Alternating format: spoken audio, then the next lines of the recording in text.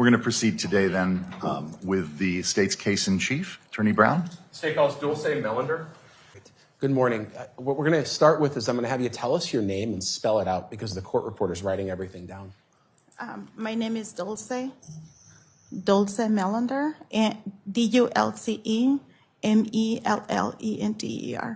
And Dulce, do you have a daughter named Catherine? Yes, I do. And does she go by the name Cat? Yes. And for a while, back last year and maybe a little before, was Cat dating someone named Chandler Halderson? Yes. And you got to know Chandler Halderson pretty well yourself, didn't you? Yes. Yes. Approximately, and it's okay if it's just kind of a range, how long do you think your daughter was dating Chandler? Around 2 years. Okay. And you would see Chandler pretty frequently? Yeah, kind of, yes. Okay. So there's this thing we're going to do now where the judge in 1 second is going to have everyone that is wearing a mask take them off just briefly. That's over here. And I'm going to ask you, do you see Chandler in the courtroom? So wait 1 second. I would ask if everyone who's not in the jury box would lower their mask for the count of three so that the witness can observe everyone's faces. 1, 2, 3. Go ahead and replace your masks, please. Ms. Melander, do you see Chandler in the courtroom? Yes. Can you tell me where he's sitting and kind of describe what his clothes are today? He is wearing a blue tie and kind of white. And is he sitting to my left over here? Yes. I'd ask the record reflect identification. It will. Your daughter, in the course of dating Chandler, sometimes stayed with you and sometimes she had her own apartment, right? Yes. Okay. And what types of things would you do where you would see Chandler while they were dating? He will cook, we will cook, or we will be order B-dubs. B-dubs, Buffalo Wild Wings? Yes, yes. Okay. And would you see him every day or every week or a couple times a month?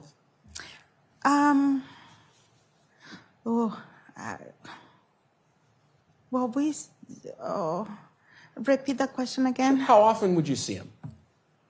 Often when Catherine wasn't home, yes.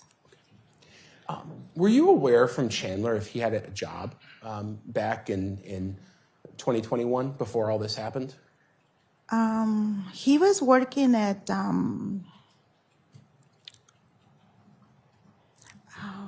is the name of that? Can you give me a second? Yeah. He was working at the swimming. I think he was a DNR or yeah. Do you know what he was doing for them? Well, he's a good swimmer, so he wasn't called to, I don't know, to rescue, to see something on the waters. I really, but it was something with the DNR, I remember. He would get called to do rescues and things like that? Yes. Very, I think it was very, yeah. At some point, did Chandler get another job that you were aware of? Oh, yes. I took, yes. Tell me about what job was that? That was the American Family Insurance. And what sticks out to you about remembering about Chandler working at American Family Insurance? Well, I took him out to eat because he got the job. But he was, he had people, a group of people, they were putting on for him. Yes. So you took him out to eat when he got the job? Yes. Where did you go to eat? Oh, Mexican Rositas. He likes the tacos. And was this kind of a celebratory dinner? Did people dress up and things like that? Yeah, he was dressed up really nice. And did Mr. Halderson or did Chandler tell you about the job that he was getting at American Family Insurance? Briefly. It was something about computers. You know, he's a computer guy. Sure. And he was dating your daughter at this time? Oh, yeah. Were you happy that your daughter's boyfriend had a job? Yes. Was that important to you? Objection. Yes. Overruled. The answer can stand. What did that mean? No, it was all legal nonsense. We'll just, it's all right. So after time you take him out to celebrate getting the American Family job. You get Mexican food. Did Chandler ever talk to you much about his job at American Family Insurance? Yeah, he was working at home. That's about it. Did you know anything about exactly what he was doing? Just computers. Did you know? Yeah, sorry, go ahead. Go ahead. I think it was just computers and also I think it was just computers. Thinking back to that dinner where you were celebrating him getting the job at American Family, if you had to give us kind of an approximate time, do you know when that was?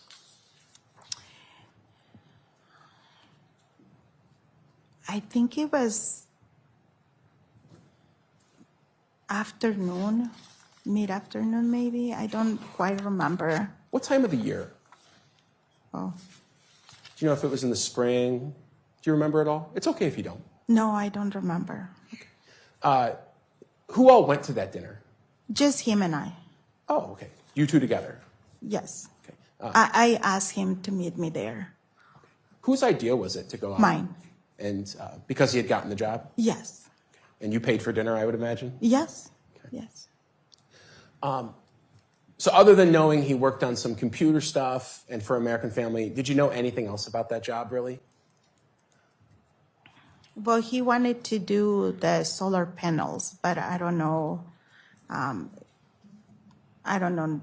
The American Family was getting him for the solar panels, but I know he was very good in computers. Was Chandler around this time, was he going to school anywhere while he was working at American Family?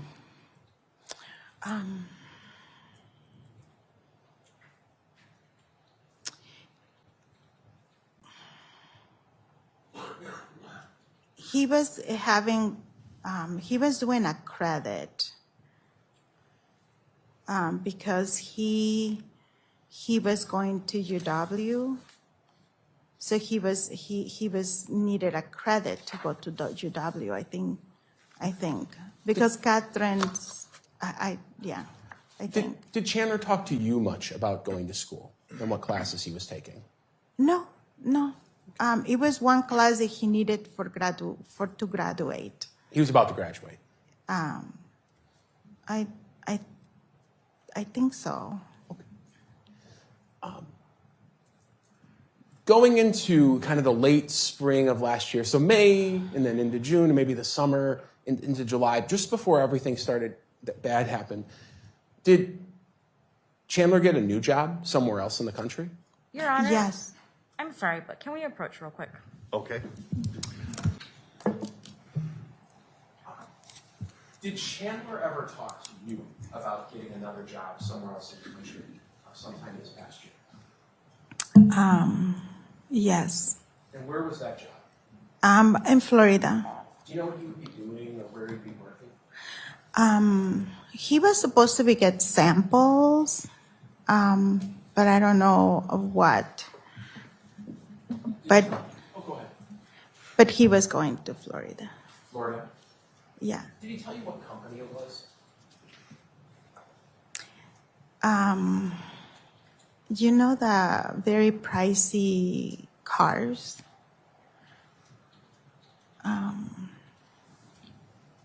It's a very pricey car. I don't know the name of the car. What type of car is it? Oh, like $50,000 car. Is it Tesla? Tesla, yes. Is it one of those? But I think Tesla has another company that is from Tesla. I don't remember the name. I'm sorry. Did Chandler share with you personally? And I know he shared a lot with your daughter, but I'm asking kind of what you knew just from Chandler. Did he share with you any details about what this job was or what he'd be doing? He was going to get those samples, and he also was working for the solar panels too, because I think it has something to do. It's kind of an engineering job or something like that. Yeah. The job in Florida was? Yes. Did he tell you personally, if you'd be making more money or less money? Did you talk about money at all about that job? But he says that he will have a good job. It will good money. Yeah. Did Chandler ever talk to you about where he was going to live down there? If he had gotten a house or anything like that? It was an apartment that he showed me. How did he show you? In his cell phone. Did he say if you had a car or anything like that? Yes. Yes. Tell me what you knew about that from Chandler. Well, Catherine has my car. And I say that, Catherine, if you guys need a car, take my car. And the three of us, we were talking about the car in the apartment. And it's just a bad burp. And he says that his cars over there, they are very cheap because older people they're kind of, they don't drive anymore, or they're past, and then they have cars in there. So he was ordering the car, and I say that I will sign my car for them can sell it and then can buy maybe 2 cars. Oh, and then he was saying, oh, we will, I will take care of it. She mentioned your daughter. Was your daughter going to go with Chandler to Florida for what you knew? Yes. And did Chandler talk to you about that? About having Catherine go with him? The day that he brought Catherine home because she have an injury in her back, he did. He basically asked me, Your permission. yeah. What did you think about that? I was very worried. Why? She's my only daughter. I was uncertain. You were uncertain. Yes. I'm going to start asking you questions about kind of the 4th of July weekend, okay? You remember the 4th of July weekend that we mentioned last year? Oh, yes. Yes. On the 4th of July weekend, there were some plans to get together, right? With Catherine and Chandler and other people, right? Yes.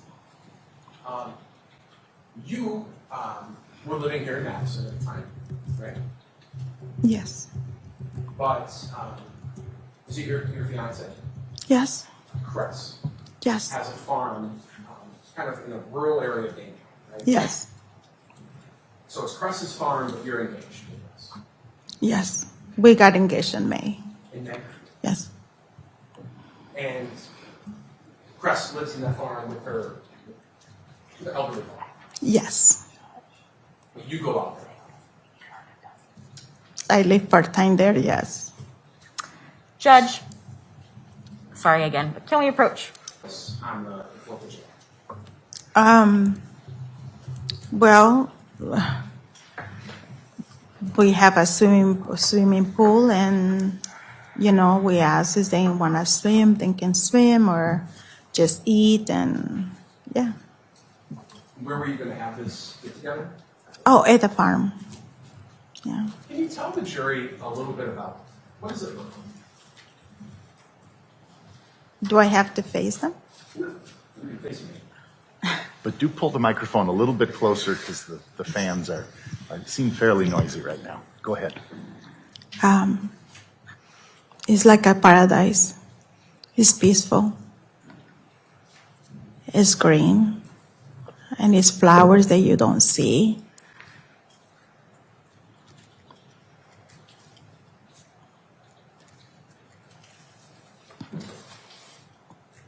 It's just beautiful. So the 4th of July weekend, who all went to the farm for this evening? Chandler, Catherine, James, one of James' friend, Chris, Michael, and Papa, and me.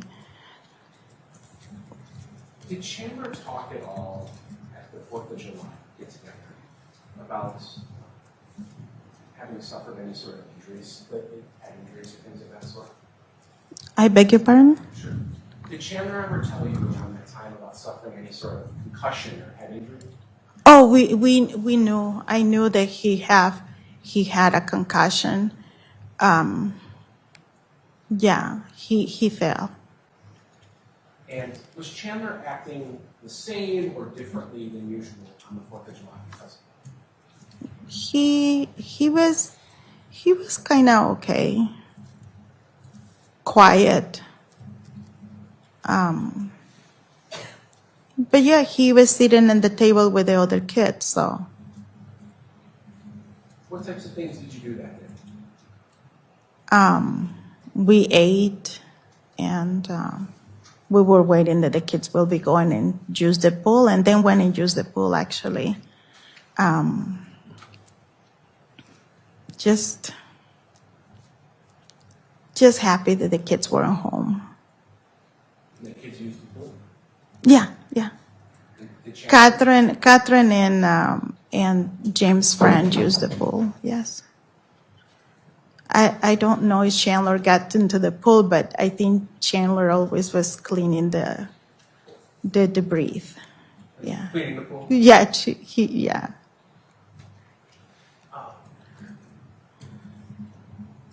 The next day, do you know if Chandler went back to the farm on July 5th, which would be a Monday? Yes. And how did you become aware that Chandler went back to the farm? Because Catherine texted me. Did you then go out to the farm? I fly to the farm. Yes. Why do you fly to the farm? Not so fast.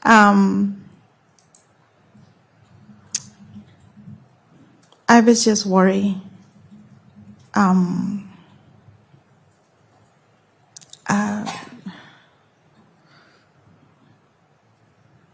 I have 1 minute? Okay.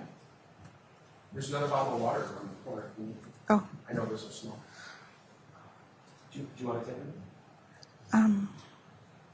yes, Do you need a break? yes. Do you think that you need more than just a few moments outside of the courtroom? Just a few minutes Okay. right now. I'll go ahead and excuse the witness. Don't talk about your testimony with anyone, but you can go back to where Ms. Brown is in the vestibule. By the driveway, because my fiance sometimes is a big farm, so sometimes she just like to be with just no top. Sure. In the pool. To go to the pool, yeah, he might. Prior to by himself, alone without Cat,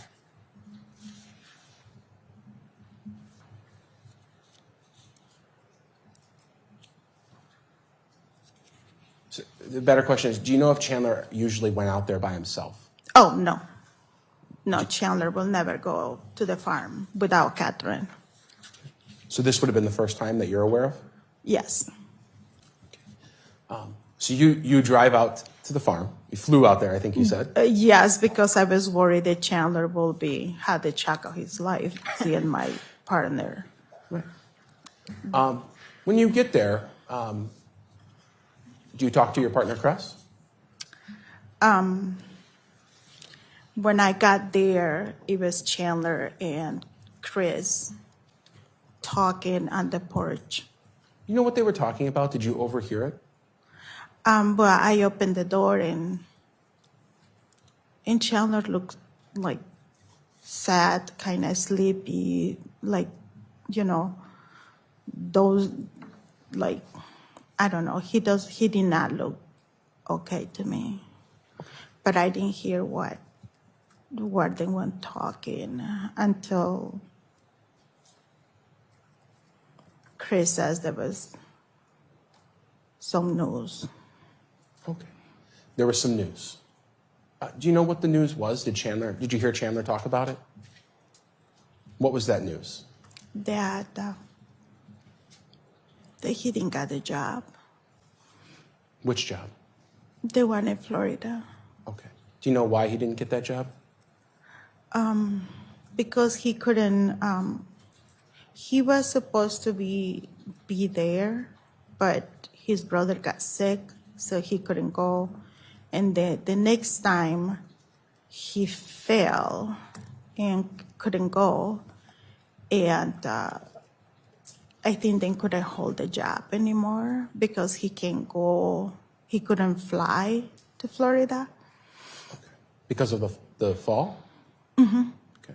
The concussion, his concussion was really bad. What did Chandler ask to do, or what happened next at the farm? Well, we were very supportive. We were like, you know, he lost a good job, and I was worried about him putting on money for the apartment, and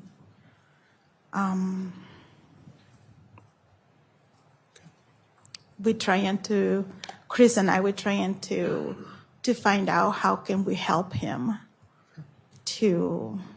because he looked really, really like down and. Did you all stay together, or did some point Chandler go somewhere else on the farm? We were talking, and then after that, he basically excused himself to go swimming. Okay. And did he go by himself, or did you go with him at that point? No, he went by himself. Okay. What did you and Cress do while Chandler was swimming? We were trying to figure it out how to help them, how to help him. He just got a concussion. I was very upset with Krista because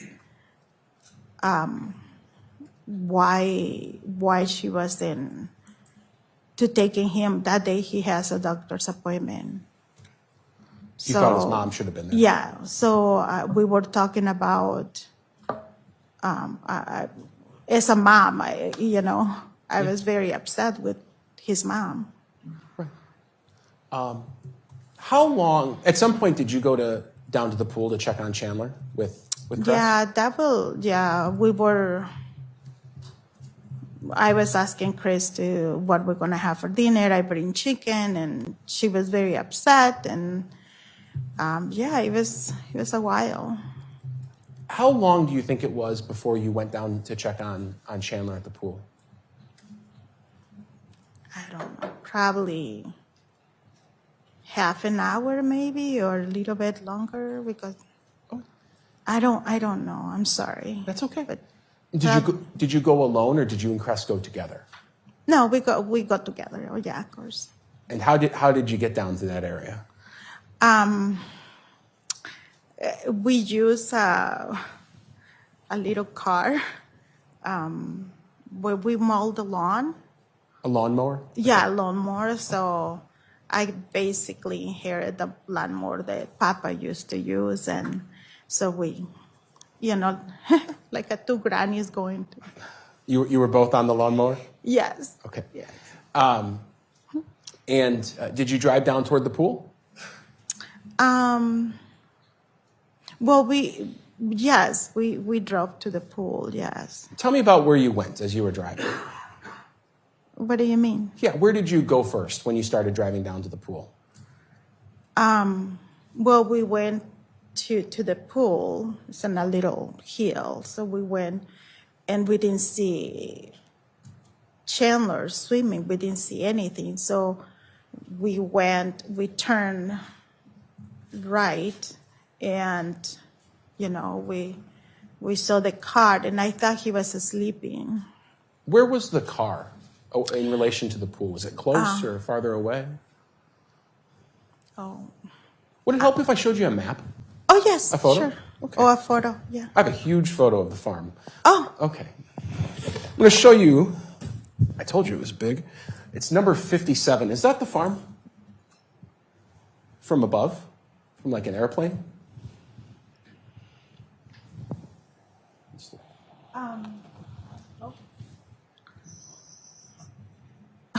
Yes. That is the shed. Yes, so the house, you cannot see it because it's a lot of trees. Sure. But can I point it? Yeah, so here's what I'll do. Does this look to be like what the farm would have looked like back in July, except for all of these police cars that are kind of involved? But otherwise, is this what the farm looked like? Yes. All right, I'll move 57 into evidence. Any objections? No objection. It is received. It may be published. You can stand up if you'd like. How about if you could you point, where's the driveway meet the road? Where's the entrance to the farm? Right over here. Follow it all the way down, and right there? All right, I'll hold on to this. And where's the house? Can you point to that? Oh, right here. You can kind of see the roof. Yes. That is the house. This is the other shed. And where's the pool that we're talking about? Okay. Now, if you could, kind of standing off to the side so these folks can see you, if you could point to, maybe just take your finger and trace the way that you drove down to the pool on that lawnmower. We always drove this way. Okay. And the pool is here. Where did you say you saw Chandler's car? Oh, about right here. Okay. And you said you thought he was sleeping?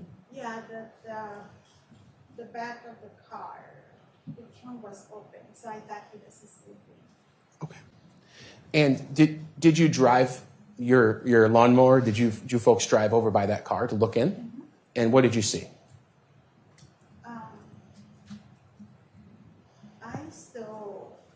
I saw something that was a little bit metal. That looks like, when you put a car and it's like a little, Like a ramp?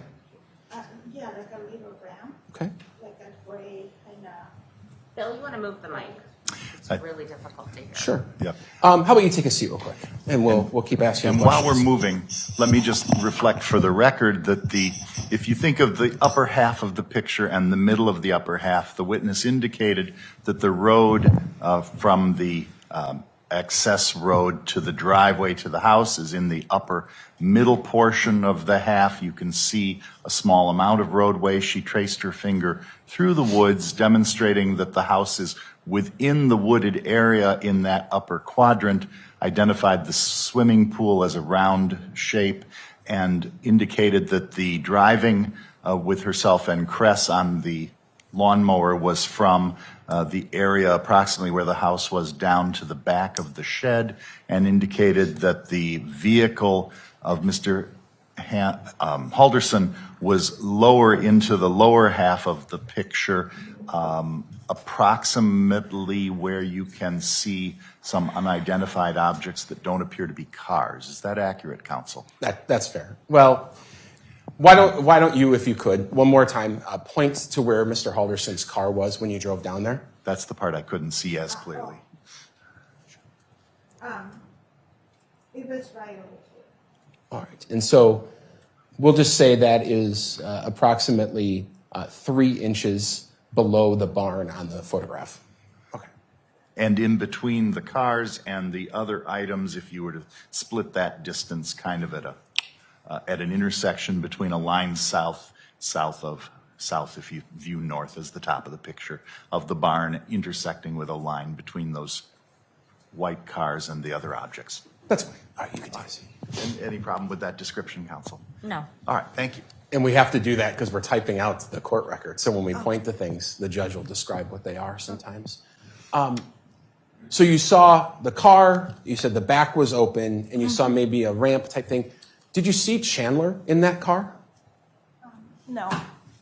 Sorry. No, you're fine. No. I'm sorry. There we go. Sorry. No. Chandler wasn't in the car? No. At that time, when you're looking at the car, did you see where Chandler was right then? No. Did you know where Chandler was? No. What did you and Cress do? But she was upset. And I said, well, I'm going to object at this point. I'm sorry, object to? Possible hearsay that may come out. I'm sorry, hold on. Possible hearsay that may come out. What? I'm sorry. Attorney Brown will rephrase the question to make sure he's asking what you thought or said. Sure. And you know Cress is going to testify next, right? Oh, yeah. In this case. So the jury is only going to hear from you now and then Cress next. So anything she said, we'll hear from her. But what did you and Cress do at that time? Not what was said, but what did you do? We went to the pool. Okay. You jumped in the pool. Yeah. Okay. Was it just you and Cress in the pool? Yeah. At some point while you were in the pool, did you see Chandler or figure out where Chandler was? No, he was coming to the pool. Okay. You saw him? Yeah.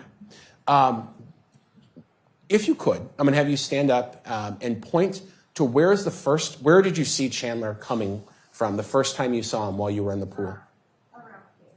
Okay. All right. The pool is right here, so he was walking. Okay. And did you see where he'd come from before that?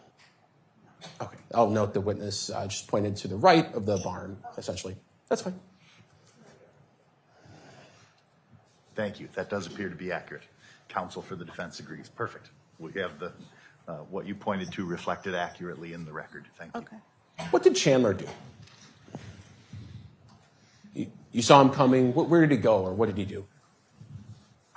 He asked if he can get in the pool with us. And what did you say? I was like, I was like, no. No. But I say it myself, no. Why?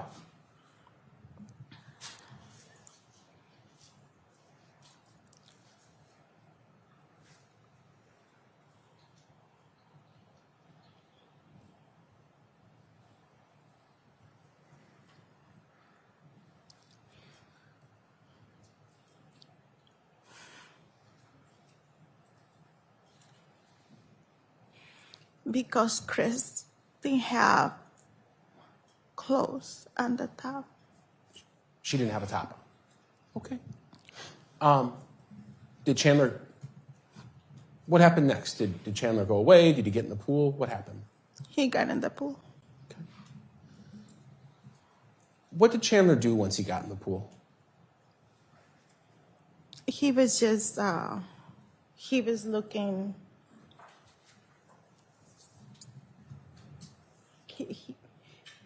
he was looking to the horizon. Okay. And was he in the water? Yes. What was he doing in the water physically? Was he moving around? Was he swimming? He was like going underwater and, putting on water on his body and, So you're making those motions on your arm, and this is one of those weird things because we have to type down everything that's happening. How would you describe what he was doing when you put your hands on your arms? like he was, putting on water. When you put water and... Okay. So staring off kind of through that field toward the horizon and Yes, because Chris is behind me, and I put my body to kind of shield her, but Chandler was looking to the horizon. Okay. And then he turned around, and then he was getting more on the water, and he was like on the water. Like, Okay. Was he saying anything? not much. The water was nice and warm, but Did you or Cress ask Chandler where he had been? Objection to the form of the question. Sustained. You can rephrase. Did Chandler tell you where he had been? no, I thought he went for a walk. As he wasn't in the car, he was walking. That's what I thought. That's what I thought. That's what I said to Chris. Now, I'm going to ask you a question. If you don't remember, that's okay. But when Chandler was walking toward the pool and right before he got in, did he still have all his clothes on, or did he have some of his clothes off?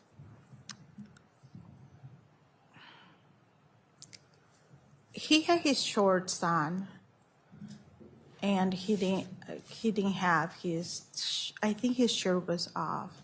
Okay. Yeah, I think so. Okay. So tell me if I'm remembering this correctly. So you see him walking, coming from next to the barn. As you see him, he's wearing his shorts, but not his shirt. He gets in the pool. He stares off kind of toward the horizon, and he is splashing water onto himself. Yes? Yes. Okay. Did he tell you anything at all about what he was going to do next or what his plans were that day? Yes, he was going to my place because Catherine was making his favorite. And we asked what was his favorite.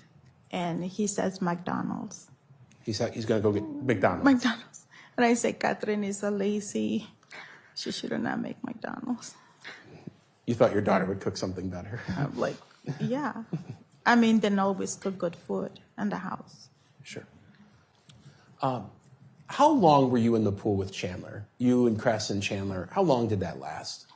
I don't know. Probably, I don't remember how long, but I mean, we were still, I think maybe 15 minutes, maybe. Do you know how it ended? Did everyone get out at the same time, or did No. How did it end with Chandler at least being there? Chandler, after Chandler, went and swim for a little bit. He didn't swim because he didn't even wet his hair. After he went and just splashed himself, then he get out of the pool and then I feel more comfortable, and so. Chandler left at that point? Yes. Well, he has to go back to pick up his car. Sure. And did you see him after that, or did he leave at that point, after he got his car? No, he just went, got his car, and then drove off, and we just waved him. We was very happy that he came, but which was strange because Catherine wasn't with him, but. Okay. At any point the day before the 4th of July when you were out there, or this day, the July 5th, Monday, so Sunday or Monday when you see Chandler, does he tell you that his parents are anywhere, at a cabin or anything like that? Yes, he says that they were going up north, went up north. But that was Sunday. Okay. They already left, and I already knew because, I already knew. Did Chandler ever express any concern to you about where his parents were? That he was worried about them at all?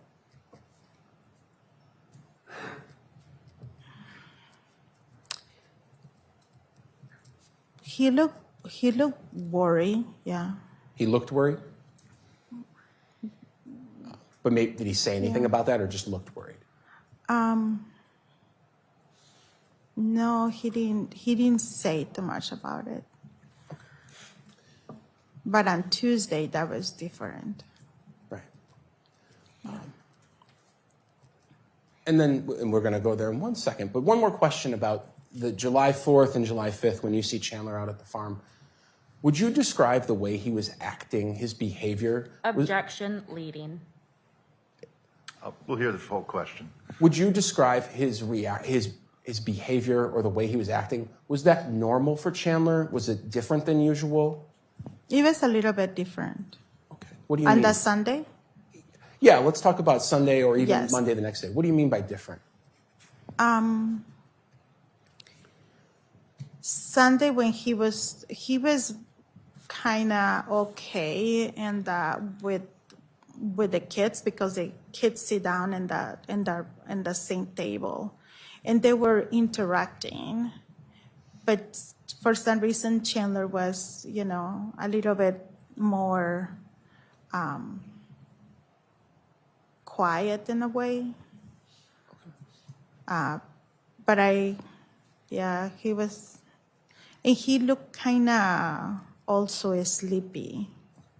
On the 4th of July? Yeah, What about the next day? tired. The next day, I'm sorry, I just thought that Chandler was so depressed that he probably took his mom's pills because she had cancer. So Objection. Oh. What? May we approach? Okay. Hold on one second. We're going to talk again. I'm going to ask the question a different way. Sometimes when we do that, I'll rephrase the question, meaning I'll ask it a different way. You've talked to police a lot in this case, right? And told them what happened? Right. Fair to say that you've described that day of the 5th, when Chandler was out there, that he was acting kind of dopey and just way different than usual, maybe? Right. Okay. Now, after this day is over and Chandler leaves, that's the 5th. So you saw him on July 4th, 4th of July, everyone's out. July 5th, he's out using the pool. You see him a couple days later, right? Tell me about that. The next day? Yeah, Well, it was Tuesday, so we had beat-ups. sure. Is that your normal thing? Yeah, You have some Buffalo Wild Wings that day? yeah. That's a family thing. Yes, Chandler, James, and Catherine and I, we like beat-ups. So we always buy what my son likes, what Catherine likes, what Chandler likes, and what I like. And it's just the 4 of us. And that was on Tuesday? Yes. Because it's buy one, get one free, isn't it? I think so, yeah. I think so too. And you've mentioned James a couple times. James is your son. Yes, Okay. that's correct. And this was at your house? Yes. Okay. Did Chandler say anything? And now, again, I'm only looking for things Chandler said to you, not James or Catherine. They're, that's a different thing. But did Chandler say anything to you when you guys were doing the Buffalo Wild Wings night about his parents or where they were? He was just worried because he wasn't here from his parents yet. Okay. Did he tell you anything more about that? No. How was he acting on this day? Tired. Sad in a way, maybe. Okay. At some point, did you find out that Bart and Krista Halderson were missing? Like, that people were looking for them and they didn't know where they were? Well, 2 times it was brought up that they were missing. And on Tuesday, I questioned myself how they're missing. And I questioned, saying, I will say that I didn't hear from my parents, or my parents hasn't called me, or I would not say missing unless I know they were missing. And I know other people may have, but did you personally talk to Chandler about filing a police report or what to do about his parents missing, like what actions he should take? No. Okay. Did you know Bart and Krista Halderson very well yourself? No. I just know what Chandler told me. Okay. Yeah. And Catherine, of course. Sure. Yeah. Okay. I'm going to take a break now for just 1 second. So if you want to get a drink of water. All right. Attorney Vera, did the defense wish to engage in cross-examination at this time? Yes, thank you. Would you prefer if I call you Dulce or Ms. Melander? Dulce. Okay. I promise I'm not as scary as I make it seem right now. Sometimes I just have to tell Bill not to do things, and that's what we're doing, okay? So I just have a couple questions for you. And I know you may not like this topic, but I just want to clear up some points. When you were talking about Cress in the farm and in the pool, she was topless, correct? Yes. And it makes you uncomfortable, correct? Talking about it. Very.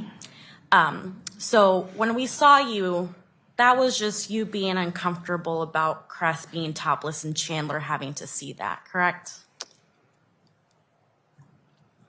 Both. Both the fact that she was topless and the fact that Chandler had to see. No, that the fact that she was topless and that Chandler came in the pool. Gotcha. Okay. But as far as Chandler making you feel uncomfortable, that's not something that you were feeling personally. It was just the situation with Cress being topless. And let me ask it this way. That day in the pool on the 5th, it was just a weird situation. Is that fair? It was very weird, the whole thing. The whole thing, yeah. Yeah. Chandler was acting dopey. I think that's what the DA used. Yes, but also I know Chandler that he is very polite, so I was like kind of surprised how there he went in the pool when Chris was topless, and he made me uncomfortable for that. And that makes total sense. I would react that way too.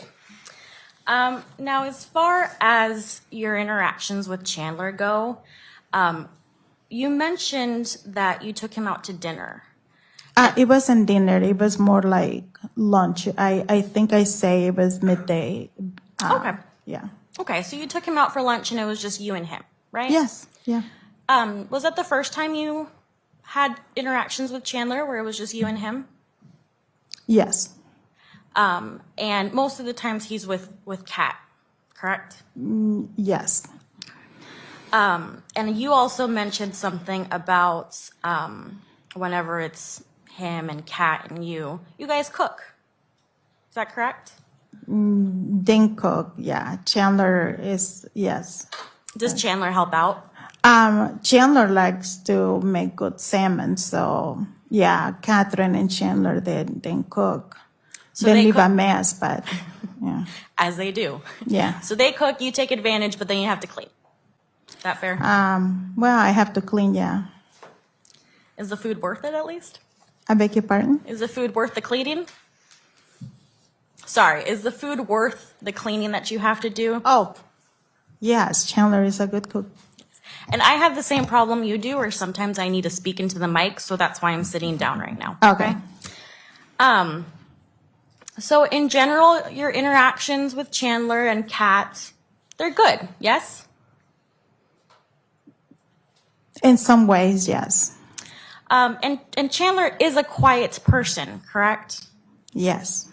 And we'll see your daughter later, but she brings out some of Chandler's funniness, if you will. Yes. He can be funny. He can be funny, but normally he's just quiet. He's a quiet guy.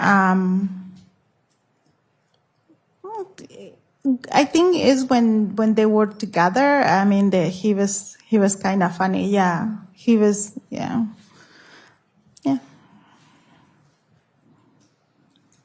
In a way, Yeah. I mean, yes, we're all funny in a way. I get that. Yeah. Yeah. I don't have any other questions for you. Thank you so much. Any redirect? No. May this witness be excused and released? Excused. Okay. You're excused from testifying any further today, or at least this morning. But the state is maintaining you under subpoena, which means you can't discuss your testimony with anyone else. And they'll let you know when you're released from the subpoena itself, all right? Thank you. And you can take the water with you. Thank you very much. Yeah, I don't have no water. Oh, if it's all gone, that's fine too. State of Wisconsin calls Crescent LaSalle. Thank you. Could you please state your full name, both first and last, for the record, and then spell both your first and last name? Crescent LaSalle, CRESENTL'Sai. And Ms. LaSalle, do you know somebody by the name of Dulce Melander? Yes, I do. How do you know her? She's my girlfriend. Okay. And does she refer to you often as Cress? Yes, everyone mostly does. And you Okay. can as well. And do you know somebody by the name of Catherine Melander? Yes, I do. How do you know her? I know her through Dulce. She's her daughter. And through Catherine or Cat, did you become acquainted with somebody by the name of Chandler Halderson? Yes. And the judge will probably ask everyone to remove their masks, besides you and the jury.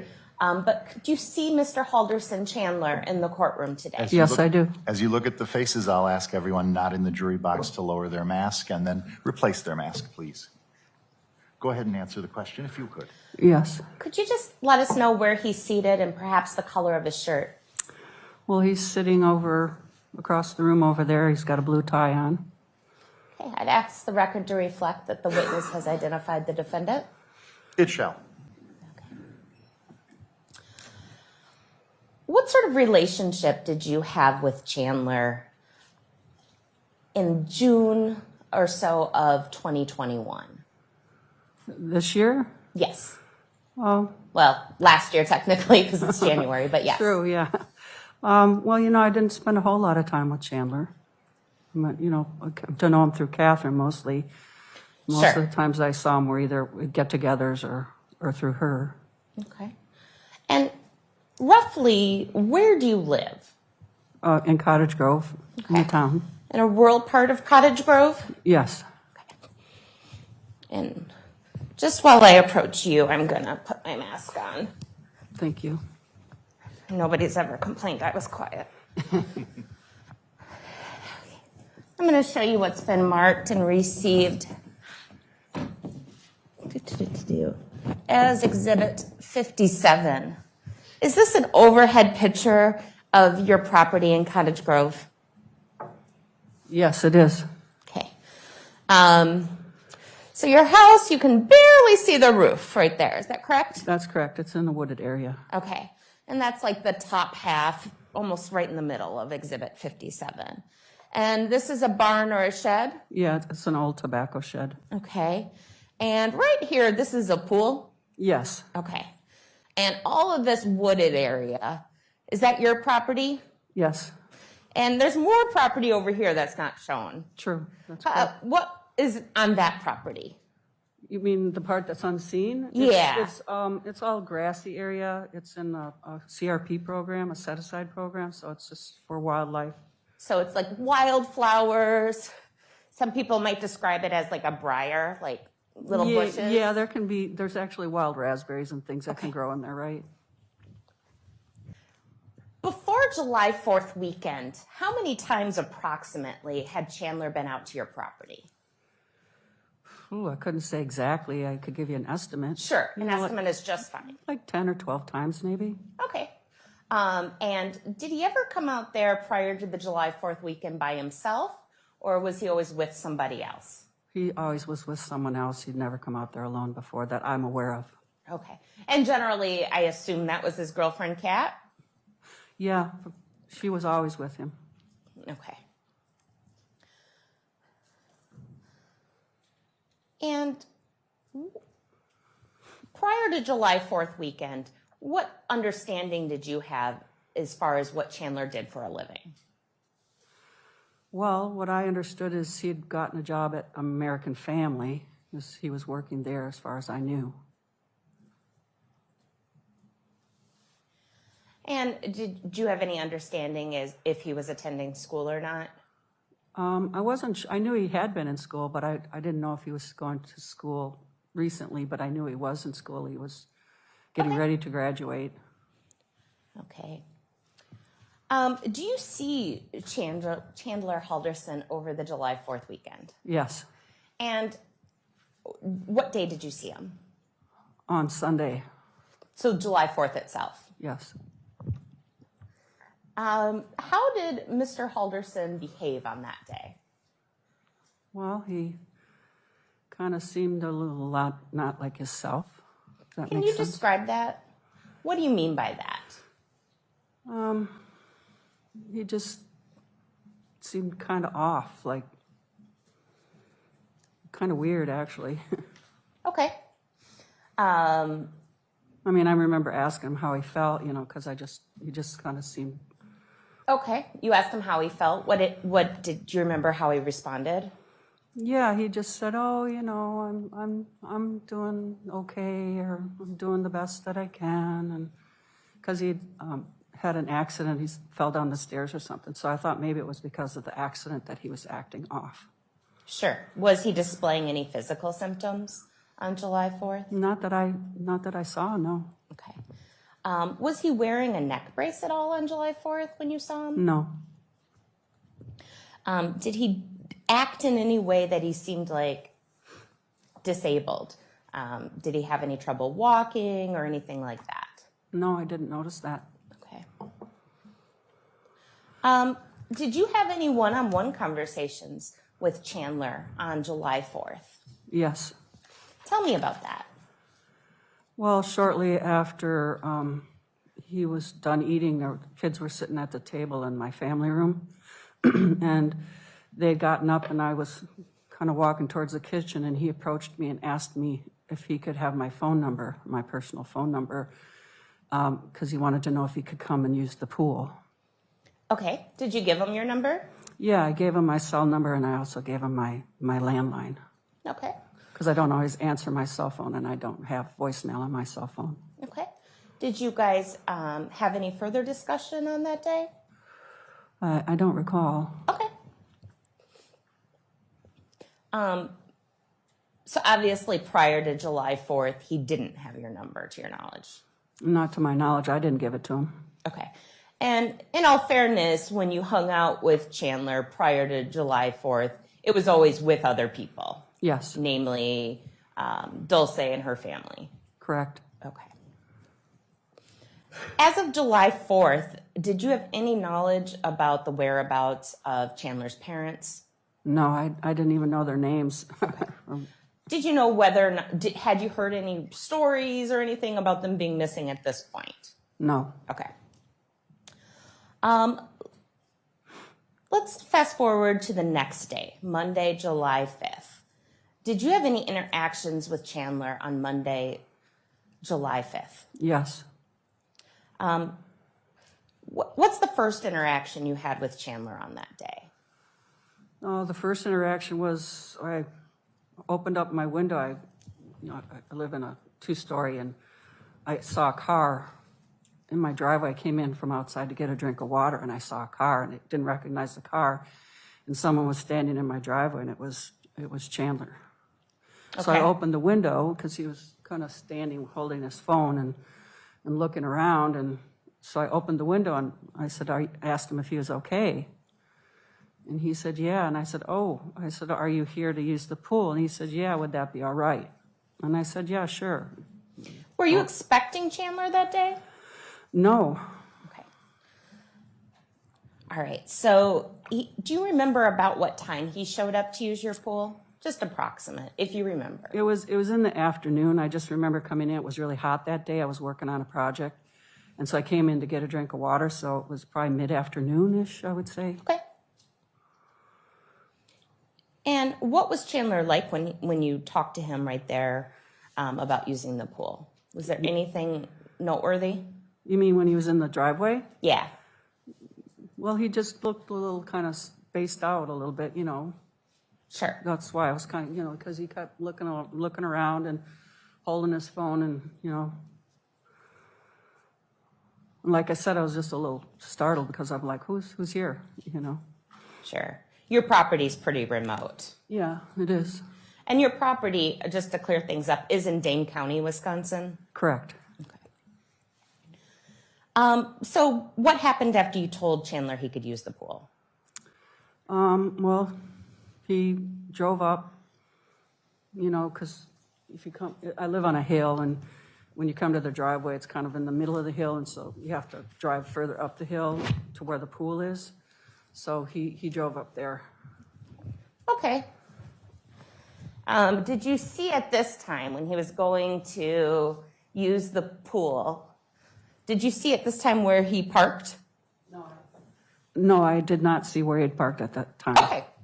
All right. So do you guys have any further discussion before he goes to use the pool? He did come down to where I was working on my project, which was putting on a ramp on my deck. I was putting a ramp so that my father and my brother could get up and down the deck in on the scooter and the wheelchairs. Okay. And so when I was working on that, he'd come down. There's a hill that leads down to my house, and he'd come walking down that hill. And then we had a conversation. What did you guys talk about? Well, he was telling me about his accident. He said he was at a doctor's appointment. And so he was talking to me about what the doctor had said and what was going on. Did he tell you when that appointment had been? I don't remember. Okay. What did he say occurred? Well, he told me that he had like damage, and I asked him where, and he said in this area of his head, in the back of his head. And all right. So you put your hand right above the top of your neck. Back here, yeah. Okay. The back of his head. And did he elaborate on what that damage was? Well, he said it wasn't good, that they might have to do some surgery or something, and that he said he was having trouble like with numbers, and he said he got lost. He had to use a GPS. He's just like said his mind was kind of messed up and wasn't thinking so well. Okay. Did you guys discuss anything besides just his physical health?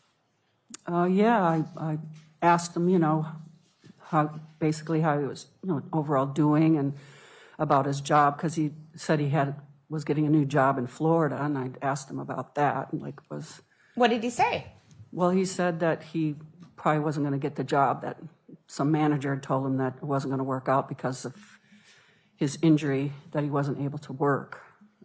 And then I'd asked him about maybe he could go back to American Family, and he said no, he didn't. He said that wouldn't happen, he wouldn't be able to do that. So he seemed concerned about, maybe not having a job and what was he going to kind of do. And I asked him, would he talk to his parents? Maybe could he talk to them, or, things like that, just to try to reassure him, because he just seemed upset about this news that he had gotten from the doctor. Sure. And what did he respond to that? To what?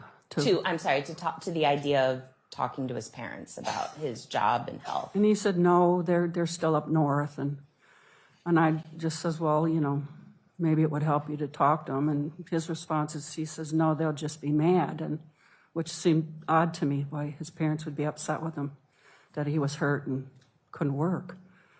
It just seemed odd to me. Okay. How long do you think this conversation took place? Oof, I don't know, maybe 20 minutes or so. Okay. I'm not sure. All right. What happened after the conversation? Well, I'm trying to remember, Dulce showed up. She'd come. I wasn't expecting her, but she had come to the house, and she came through the house. We were sitting on the deck, and she came and was like, what's going on? And I said, oh, well, I'm just chatting with Chandler here, and I guess he doesn't have such good news. And then she came out and sat down and asked what was going on, and then we started to kind of go back over what him and I had talked about to explain to her what was happening. Sure. And the jury's already had the opportunity to hear from Dulce, so I don't need you to repeat anything that she said. Okay. But what kind of happened next in the events of Well, then he that day? went to go use the pool, because before he'd come down and I'd asked him, how was the pool? He didn't answer. And so he said he was going to go back to use the pool. And then Dulce and I continued to talk, because we just felt something was a little odd, so we were concerned, and her and I had a conversation about him of what was going on. Okay. And then what happened after that? Well, I kind of got irritated. It was so hot, and I wanted to go swimming, and I was waiting for him to be done using the pool so I could go jump in the pool. And so I was getting impatient and waiting, wondering what was taking him so long.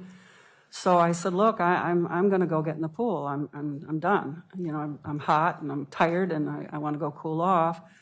And she said, okay. So she went to go get her suit, and then her and I have this little riding lawnmower. And so we got on the riding lawnmower to go up to tell him, hey, we're going to go swimming now. And when we got up there, he wasn't in the pool, and the cover was still on the pool. And Okay, so hold on. The pool has a cover. Yeah, I have like a solar, it heats up, it helps get the water warm, so it just lays flat on the top. Sure. So it's got like little bubble. And obviously you have to remove said cover to get into the pool. Yeah, there's times I got lazy where I could fold it over just to get in, but I usually like to take it off so I could have the whole Was it pool. folded over so somebody could get in at all? No. All right. So the covers on the pool is Chandler in sight when you're over by the pool. No. Okay. And just is Exhibit 57, here's the pool, the round blue. This is an aerial photo, so it almost just looks like a dot. Right, that's the pool area. Okay. So what do you do next? Well, when we drove up and you could kind of see no one was in the pool, and I didn't see, I was looking for him, and then when I looked to my right, when we came up the hill, I had the doors open in the shed, and I could see through the shed that his car was parked on the other side of the shed. All right. Can you approach Exhibit 57 here and kind of point to where you saw Chandler's vehicle? We came up, there's a hill here, and we came up, and you could see through the doors. You could. The car was parked right about here. Okay.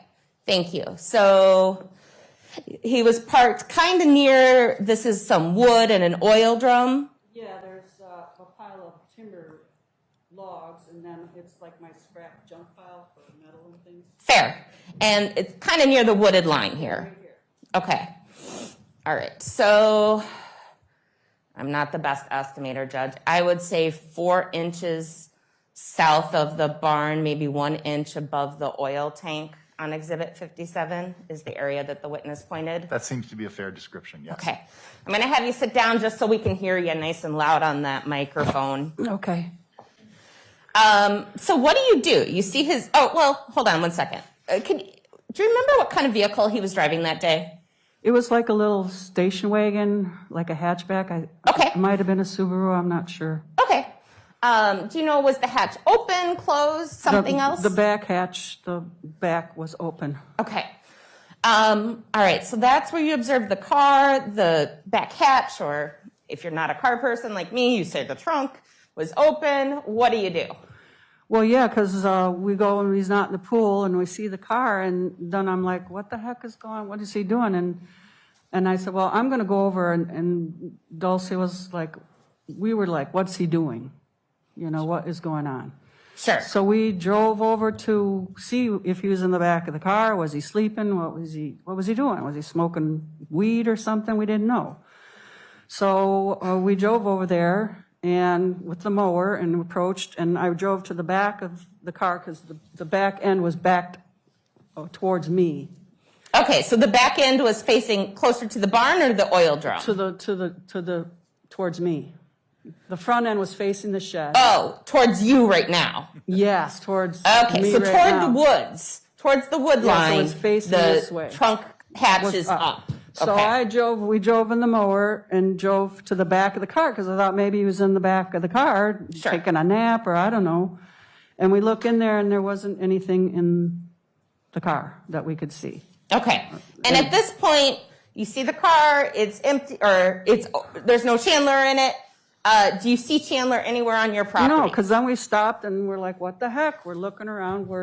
What's he doing? Where is he? And you know, Dulcie was kind of upset at that moment because she's thinking maybe he's doing drugs or something. She was really upset, thinking, well, he's doing drugs or something. What the hell's he doing? So I said, I don't know, but I'm done. I'm going to get in the pool. I just was hot and irritated and just didn't want to deal with it. And so I said, I'm going to the pool. So we left and drove and parked the mower by the pool. Okay, so you took your mower Drove back over by the pool. and parked and then proceeded and got in the pool. Okay, so you're in the pool. When is the next time you see Chandler? Do you want me to show you on that map? Absolutely, I would love that. Why don't you do it and then I'll say it again so it's in the mic.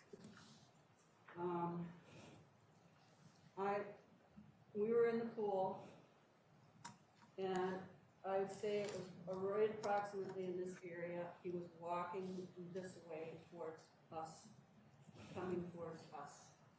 I thought maybe he was going to the car, but then he went past the car and kept coming towards us. Okay, So why don't you sit, and I'll try to say it again in the mic. So you saw him, you kind of pointed, there's some white, I don't know what that is. It might I don't just know. be Oh, wood. those are old beehives. Oh, okay. I got a bunch of beehives that I cleaning out my shed, and they were old, and I just threw them out there. Okay, was he kind of coming from that area? Yeah, he was walking like that direction, like towards that way, yeah, coming All that right, way. and his car was here, but he walked past his car, you said, Yes, and then walked over by the pool? right. Okay.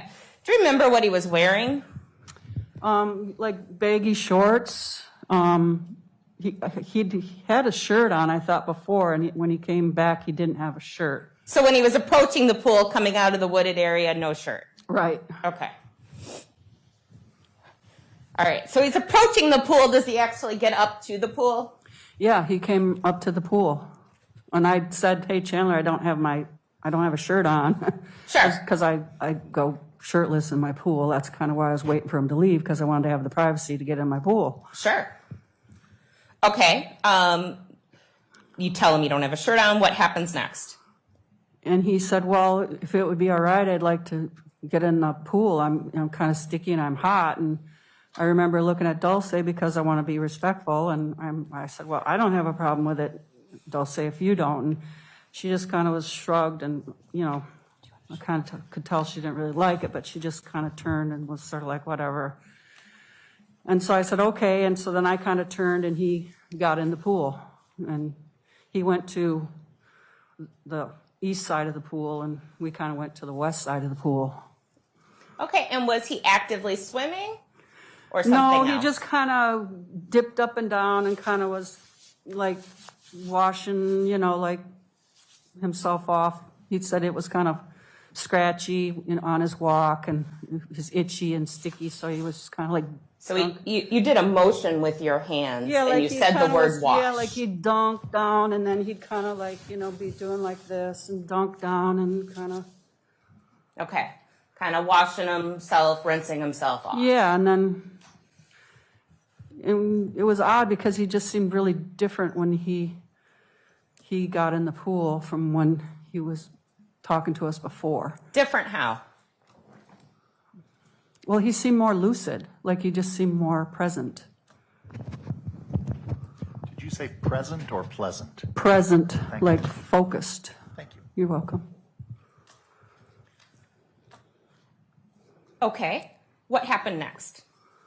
Well, then Dulce was starting to ask him questions because I think she was concerned maybe he was doing some drugs, and I think she just wanted to sort of see if he was. So she started asking him questions and things like that to see how he would respond. Because while he was gone and we were in the pool, that's what she spoke to me mostly about, is what's going on with him. I'm worried. I don't know why he's acting this way.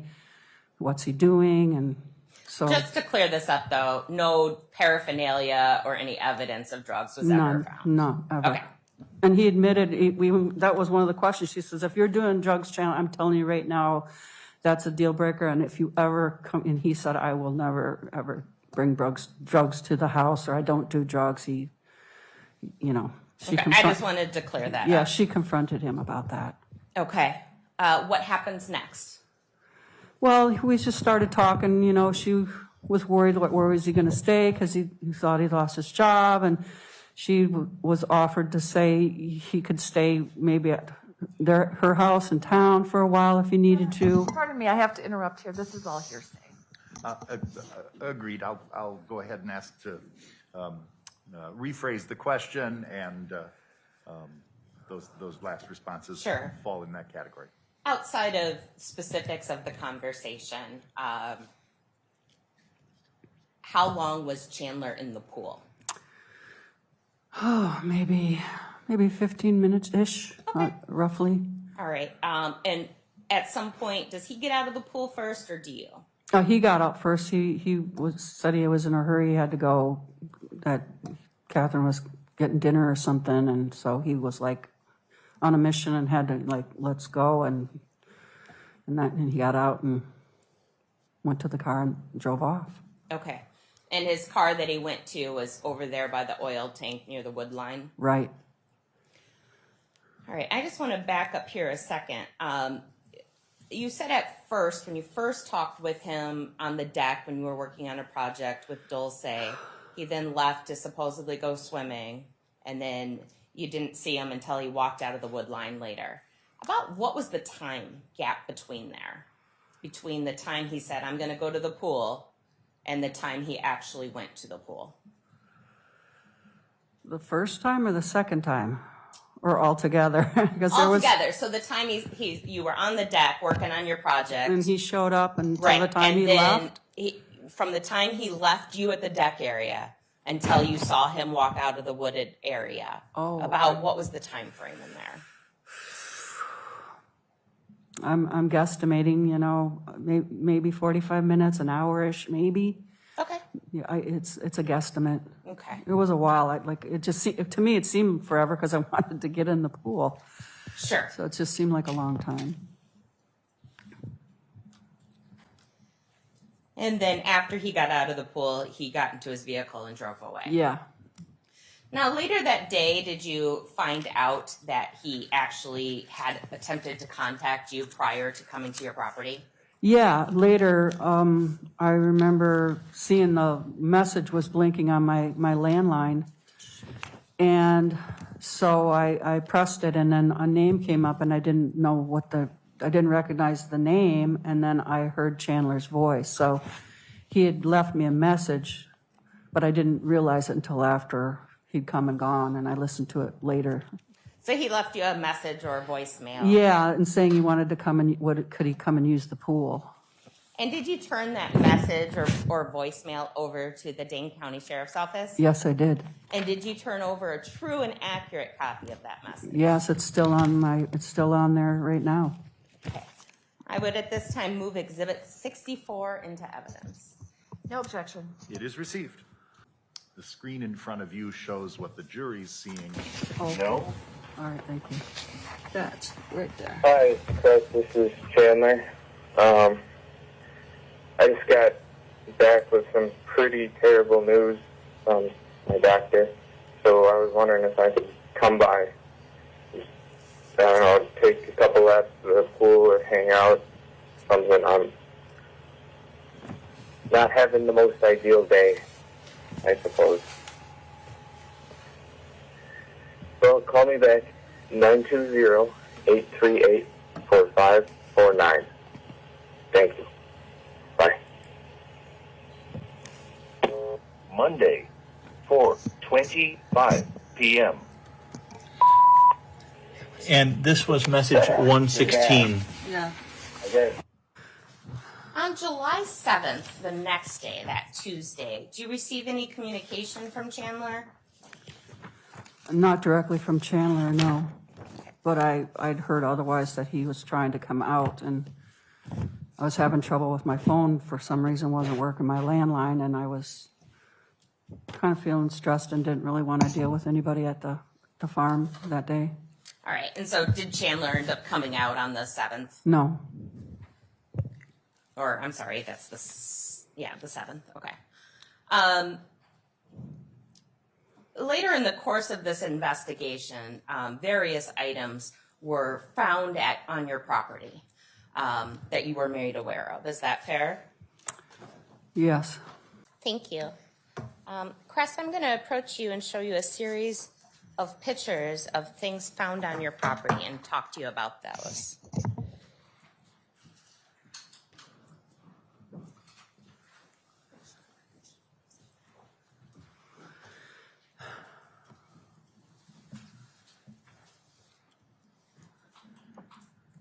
First, I'm going to show you what has been marked as exhibits 58 through 63. Do you just want to flip through those? Can I pick Yeah, them? you absolutely.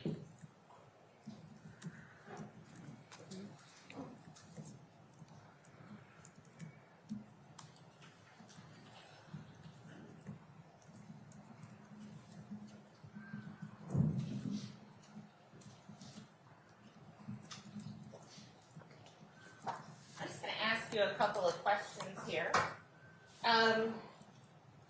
And we're going to have testimony about this later, but Exhibit 58 is a garbage can found in the woods. Did you keep a Rubbermaid or a black rubber garbage can in your woods? No. And Exhibit 59, what is that a picture of? That's an old, I don't know if it's fuel oil or gas. It's for scrap. I just haven't took it to the salvage yard yet. Okay. Did you keep any tools in Exhibit 59? In there? Yes. No. What is picture 60?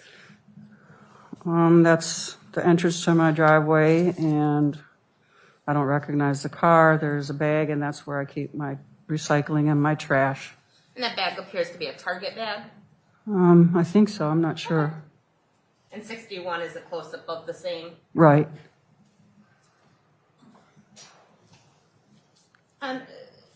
62 and 63 are some items that were found in that Target bag. Did those items belong to your house?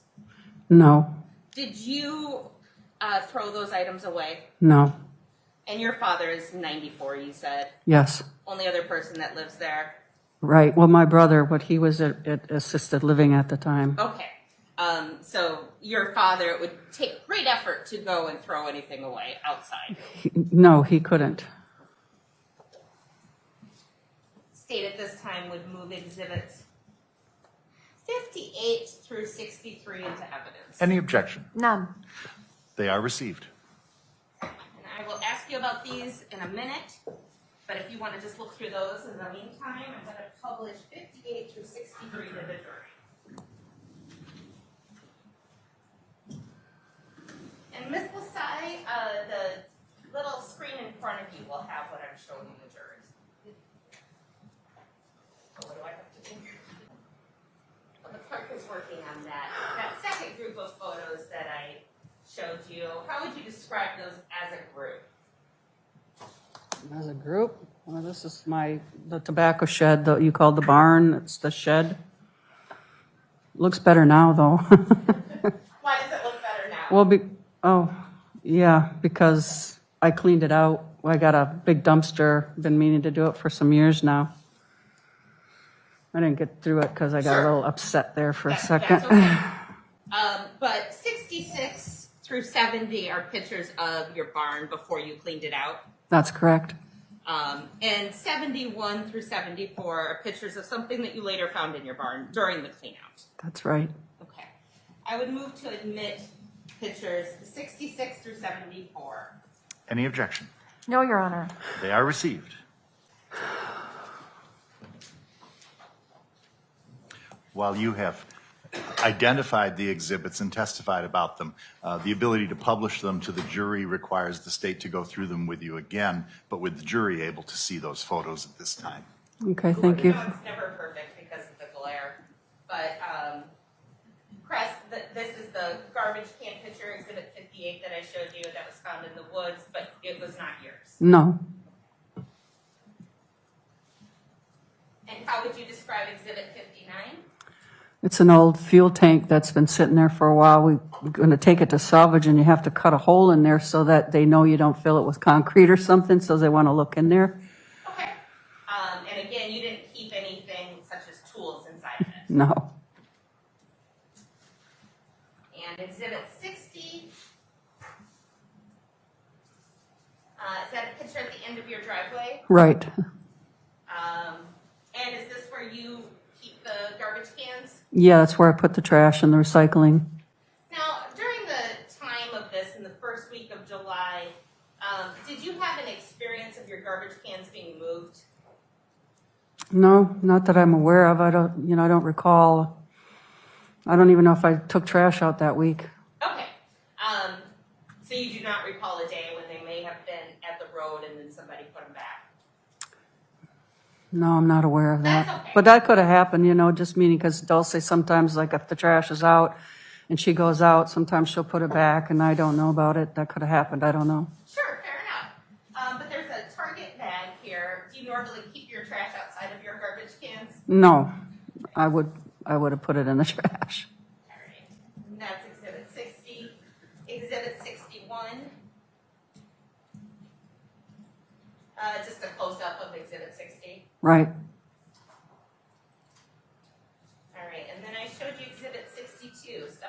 found inside of that garbage bag some rags with the substance on them. Did you throw away those rags? No.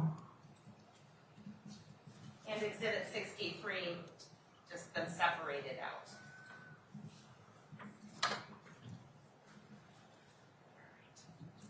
Moving on, Exhibit 66. How would you describe Exhibit 66? Well, that's the north side of my shed. And my little lawnmower. Okay. And Exhibit 67? Yeah, it's just showing you the entrance there on the north side.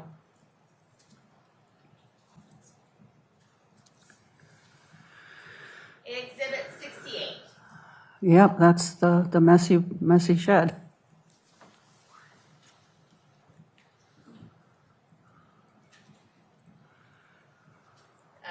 Exhibit 69, more the same. Right.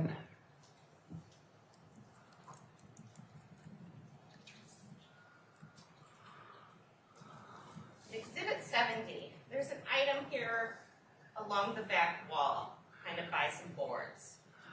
Yeah, there's a bird bath there. Can you tell it all from this angle what was behind the bird bath? Well, there's a rifle there. And at some point, you discover a rifle in your barn. Yes. Do you keep guns in your barn? Not normally. My dad, sometimes he'd keep a pellet gun up there, but he hasn't been walking for a few years, so. So what did you do when you, well, first off, when did you first see this gun?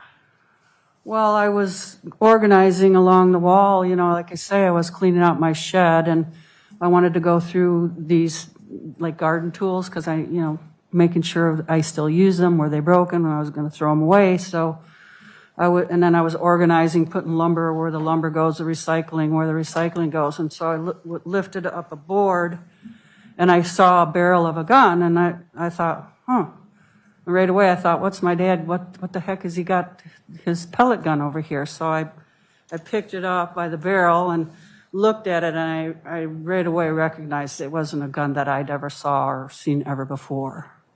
And just to be clear for the jury, this gun, before you lifted it up, was behind a board? Yes, it was behind us, there was like maybe 4 or 5 different boards there. Okay. So upon realizing you don't know where this gun came from, what do you do?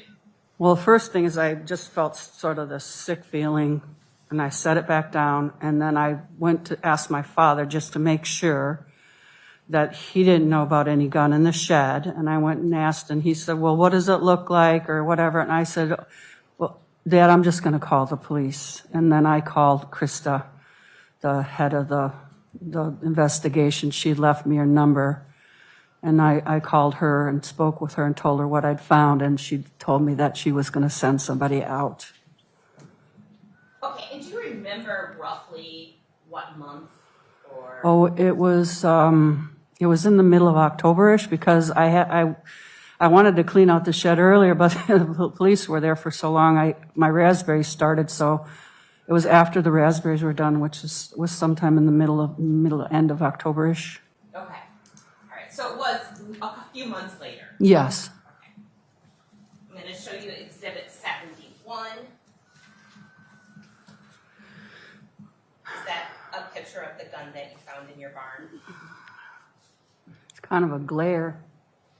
Oh, I'm sorry. It is. Yeah. It looks to be. Okay. Do you want to look at the actual photo? Yeah, that would be You can do that. helpful. But it looks similar.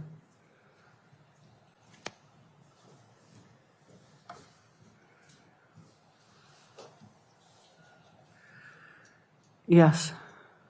Ms. Raymond, if you want to show that to the jury as you walk back towards the Elmo.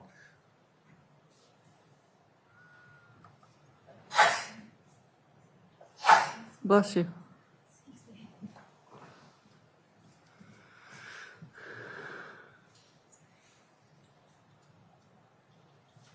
And Exhibit 72. Let's see if I get that to be a little better. That's just a close-up of the same. Yes. And then, so did Did the police then in October, after you found the gun, come and retrieve the gun? Yes.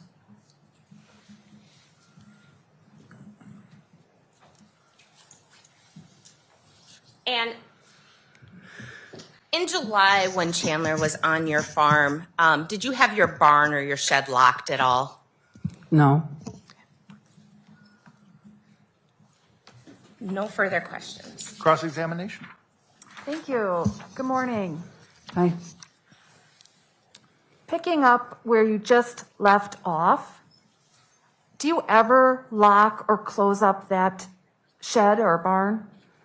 I haven't for some years. When I used to go to Florida in the winter, I would close it and lock it, but I haven't been there for a while. So, no. And is it fair to say that before you got the garbage bin and did the major cleaning of the shed, you didn't know exactly every item that was in there, right? No, not every single item, no. And you testified that there was a delay in getting the garbage bin and cleaning out that shed because the police were there for a while. That's correct. How long were they there in possession of your property or on your property? Whew, seemed like forever. A couple of weeks at least, maybe longer. And they had closed off that area to you? Yes, they got kind of upset every time I come up with a lawnmower because I couldn't even mow my lawn, and it was frustrating. So, but they pretty much kept me by my house. They didn't really want me anywhere around. And was it your understanding that they were searching that area at that time? Yeah, they were searching my whole property. They served me with a warrant.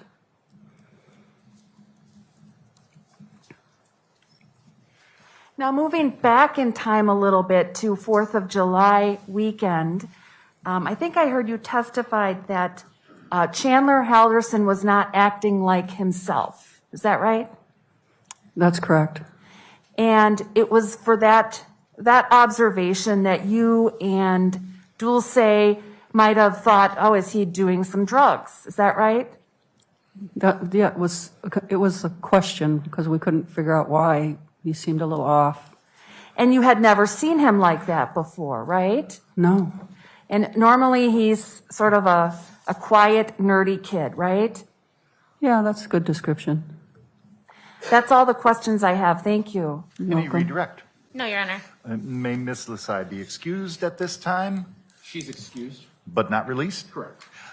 That means that you're still under the subpoena with which you've been served, so you can't discuss your testimony with anyone, but you're excused unless recalled by the state at any time. You can stay in touch with them. Thank you very much. All right. The state calls Brent Baverstock to the stand. Thank you. Attorney Brown. Good afternoon. Please state and spell your name for the jury. It's Brent Baverstock, Brent Baverstock. What do you do for a living, sir? I'm a detective with the Dane County Sheriff's Office. In your role as a detective with the Dane County Sheriff's Office, were you asked to follow up in the investigation of two missing people, Bart Halderson and Christopher Halderson, in the early part of July of 2021? Yes. Initially, what was your role in the investigation? I was not initially a part of the first response to it. However, maybe shortly before noon on July 8th, Detective Liz Allen came to my office. She said she had just had a phone call with the mother of Catherine Melander, who was the girlfriend of Chandler Halderson. And during that phone call, she intended to do initially just a phone interview, just kind of get some background information, but some things on that phone call alerted her to believe that we needed to follow up with a in-person interview. So she came to my office and asked me to sit in on that interview because we try to interview people, with at least two detectives there to support each other. Sure. And was that with Dulce? That was with Dulce, correct. And just briefly, if you could describe Dulce's kind of emotional state during some of that interview. Well, we got to the location where we agreed to interview her, which is she was in the middle of some classes, trying to improve her education. And we sat in a side little conference room, and she was emotionally distraught. She kind of had this look of fear and panic in her eyes. Okay. Now, they've testified, so we're not going to talk much about that interview. But at some point, do you end up going to a farm that you thought might have been visited by Chandler Halderson over the 4th of July weekend and leading into the next week? Yeah, based upon our interviews with them, we determined we needed to get out to that farm right away and search it. Sure. I think it's been described as being near Cottage Grove, but kind of in a rural area of Dane County. That sound fair to you? Yes. The entire location of that farm, is that here in Dane County, Wisconsin? Yes, it is. And fairly remote? Yeah. Had you ever been there before? No. If you could describe the farm just in general to us. Sure. Well, it's probably 30 to 40 acres. A lot of it is wooded. The house sits in a wooded area. There's a paved driveway that goes up from the road that kind of turns off to where the house is. And then if you kept going straight on that, it would turn into a gravel, and then up into the grassy area would be where like the back shed was, in the pool and the raspberries. Did you personally yourself walk out there with Cress or Dulce or anybody? Yes, I did. Who was with you?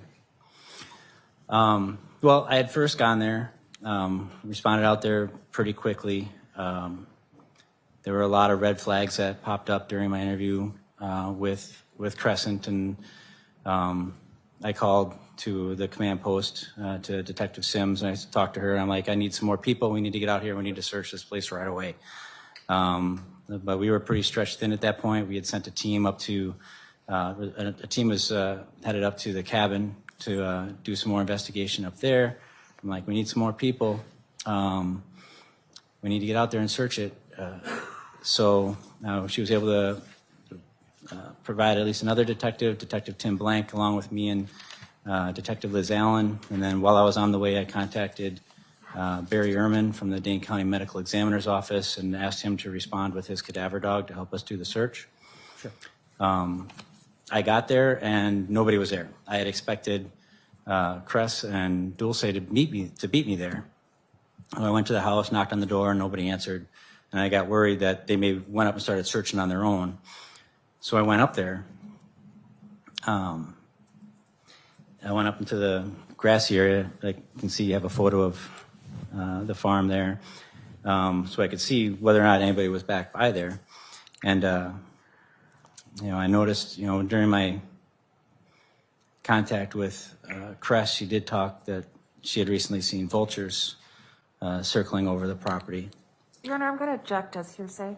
Sure. Sustained. Did you yourself at some point see some birds over the woods? Yes. And what were those birds?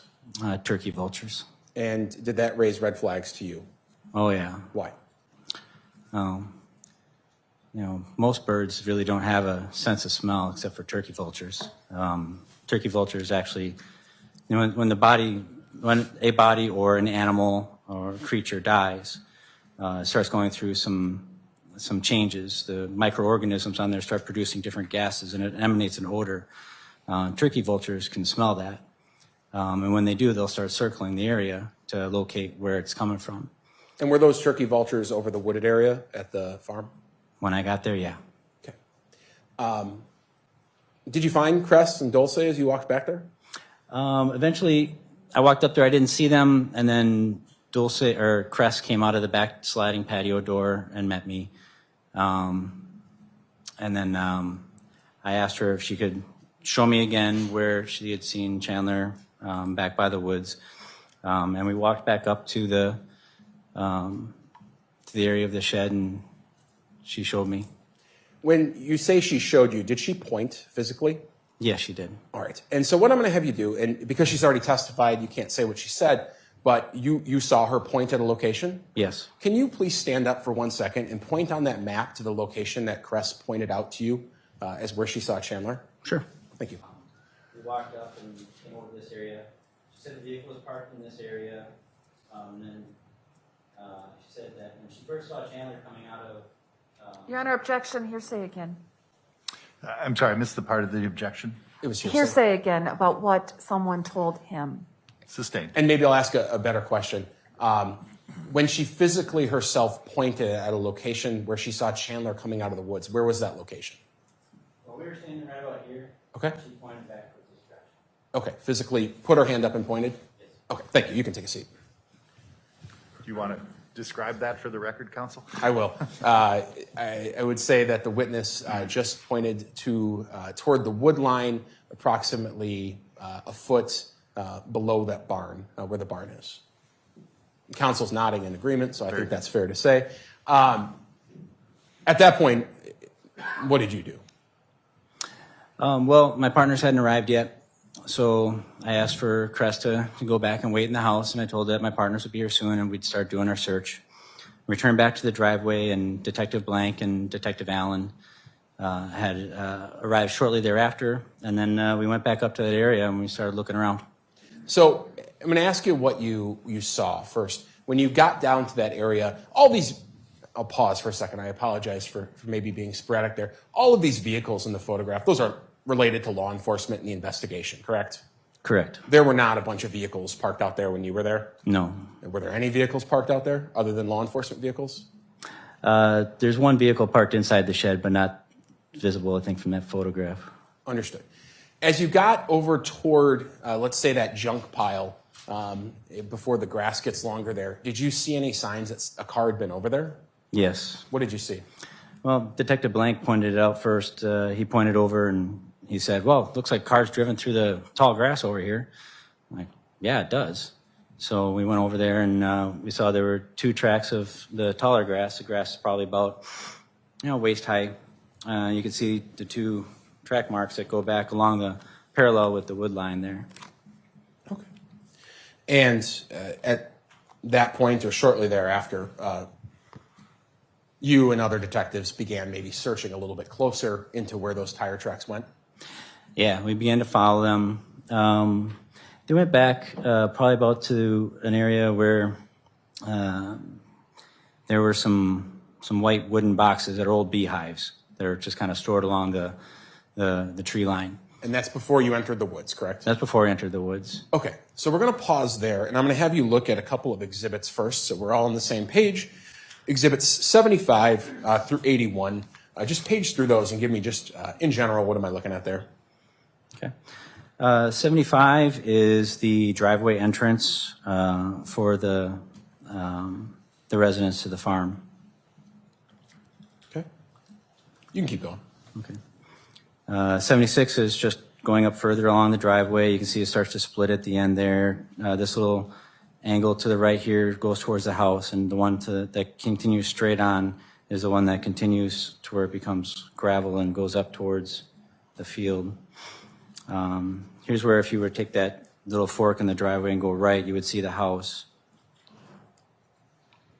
That's number 77.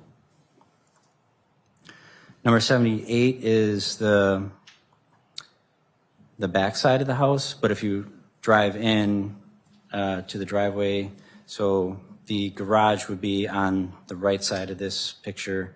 So this would be facing back towards like the pool area. Sure. That's number 78. 79 is the gravel driveway where the paved portion turns into gravel and then continues up towards the pool. Okay. That's 79. 80?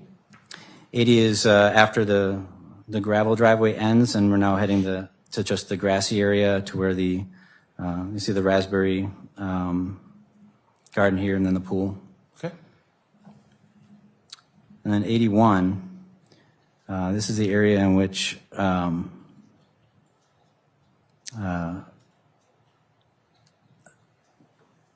Crescent had pointed out to me that the vehicle had parked, and she actually noted out that these tire marks here in the grass. Your Honor, I'm going to object again as hearsay. Sustained. Sure. But is 81 that area that was pointed out? Correct. All right, I'll take those exhibits. I'll move to publish 75 through 81. I think they haven't been moved into evidence yet. I'll move them into evidence. Any No objection? objection. They are received. You may publish. And if you could put the HDMI 2 on, I'm going to display these off my computer so there's no glare. Exhibit number 75, we're looking at the driveway coming from the street up to the house. Is that correct? That is correct. We'll just page through these. 76, that's that driveway going up right before the split.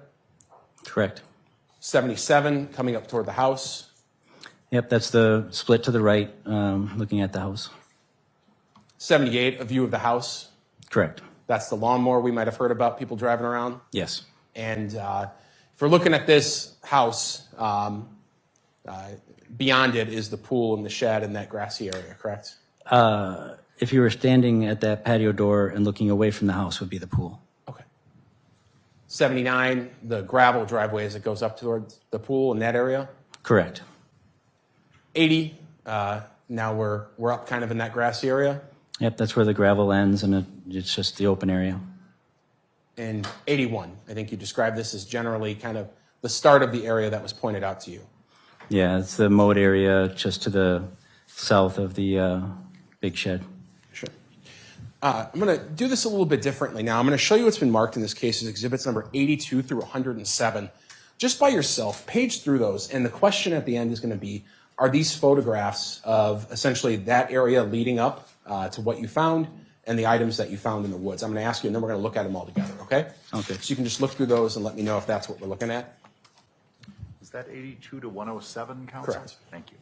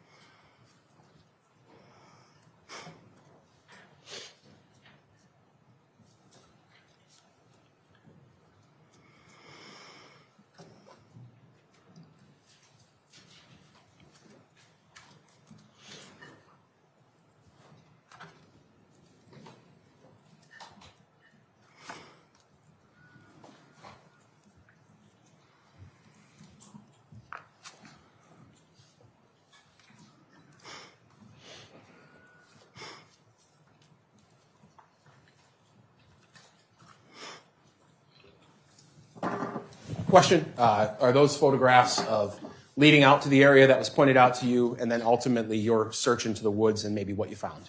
Yes, they are. Appear true and accurate to the best of your knowledge? Yes, they are. I would move 82 through 107. No objection. They are received. All right, we're going to do this together. We're going to walk through them. So you see, And Detective, you can see the same exhibit on the computer monitor if you wish to. Okay. And that might help pick up the microphone better as we go through this. so we'll start with 82. What are we looking at there, and what did you personally observe when you were out there? So there's the mowed section of the grass, which is just south of the barn. There's a stack of old logs sitting there, but to the right is where we could see what appeared to be two tire marks going into the deeper grass. Did you follow those tire marks? Yes, I did. Excuse me. 83, just a different view of those tire marks. Yep. 84, what are we looking at there? Just a continuation of the tire marks, where the tire marks end. There was another area of depressed grass, which would have been, if you're looking at the two tire marks, where they stop, there's another area of depressed grass in all different directions at the end of it, sitting right there. Okay. We'll go to 85. This is maybe looking more into the woods at this point? Yeah, so if you're standing near where all that grass was patted down at the end of the tire marks in the grass, you look over and you can see more of the grass is like pressed down, heading towards the woods.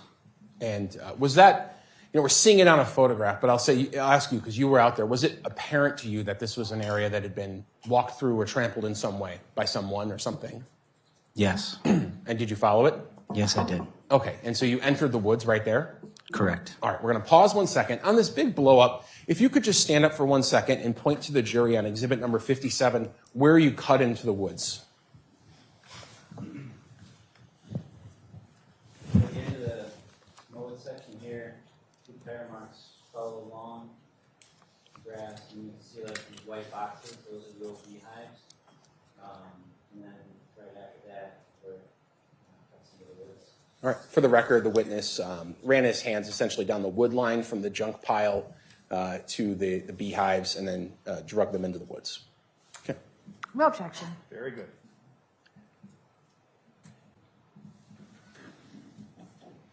86, photograph of that trampled area. 87, what are we looking at there? So, picture doesn't show it as much, but there's, again, you can see the vegetation in the ground there, but it was very directional as far as this area. To see like this log, the vegetation had been trampled down. So it's hard to tell from this picture, but there's actually a downward slope here. You know, if the trees weren't here, it'd be a good little sledding hill for little kids. But there's like a downward slope that goes down into, you can see like a little brush pile down there. Okay. 88, what are we looking at there? More of the trampled grass that goes to this log that goes across. And then you can see they get the green moss on the log, but there's areas where the green moss had been scraped off as if something had scraped it off. Did you notice anything ultimately beyond that log at this point? Yeah, the pile of sticks on the other side of the log, and there was just something that wasn't natural under the sticks. Did you go check it out? Yeah, I got as close as I had to. 89, the photo just moving a little bit closer. Yep, yeah, again, you see the scrapes on the log there, just under the moss, and then you can see the pile of sticks there, and there's something underneath it. Couldn't quite tell what it was right away, so I stepped over the log and got a little bit of a closer look. And what did you find? I didn't know what it was at first. What do you mean by that?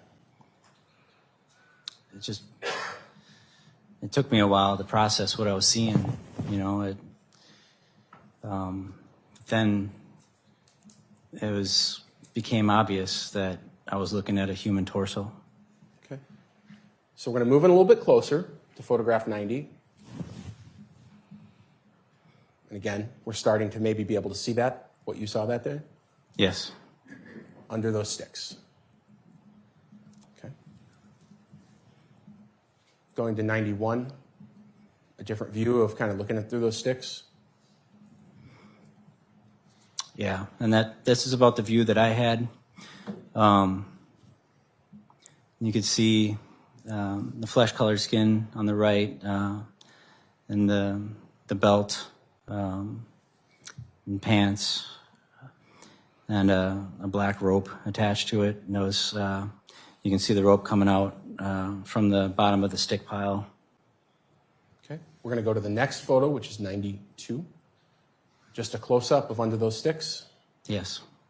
At this point, counsel, I will caution and remind the jurors that obviously at some point these photographs will become more explicit as necessary for the state's case in chief.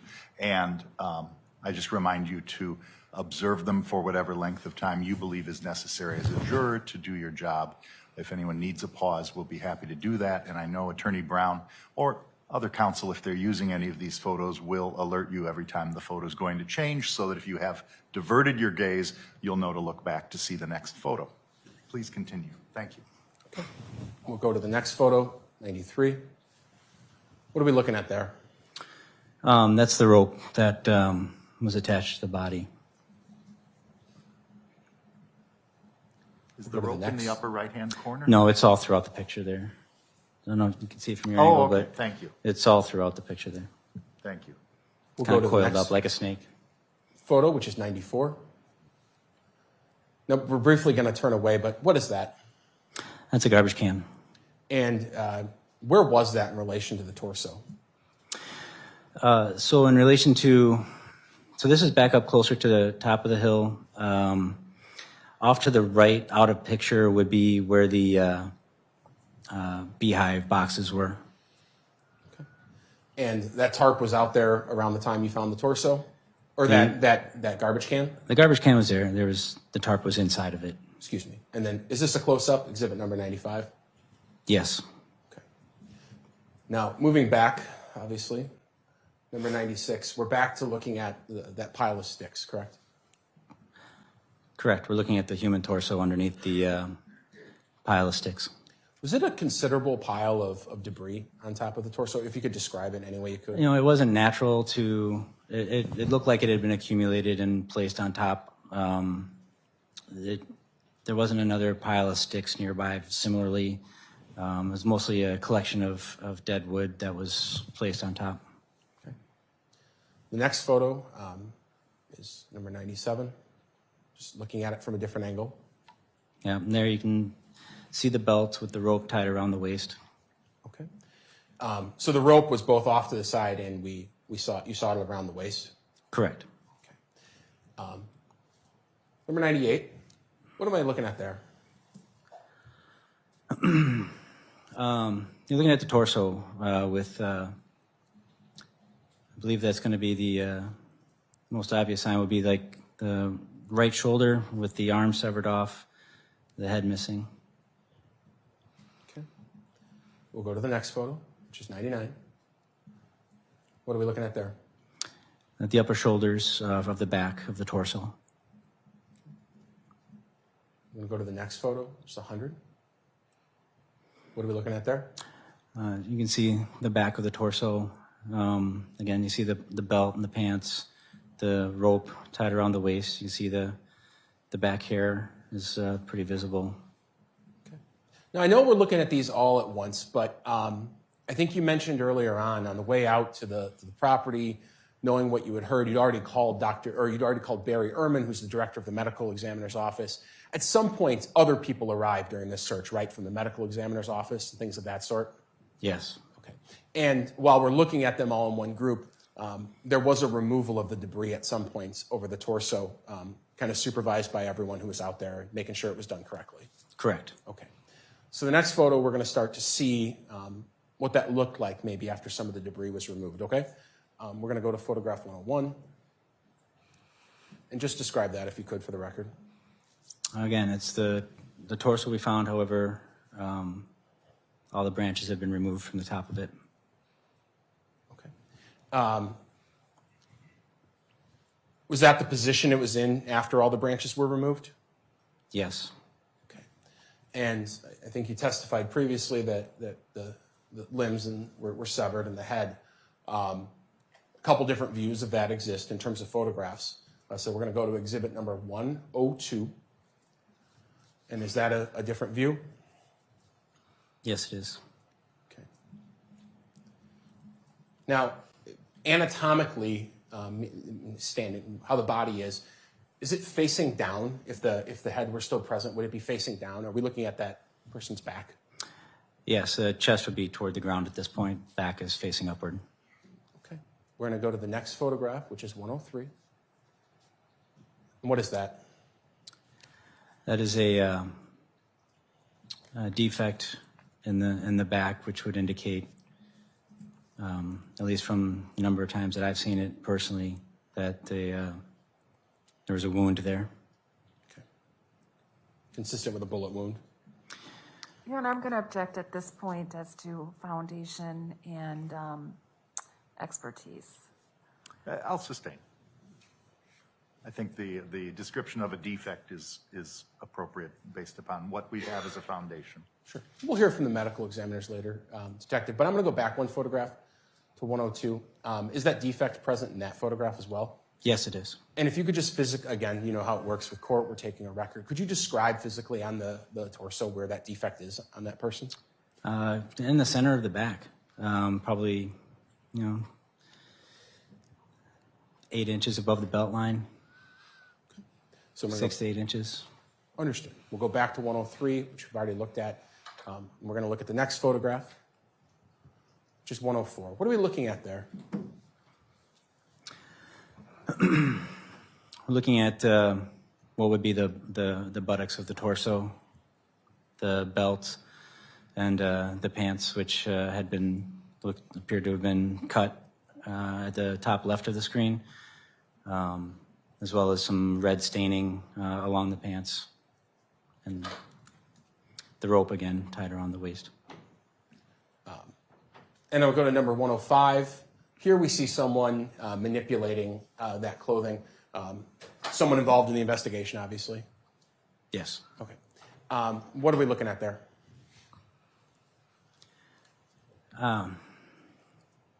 Looking at the upper portion of the pants where the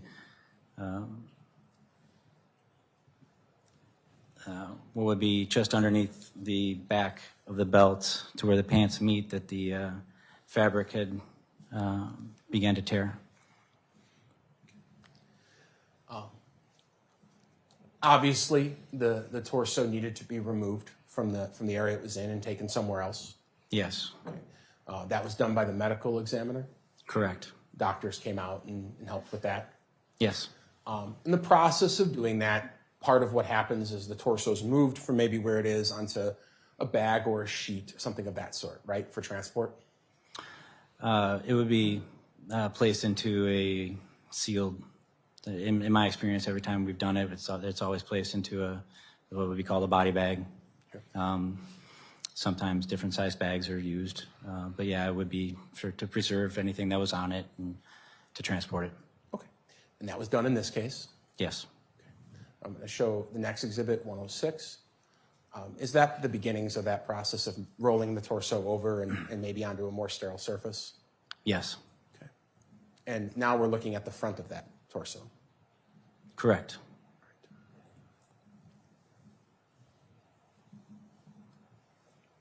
And I'm going to go to the last exhibit, 107. After the torso was rolled over, something was found underneath it. Black item, correct? Yeah, you could see it even when the torso, it was sticking out from underneath it. It was a black T-shirt. You can see the many maggots that were crawling around the shirt and around the wounds on the torso. Okay. Judge, can we shut this off? Thank you. Couple of questions about that. You said that there were some maggots and things of that sort. Were insects and the natural processes beginning to become a problem for that torso in your observation? Become a problem for the torso? In terms of the deterioration of the torso, were there insects and things of that sort around?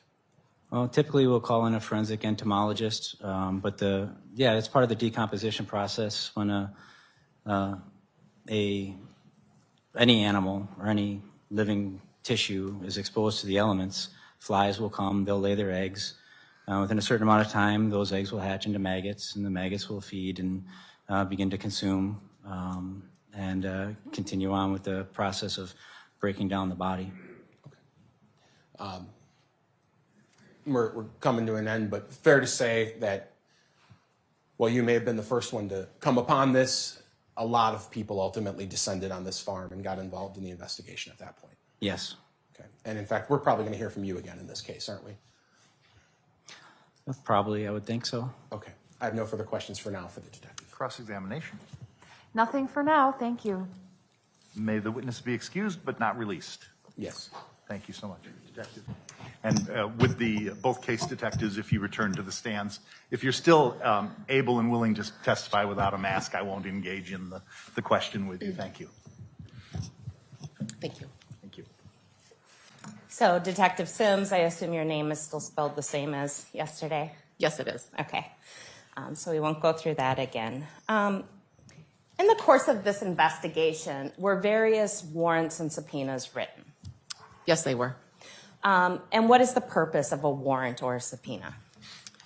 Depending on the type, we're looking for records from companies or businesses. For example, cell phone companies, medical records, things of that sort. Okay. Basically telling them they have to turn over whatever you wrote the subpoena for. That's correct. Okay. And were such records written to local healthcare and hospitals in the area? Yes. Okay. Specifically for the defendant's records? That's correct. Okay. I'm going to show you what has been marked as Exhibit 494. What is Exhibit 494? It is a subpoena and return for the UW Health records of Chandler Halderson. And does that appear to be a true and accurate copy of that subpoena?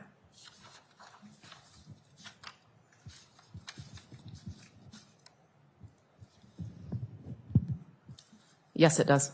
At this time, I would move Exhibit 494 into evidence. Any objection? None. It is received. And of course, a lot of it is just legal mumbo jumbo, but I have noted with a pink tab there a paragraph. It's on page 1347 of Discovery for Counsel. Would you just read to the jury this paragraph? What specifically UW Health was court ordered to provide your office with? Sure. Certified copies of medical records pertaining to Chandler M. Halderson, male white, date of birth 3/15/1998.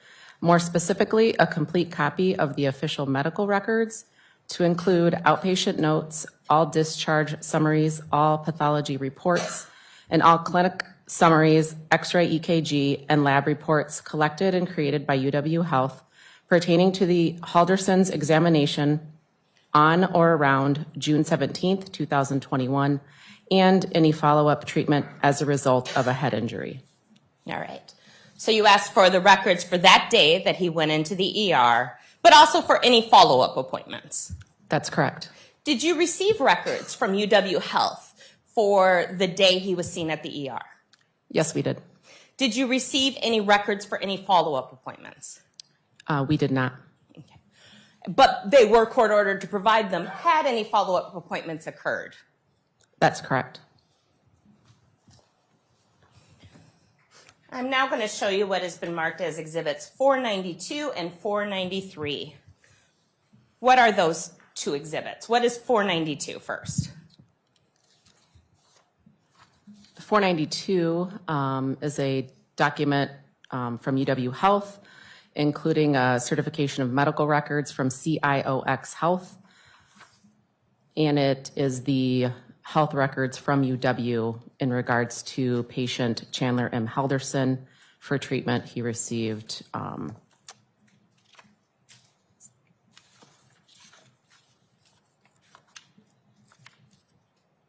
June 17th, 2021. And does that appear to be a true and accurate copy of what you received from UW Health in response to your court order? Yes, it does. And what is document 493? 493 is a CIOX Health certification of medical records for Chandler Halderson, certifying the records that we received. CIOX Health is a records management company that manages the records for UW. So they are the ones who receive the subpoenas and they output or answer the subpoenas and send you the court-ordered records. That's correct. At this time, I would move Exhibits 493 and 492 into evidence. Any objection? No objection. They are received.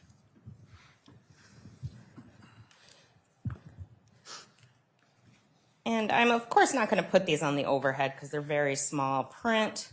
But I am going to ask on page 1207 or page 10 of the medical records, I'm going to ask that you just read this paragraph for the jury. And which exhibit number I'm sorry, is that is on 492. Thank you. Sure.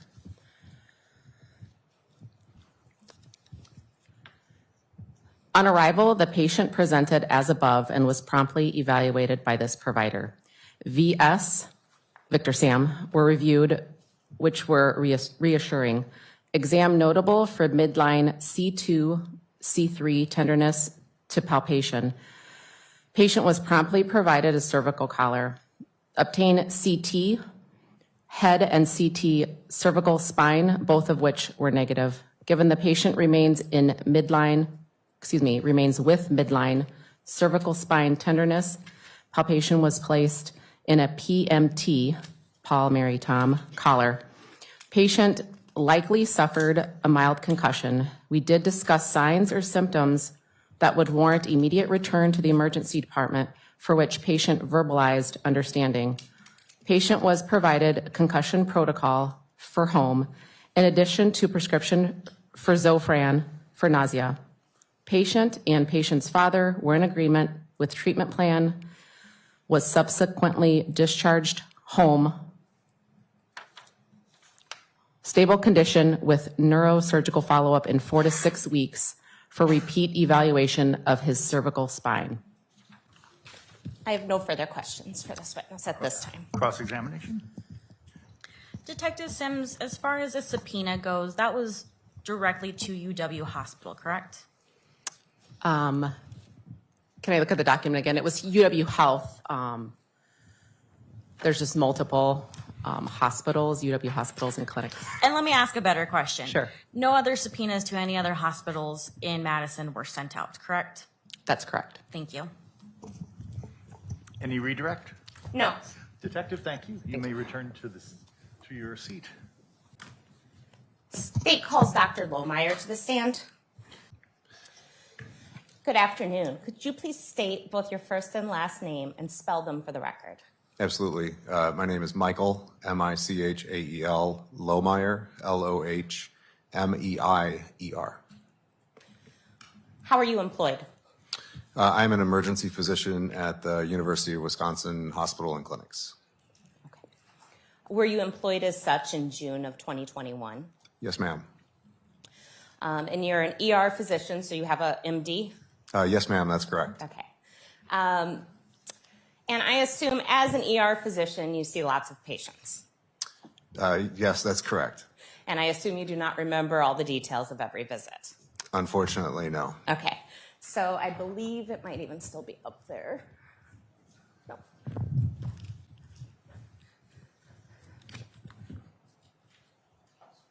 Are they at the table? Yep. Oh, I'm sorry.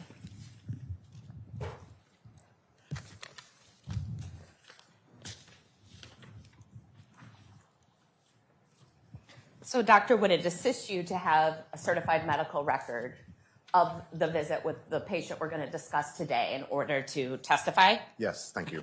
And I'm also going to show you what has been marked as Exhibit 491.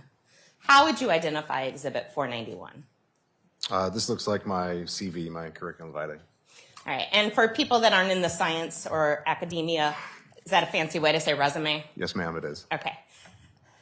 And that includes all your training? That's including correct. Where you went to med school, other trainings you have participated in? That's correct. Okay. Move Exhibit 491 into evidence at this time. Any objection? No objection. It is received. So on June 17th of 2021, did you in fact see a patient named Chandler Halderson? Yes, ma'am, I did. Do you have any independent, before you look at the certified medical record, do you have any independent recollection of that visit?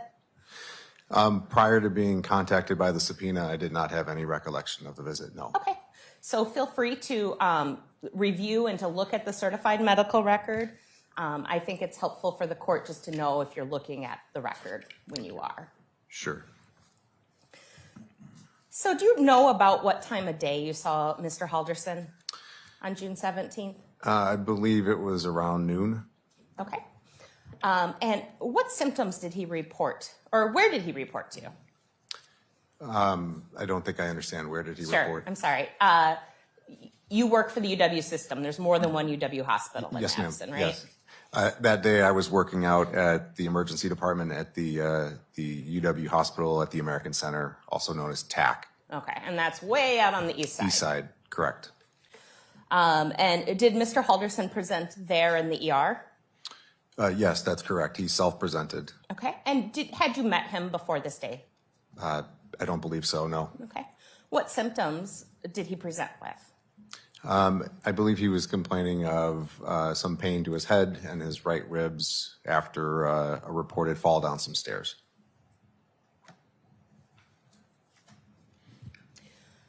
So what did you do in your treatment? In the emergency department, we have an attending physician who's responsible for all patients that present to the ED. We also have a team of physician assistants who we work with. At that time, my physician assistant went and evaluated the patient first. He came up with a treatment plan. We discussed it. I evaluated the patient afterwards and agreed on the plan, and then got some imaging. Okay. What imaging did you get?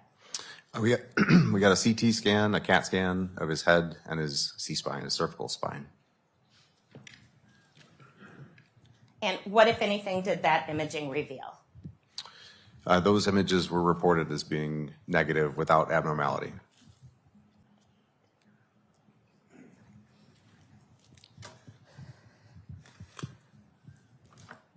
Did you perform any other tests?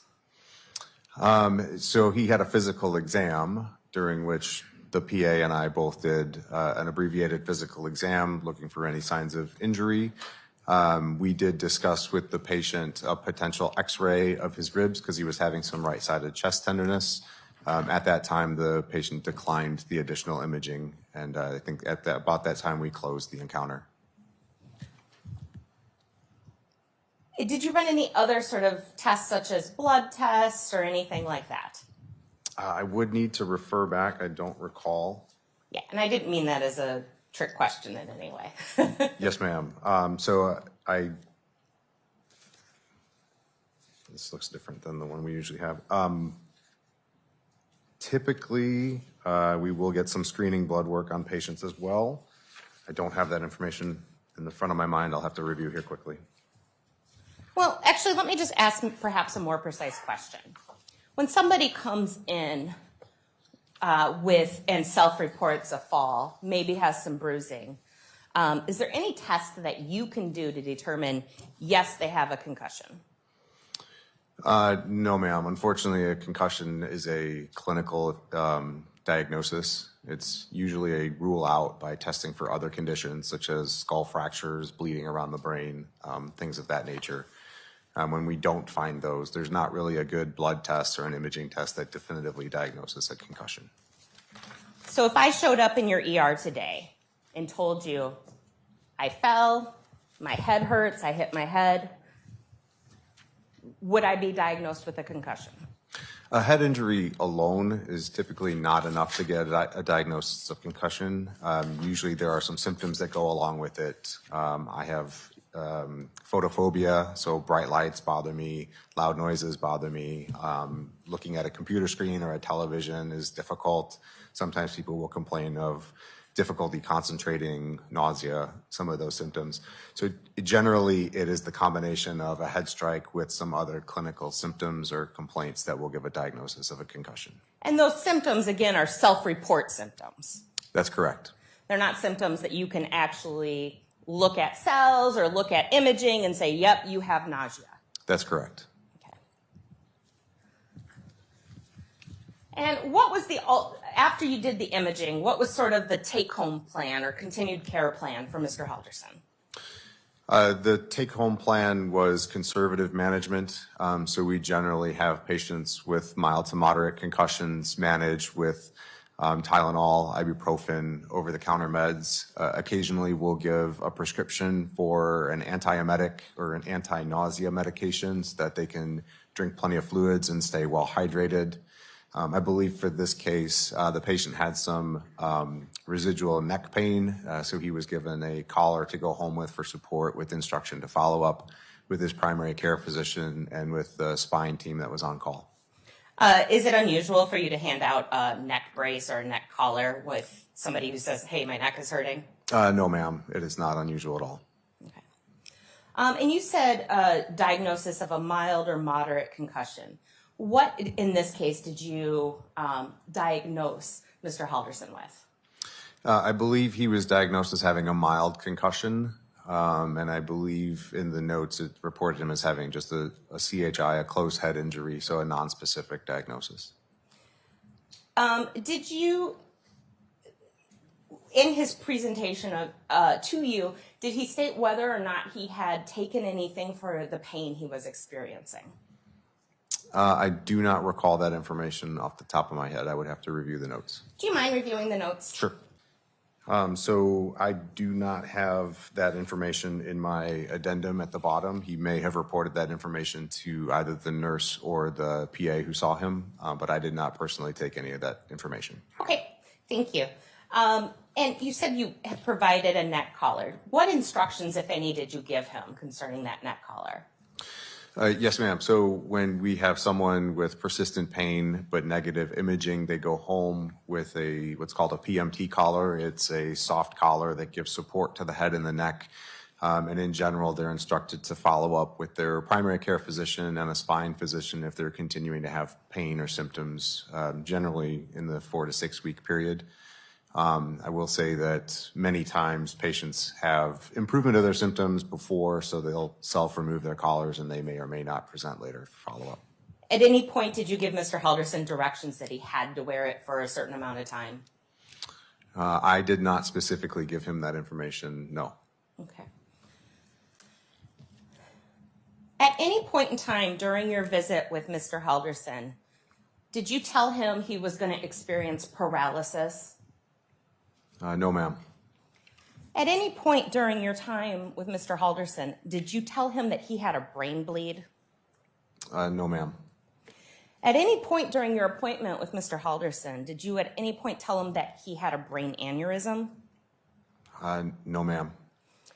At any point, did you tell him that he had nerve damage? I don't believe so, no, ma'am. At any point, did you tell him he had a spinal injury? No, I don't believe so. At any point, did you advise him that he should not fly in an airplane? No, ma'am. At any point, did you tell him that he should not drive? I don't believe so, no. At any point, did you ever say that he shouldn't drive long distances? No, ma'am. At any point, did you tell him that he had a hematoma in his brain? No, ma'am, I did not. At any point, did you tell him that he would have an inability to use his legs in a normal manner? No, ma'am. At any point, did you tell him because of his mild concussion that he was going to have a colostomy bag? No, ma'am. And just to be clear, that's a bag for poop. That's correct. At any point in time, did you have to drill a hole into his head? No, ma'am. At any point in time, did you tell him that he was going to have surgery where a hole would be drilled in his head? No, ma'am. No further questions. Cross-examination. Thank you. Good afternoon, doctor. Hello. I don't have a lapel mic, so I'm just going to stay seated, if that's okay with you. Yes, ma'am. Now, you did diagnose Chandler Halderson with a mild concussion, right? That's correct. And you can diagnose someone with a concussion even though the imaging didn't show any abnormalities, correct? That's correct. When you diagnose someone with a concussion close in time to when the injury or the hit to the brain happens, symptoms can either improve or get worse after that moment in time, correct? That's correct. So when they leave the ER, sometimes people get better, sometimes people experience ongoing or more symptoms, correct? Yes, ma'am. And when Mr. Halderson was leaving the ER, he was given a sheet of instructions of things to watch for, correct? I believe so, yes. On that sheet would have been things such as blurred vision, correct? I believe so, yes. Increasing pain in the head, increasing headaches, correct? Yes. Weakness in his extremities, correct? Yes. And you wouldn't know whether these things actually happened or not unless the patient reports back to you, correct? That is correct. But he would be told to be on alert for these things if they happened, correct? Yes, ma'am. And to generally rest and avoid stimulation in order to improve his concussion symptoms, correct? That is correct. Things like avoid bright lights, correct? Yes, ma'am. Screens, Yes. video games, things like that, correct? That's correct. And really, one of the treatments for a concussion is just to sit in a, darkened room and really not do anything with your brain, correct? Rest is generally one of the recommendations, yes. Now, as a result of his visit, you did prescribe him some medication, correct? That is correct. For nausea? Yes. And what was that? It's a medication called ondansetron. It's also known as Zofran. It's an anti-nausea medication. He had reported feeling like he was going to throw up, correct? I believe so, yes. And that's why you would prescribe him that medication. Yes, ma'am. It's also to help prevent dehydration. So sometimes people will get dehydrated, their headache will get worse. And so we like them to stay hydrated. So sometimes it's a a preventative measure as well. And just to be clear, when someone reports that they have a headache, as Ms. Raymond asked you, there's no test, blood test or something like that, that can confirm what the person is telling you, right?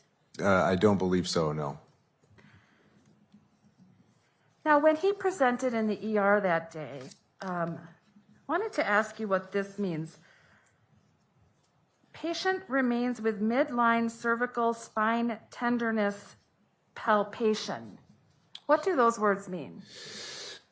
So as part of the physical exam, when we are examining a patient, we will actually press on the spinous process over the middle of their neck. He had tenderness on presentation, which was a big part of the reason why we got the CT scan to begin with. And on reassessment after the negative imaging, we reassessed the patient. He still had persistent pain in the midline there, which is not a direct indicator of an injury, but it does say we should keep the collar on for safety. And when he left with the collar that day, you testified that there was no set time he was supposed to wear the collar, or you didn't give him a set number of days to wear the collar. Is that right? I don't believe so, no. The instructions were to follow up with his primary care physician and with our spine doctor. And that was in 4 to 6 weeks? Generally, that's the time frame that they recommend. I can't recall specifically for this case, but I generally encourage patients to call if they're continuing to have any symptoms after they go home.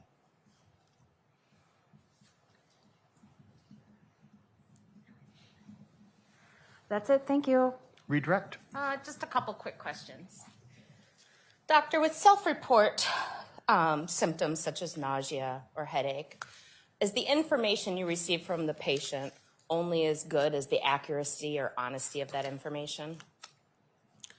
I'm not sure that I totally follow the question. Sure. If a patient lies to you and says, my arm hurts or my head hurts, is that information useful to you if it is in fact a lie? I tend to take my patients at their word. I think that if I get into trying to second guess them, it gets to be, my job gets too complicated.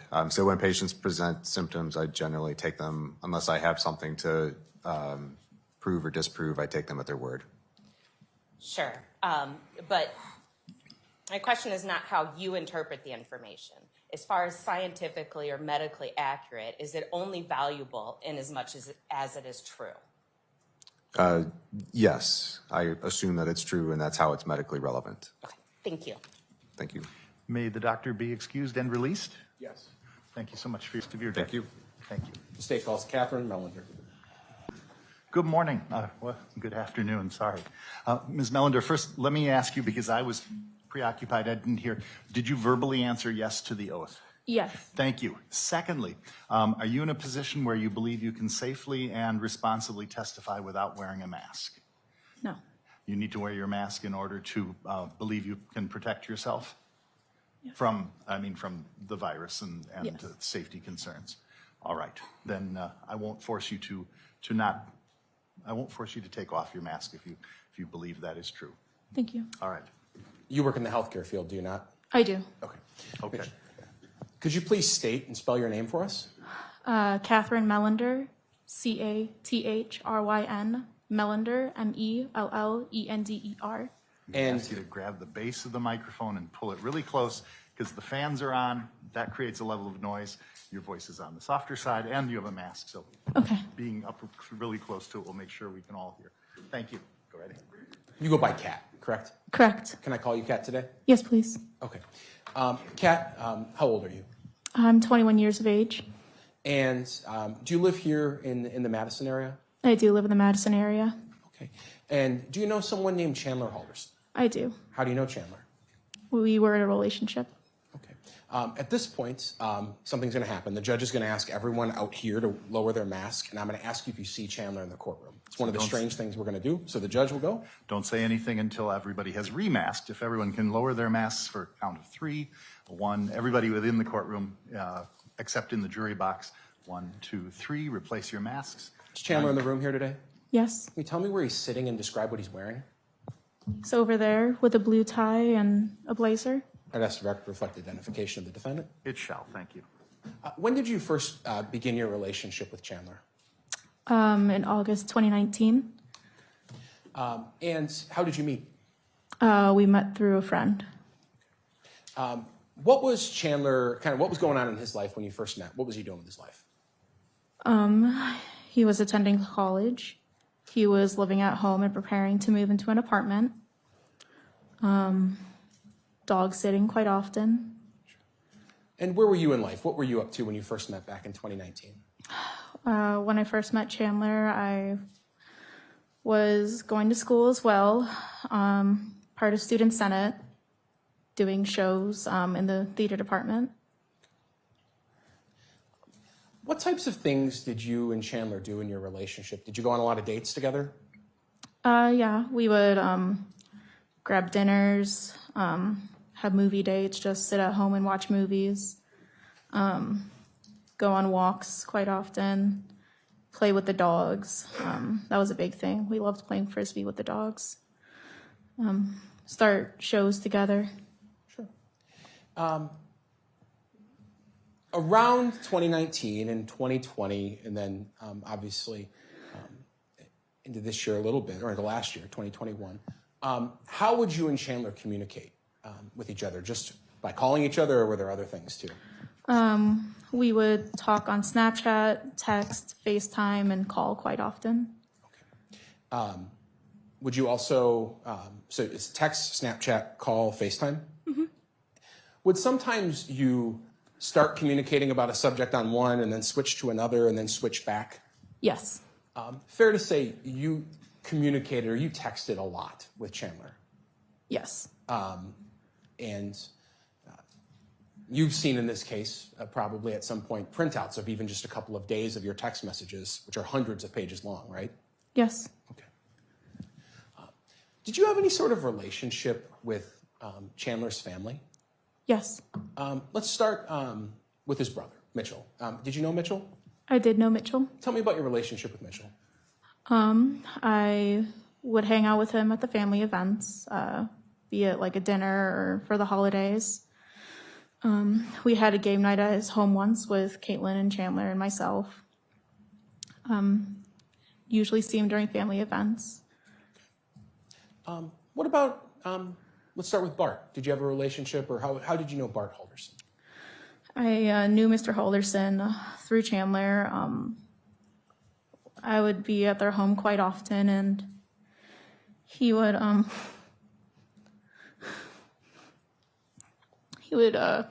show me fishing tips, or if I was cooking, him and Mrs. Halderson would be in the kitchen, and we would have game nights quite often. And we would also play Mario Kart together a lot. Okay. I have a handkerchief.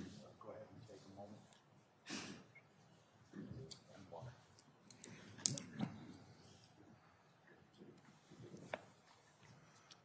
What about Krista? Could you tell me about your relationship with Krista Halderson? Mrs. Halderson and I, we would text often about what we're doing in our lives and talk about the dogs and Chandler, and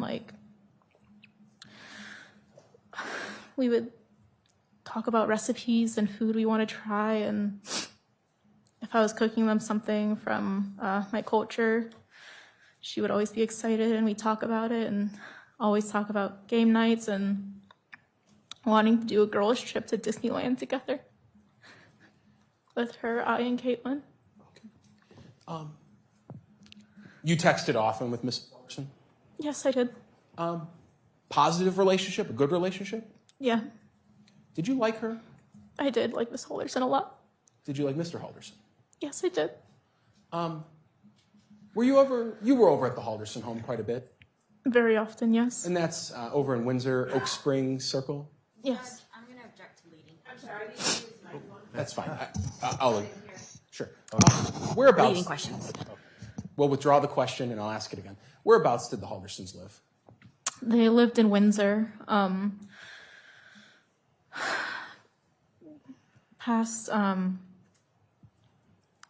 that big church. I don't know the road of it, but it was past a big church right by a pond. When you were over at the house, did you mostly stick in one spot, or did you kind of treat it like your own home, go wherever you needed to go? I would go wherever I needed to go within reason. Back in June of this year, just before maybe everything that we're going to talk about happened, were you over at the Halderson home and had an occasion to maybe go in the basement? Yes. Why did you go in the basement while you were over there? I went into the basement to grab ice cream and soda to make root beer floats with Mr. and Mrs. Halderson and Chandler. And this is sometime in, when is it? June. Okay. And why were you going to the basement to grab those items? Where were they? They were in the basement? They were in the basement in the freezer. Okay. The Haldersons had a freezer in the basement? 2. There's leading questions going on. I'll sustain. Go ahead and phrase carefully. Tell me about what freezers the Haldersons had. They had a chest freezer and then a tall one, kind of like a fridge, but it was just a freezer. Okay. And did you have an occasion ever to go in the chest freezer? Yes. And what types of things were in there? Mostly fish, specifically salmon, veggies. Sometimes they'd keep ice bags in there. Was it full? Yes. The other freezer, did you have occasions to go in that on occasion? Just once. Okay. And was it being used in full? Yes. Okay. Is there a screen on in front of you right now? Yes. Okay. I'm going to show you Exhibit 21 has been received into evidence in this case. I think we went too far, Judge. There was a happy medium there in a second.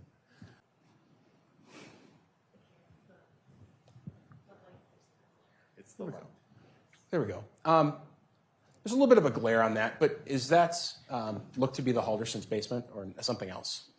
Yes, it's the Halderson basement. And that chest freezer that's open right there, is that the chest freezer that you had been in previously? Yes. And was it full when you saw it in June? Yes. Was it sitting like that open when you saw it last? No. Okay. Was it in that general location when you saw it last?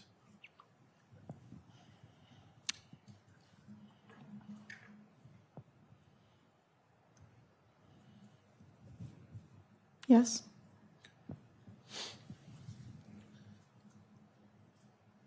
In your relationship with Chandler, was there a lot of discussion about money? Yes. Was it important to you that whoever you were dating have a job or be going to school or something? Yes. Can you tell me why that would be important?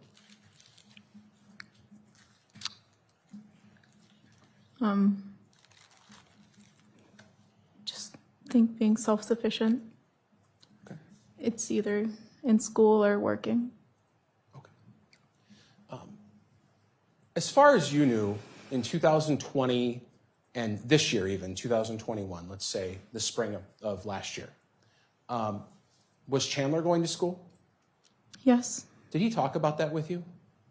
Yes. What did you know about where Chandler was going to school and what he was doing? He was taking classes online through MITC for UW, and it was for an IT degree. Would Chandler talk a lot about school with you? Often. What kind of things would you talk about? When we'd have tests or homework that we were doing. Going into in this year, did he ever show you any sort of like work he was doing for school, any projects, things like that? He showed me some coding he was doing once. For a class?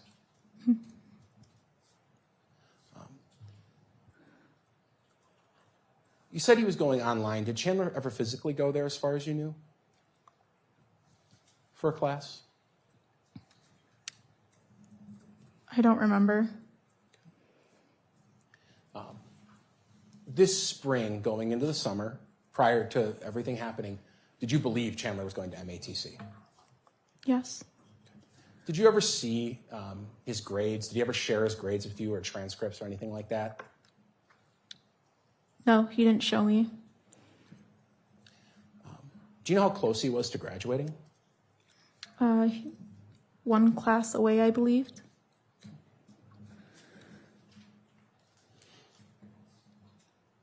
Did you and Chandler ever talk about him working with the police at all, with scuba diving or anything like that?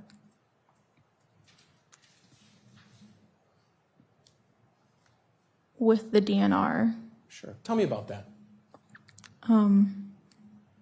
He told me he would scuba dive for the DNR and then sometimes help out the police through the DNR.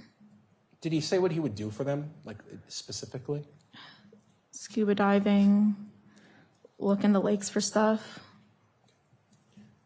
Was this like a job or a volunteer thing? What was your understanding from Chandler? I believe it was a job. And did he have this throughout the time you were dating? During the summer. Were there ever times where Chandler would go to that job, as far as you knew, or need to schedule time to be there? Yes. How would that come up? He would just tell me he had to be on call days and we couldn't hang out those days, or he would only have select time to hang out or else he'd be on call.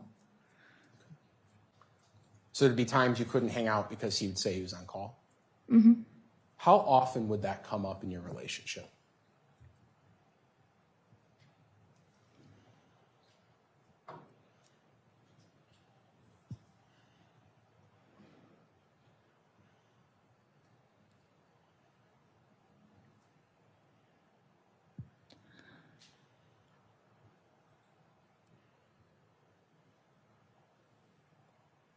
I don't remember. Okay.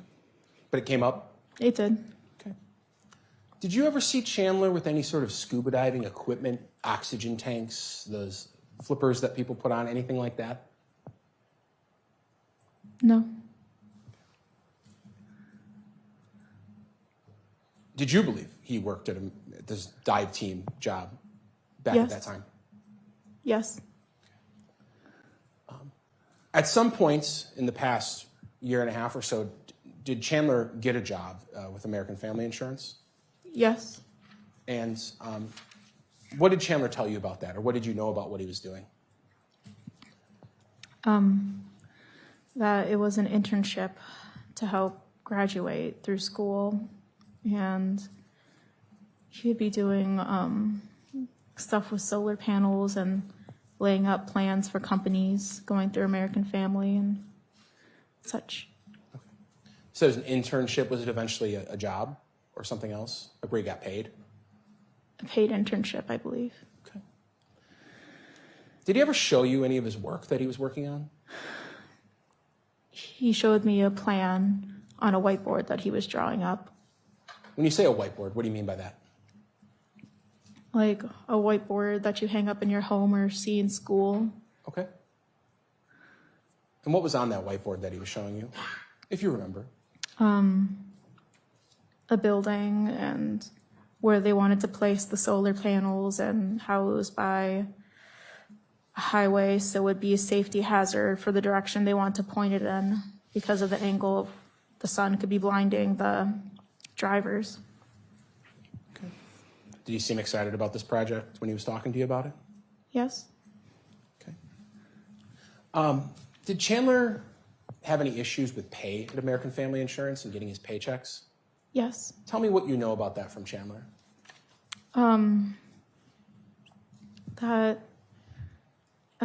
there was something going on with who American Family would go through for payment, that the check went to the wrong address and then it had to be canceled, and then he tried setting up for direct deposit and something happened with that, and then the amount that they had to pay him was too much, so they didn't believe they owed some of that amount of money, and then it just wasn't getting to him.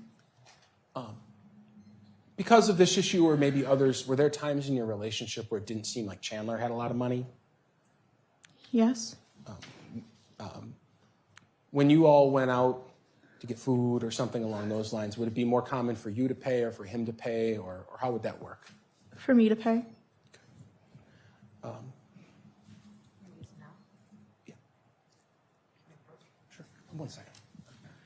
I'll tell you before. Yeah.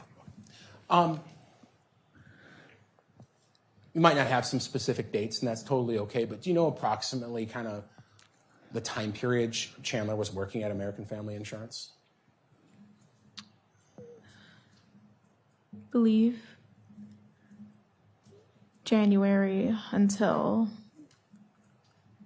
the spring. Okay. Kind of the same question as before with MATC when I asked you about transcripts. Regarding American Family Insurance, did you ever see any documents, pay stubs, contracts, HR stuff, anything with like the logo of American Family kind of around Chandler or in his bedroom or anything like that? I did not. And in that time period, you were dating 2020 and 2021. While he said he had this job, did you believe he was working at American Family Insurance? Yes, I did. Okay. At some point going into 2021, so just last year before the summer, did it appear that Chandler had gotten a new job or was in the process of getting a new job? Yes. And where was that job at? The company or the location? What was the company? SpaceX. Okay. So what's going to happen now is the attorneys and I are going to talk to the judge for 1 second. So some weird white noise is going to come on. It'd be a good second to take a drink of water if you want, but it's going to be about 1 minute, okay? How did you first learn that Chandler was going to work at SpaceX? He mentioned it while we were on a call. Did you have an interview? Yes. Okay. I want to show you what's been marked as in this case as Exhibits 506. But I want you to look at that for a second and just quickly, you'll notice we've redacted some things. You've seen this type of exhibit before, correct? Correct. And we've redacted your phone number out of this, have we not? Yes. Okay. Chandler's saved in your phone as kind of a name. What is that name? Hubby. And that's just something you would call him? Yes. Okay. But are these messages with Chandler and you, looks like back in May of this year? Yes. Okay. And what is the first one that Chandler says? I have a good feeling about SpaceX. Okay. I'll move 506 into evidence. Any objection? Subject to what was said on the record, no. It is received. Come on that screen, okay? So we're going to talk about some of them. Just real quick, because it's the first one that we're going to do that looks like this. Your phone was taken by the police and downloaded in the course of this investigation, correct? Correct. Okay. So we're going to try to get the lighting just right, and that might be the trick right there. So in the blue here, that's Chandler, correct? Correct. I have a good feeling about SpaceX, and if we're looking at it, the date on these messages is down there. It's also right there, but this one I'll read out loud just because it's a bit hard to see. We're at the 23rd of May of 2020. You say, I'm proud of you.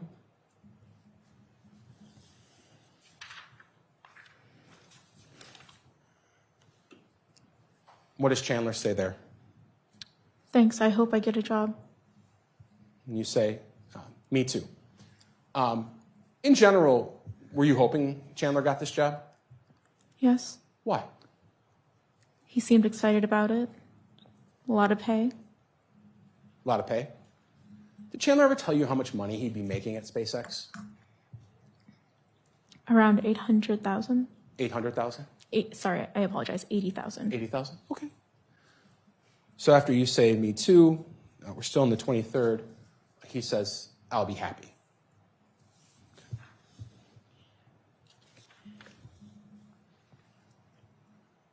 And you respond, I'll be very happy for you too. You'll get the money you want, the job you want, right? You were happy for him. Correct. You talked a little bit, and we're going to flip through some of these that maybe aren't super relevant. As we talked about, you texted a lot. But you're talking about the location and the money, and Chandler says, can you read that one for us? But I'll be happy with money. And you say maybe they'll transfer you in a couple years. Was there any discussion about that around that time? Yes. And what was that discussion about? Maybe transferring or where this job was? The job was in Florida. Okay. And that would take you to Florida as well? Correct. Okay. Was it your intention to move with Chandler? Yes. And on May 24th, he sent you this message. What does it say? I have a follow-up interview for Florida tomorrow.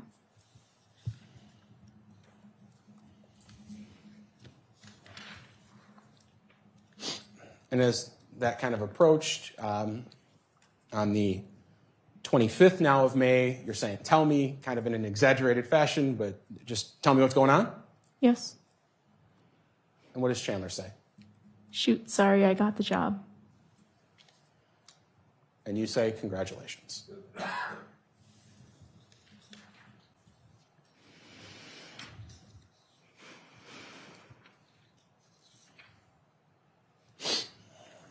You have a discussion about the job in general, and eventually Chandler, the same day, the 25th, what does he say to you? I have training next week over the computer, and I leave June 11th and start on June 14th.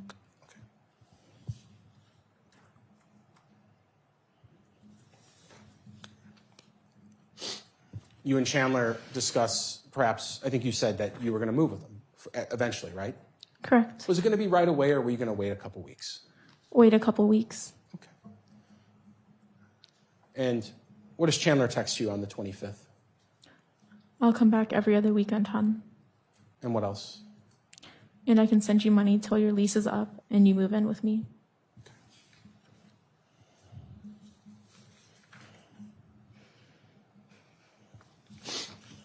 The text messages that day end with Chandler sending you a couple messages. Can you read the first one? If you're positive you want to be with me for the long run. Was that in relation to you moving with him? Yes. And he says, what last? Because if you're not, then I don't think you should. Did the topic of you and Chandler moving to Florida, was that like something you talked about a lot? Yes. Were you excited about that? Yes. Did you tell your family? Yes. Did you tell your friends? Yes. I'm going to show you what's been marked in this case. Exhibit number 507. Can you tell me what that is? A screenshot of the SpaceX location in Florida. And was this taken off your phone? Yes. Why'd you take that screenshot? I was curious about the location of the company. Okay. What's exhibit number 508? A screenshot from Zillow of homes in Titusville, Florida. Okay. And it's a screenshot, but there's something else in that screenshot in the top right corner. What is that? Chandler? How does this happen? This is on your phone, you're taking a screenshot? Yes. Are you FaceTiming at this time? Yes. And are you looking up, what are you looking up there? Homes for sale. In Titusville, Florida? Yes. I'll show you, it's been marked as exhibit 509. What's that? A pool. And was this another one of the homes you were looking up? Yes. When you took these screenshots, when you were FaceTiming with your boyfriend at the time, did you believe that you were possibly going to be moving to Florida and maybe buying a home or renting an apartment, things of that sort? Yes. Fair to say these homes you were looking up weren't cheap either. No. Did you think you'd be having some money available to you? Yes. All right, I'll move 507, 508, 509 into evidence. Any objection? No. They are received. They may be published. Just briefly, this is exhibit number 507 I just showed you. This is what we were talking about when we said that you took a screenshot of just where SpaceX was? Yes. Okay. Did you know prior to Chandler talking about it that they had a location in Florida? No. Okay. Exhibit number 508. We're looking at a $699,000 home in Florida. And you're kind of on the phone with Chandler. And is this what a FaceTime looks like when you're kind of browsing other apps while you're on FaceTime? Yes. And so is that Chandler in the top right? Yes. Were you talking to him about this at the time? Yes. Okay. Now showing you exhibit 509. Here we're looking at a pool of another home. Is that Chandler in the top right? Yes. And same thing, you were talking to him about moving to Florida? Yes.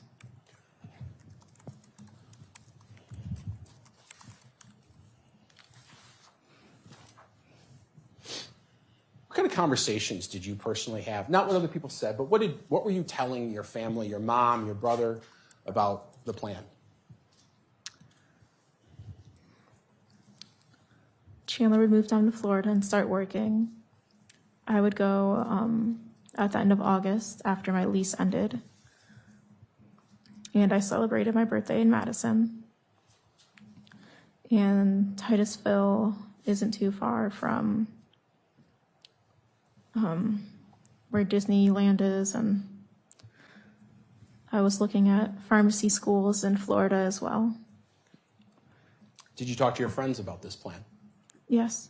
Was there any discussion of transportation or cars or things like that once you got down to Florida? Yes. Tell me about that. Chandler had a car lined up for when he got down there already, and I was going to drive my car down.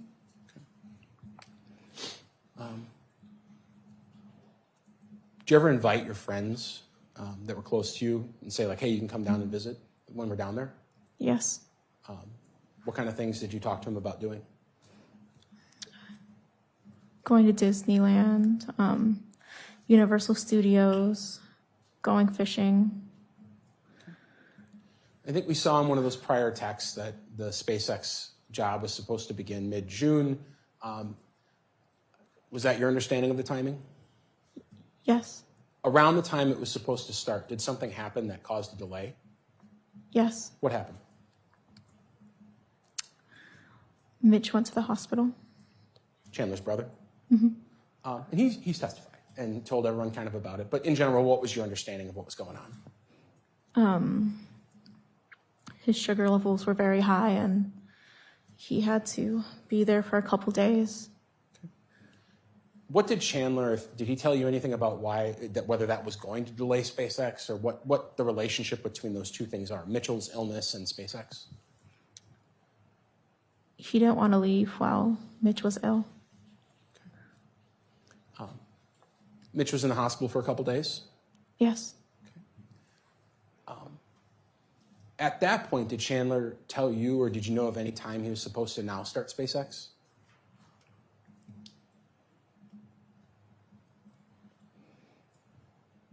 I don't remember. Okay.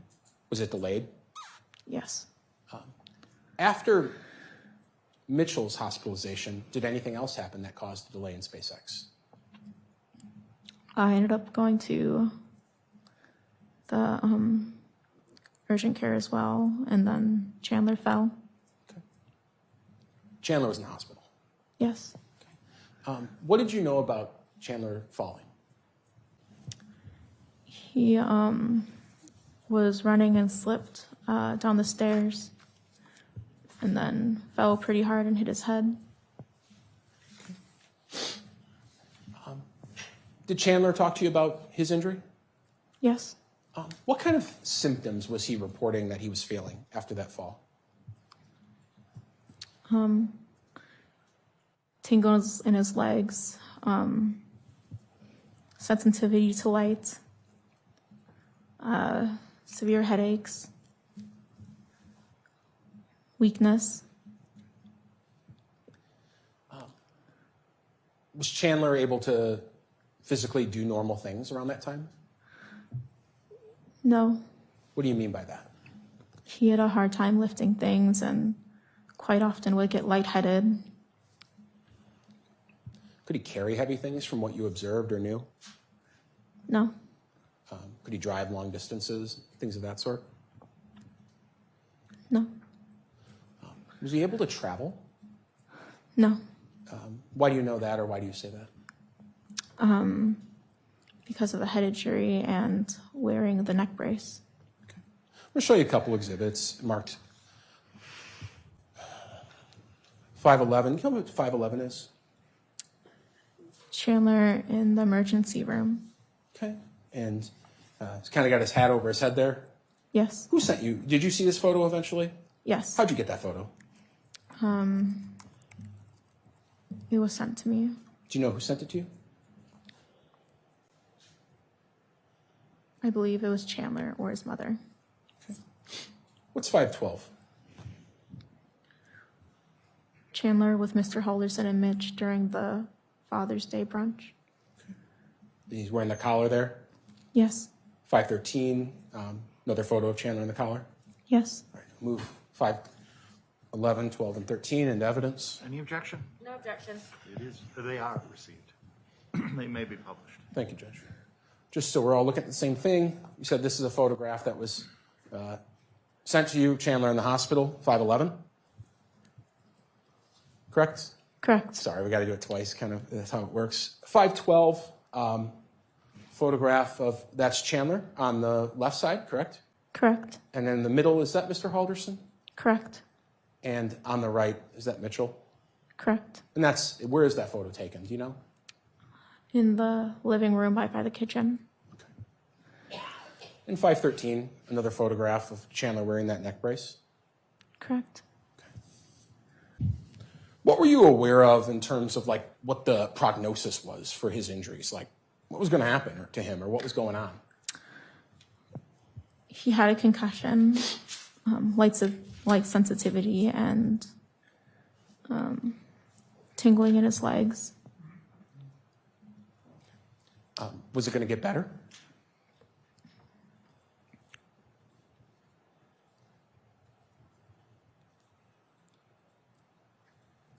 I guess at this point I'm going to object. I need you to use the microphone. I'll withdraw the question, the defense object. Did Chandler tell you if he was going to get better or the symptoms were improving around that time? No. Was there any discussion about how the concussion and the injury was going to affect SpaceX? He wouldn't be able to travel down there. Tell me about anything you remember about that type of discussion.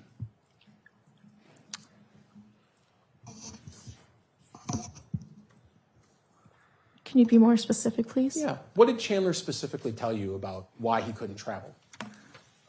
Because he was wearing the neck brace and he had a concussion, so he shouldn't be flying. Same question as before about American Family and MATC. Did you ever see anything around Chandler's room, on his phone, any documents, records with the SpaceX or Tesla logo or anything like that? No. Talked a little bit about houses and things of that sort. Were you aware at any point if Chandler had rented an apartment? Yes. And tell me about that. It was a 2-bedroom apartment, and he put a down payment for it. And there's a little dog park, so I could bring my dog Chewbacca down. Okay. How did you know about this apartment? Chandler sent me a link. Did he tell you whether he was just looking at it or if he had actually rented it? That he rented it. Did you yourself see a lease of any sort? No. Did you ever sign a lease? No. Is your only connection with this apartment is looking at the listing that was sent to you? Correct.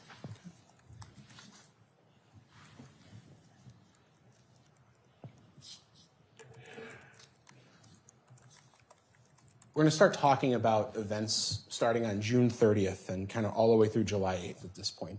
And I think I'm going to let some of your messages guide our conversation, so I'm going to be walking back and forth quite a bit. But I'm going to show you what's been marked in this case as exhibit number 514. Just briefly, could you just page through that and tell us kind of what dates these text messages are from? They're all on June 30th. June 30th of 2021, right? Correct. All right. And these are the messages between you and Chandler? Correct. I'll move 514 into evidence. Any objection? I'll bring up the same objection from the sidebar, but otherwise, no. All right. And based upon the same ruling, they are received and they may be shown. I'm going to start showing them, and I'm going to ask for some context because we're picking up, obviously, in the middle of thousands of pages of messages, maybe. But the first message is a message from you. To be honest, it's getting to the point where I want to text your mom directly. What was this about on June 30th, 3:18 in the afternoon? About him being grounded and not being able to see me or hang out. What was your understanding at that time of what was going on from Chandler? What did he tell you? He was grounded? Yes. Okay. Were you wanting to see him? Yes. And what did he tell you about whether he could see you or not? He couldn't Because of what? because I wasn't allowed over. You communicated with Krista a lot, right? Yes. When you say that, was Chandler telling you that, or did you actually hear that from Krista or Bart? From Chandler. Okay. And you say, it's getting to the point where I want to text your mom directly. And Chandler says, can you read that for me? It's fine, B. That'll only piss them off more. And what does he say? This weekend will be great. That weekend was the 4th of July weekend coming up, right? Correct.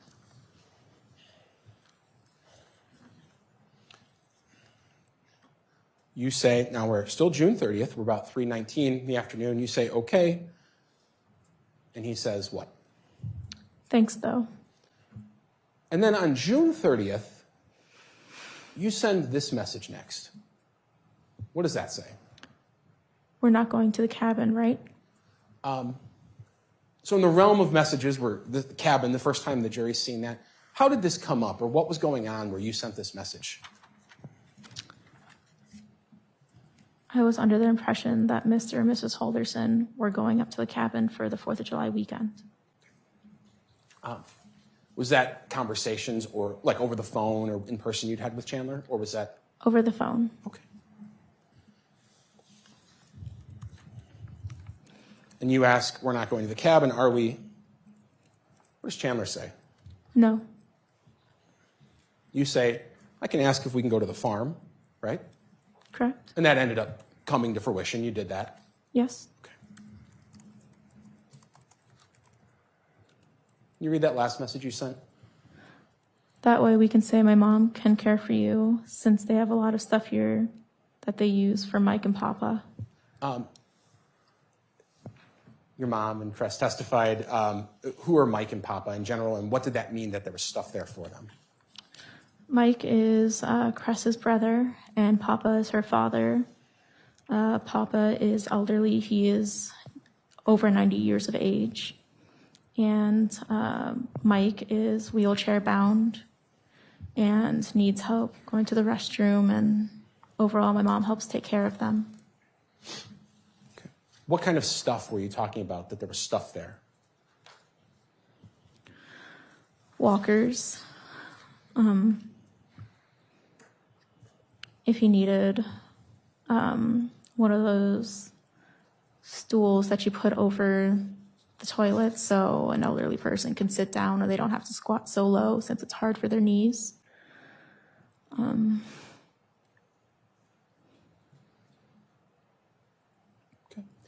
Was it your impression that Chandler would be assisted by some of those things?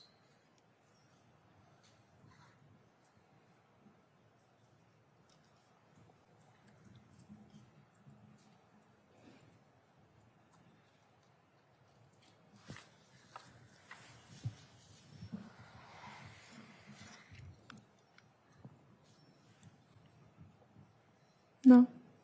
Why did you say that there was stuff there for them? So we'd be able to hang out since his mom was very concerned about his injury.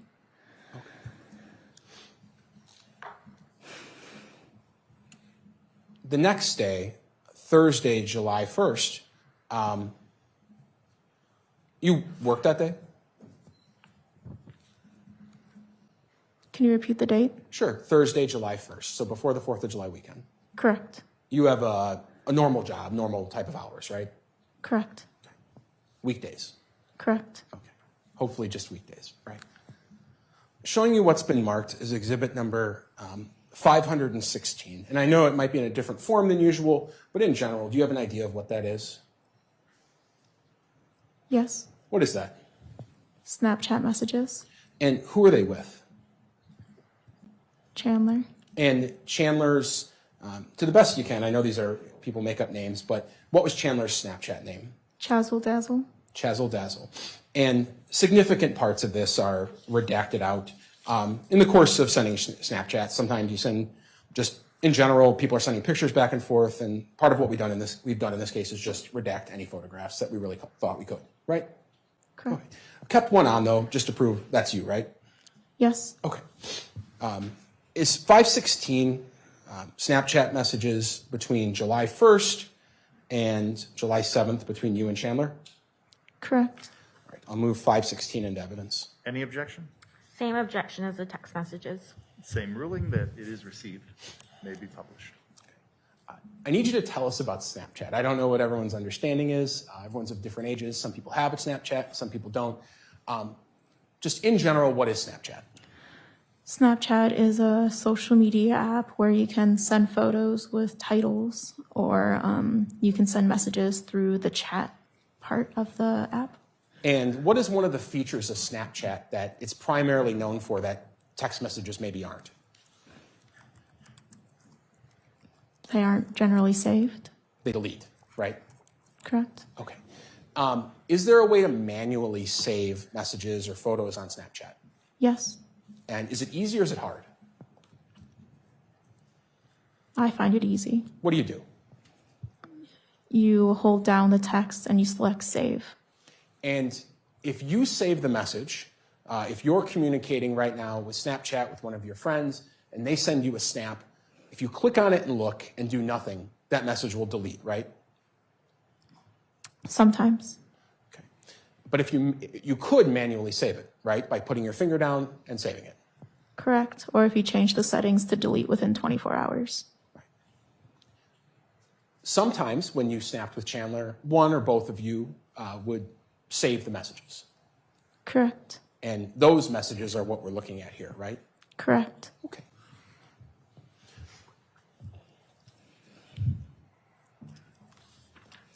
Would you say Snapchat is your primary form of communication with Chandler?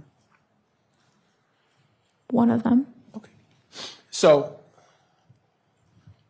I'm going to display 516, and we'll start going through some things here in a second. But we talked about, we left one photograph on just to prove that's you, right? Correct. Okay.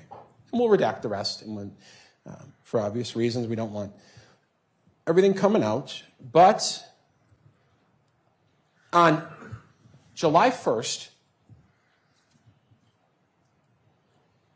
of 2021 at 7:11, you get a message, right, from Chandler? Correct. What does it say? How do you sleep? And you say, I slept good. How did you sleep? And how does he respond? I hardly slept. Okay. He gives you kind of a emoji face. You say, I'm sorry, B. Why? Can you read Chandler's message back to you after you say why? I don't know. Stuff hasn't really been going well for me lately, so I'm trying to plan for the next thing to fuck me over. Okay. After that, Chandler sends another message, and we'll try to get it in the right spot. And can you read that? Yeah, I just had a great future planned and it's falling apart. Okay. And you say, no, it's not.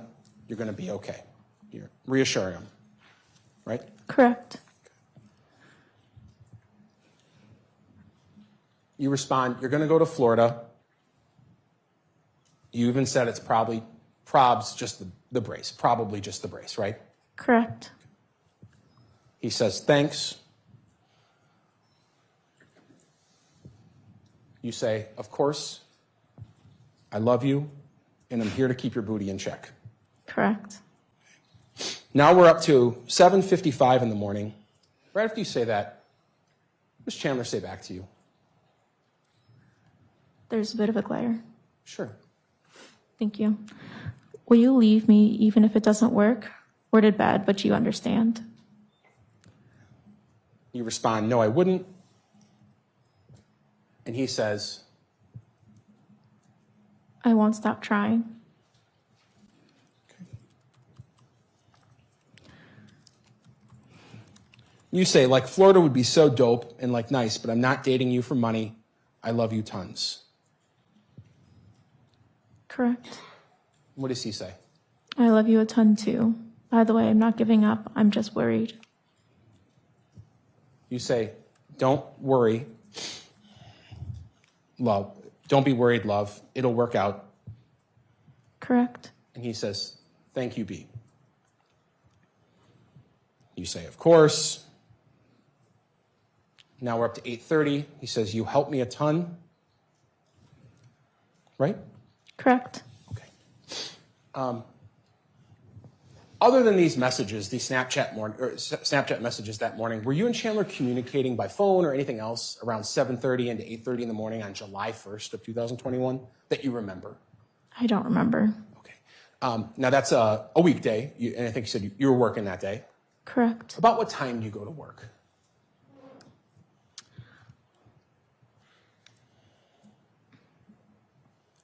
$8:30 since I was working close. And if you had to work at 8:30, is that what time you would leave or what time you'd get there? I have to be clocked in by 8:30. What time would you have to leave where you're staying then to get to work by 8:30?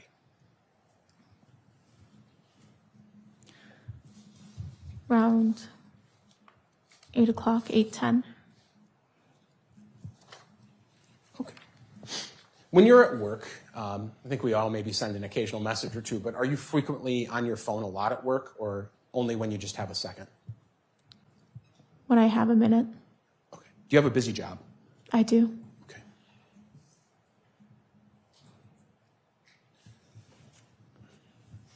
At some point that day, you and Chandler switch back to texting as well, right? Correct. Okay. I'm showing you what's been marked in this case as exhibit number 515. Just look at a message. Can you tell me what date these messages are? July 1st, 2021. All right. And this appear to be a couple pages of text messages between you two? Correct. All right. I'll move 515 into evidence. Any objection other than the standing objection? No. They are received. All right. Can you see that, Cat, or no? Correct, I can. Okay. I'm going to try on my end to fix things up a little bit. Starts with just you talking, and eventually there's a message from Chandler on the 1st at 1:02 p.m., and I'll move it down so it's out of the light. But can you tell me what that message says? Sorry, forgot to tell you, but Mom did okay you hanging out with us all weekend. Sorry, and I think I said Chandler. I meant you. Right. Did you send that message or did Chandler? I did. Okay. Your mom okayed you guys hanging out. Correct. Was that at the farm and things like that? Correct. Chandler responds, awesome. And what do you say back to him? Yeah, so convince your parents hard. And that was at 1:03 on the 1st. What did you mean by that, convince your parents hard? I meant to convince his parents to let us hang out. Why would he need to convince his parents based on what you knew at the time? What was going on? He wasn't able to hang out around that time. And then at 1:03, just after that, Chandler sends you a message. What does that say? I overheard that they might go to the cabin with their friends, but IDK. So that was kind of following up on the possibility of the cabin from yesterday on the 30th. There it's kind of more conclusive. Correct. Okay.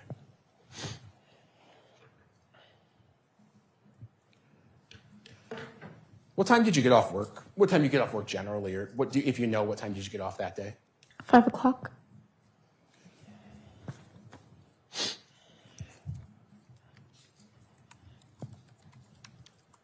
When you get home that day, do you remember what you did?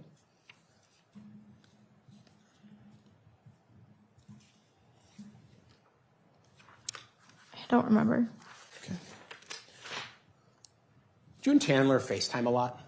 Yes. Kind of a weird question, but I have to ask. Did you sometimes FaceTime when you guys were showering? Yes. Okay. Sometimes you take screenshots of Chandler. Yes. You took a lot of screenshots on your phone, didn't you? Yes. Okay. I'm showing you it's been marked in this case. Is 517, is that one of those screenshots? Yes. Did you take that night, sometime after you got home from work, while FaceTiming with Chandler? Yes. Okay. We'll move 517 into evidence. Any objection? No objection. It's not a nude photograph, too, I'll note for the court. Are you sorry? It's above the waist. Oh, understood. It is received, it may be published. And just briefly, that's kind of the FaceTime setup, but that's Chandler. And the background, does that appear to be the shower at the Halderson home? Yes. Okay. They have a big shower in that house. Yes. Okay. And it's Chandler looking into his phone and you snap the screenshot. Pardon? You snap that screenshot? Yes. Okay. Did you have any plans to hang out with Chandler that night as far as you remember? Not that night. Okay. But you were communicating a lot? Correct. Okay.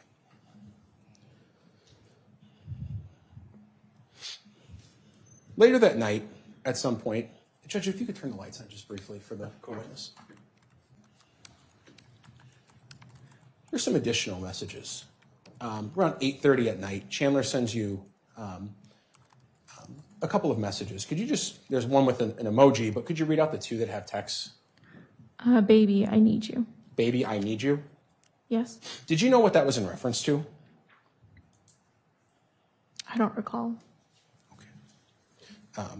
And later there's discussion of him looking at your Snapchat location and wondering where you were.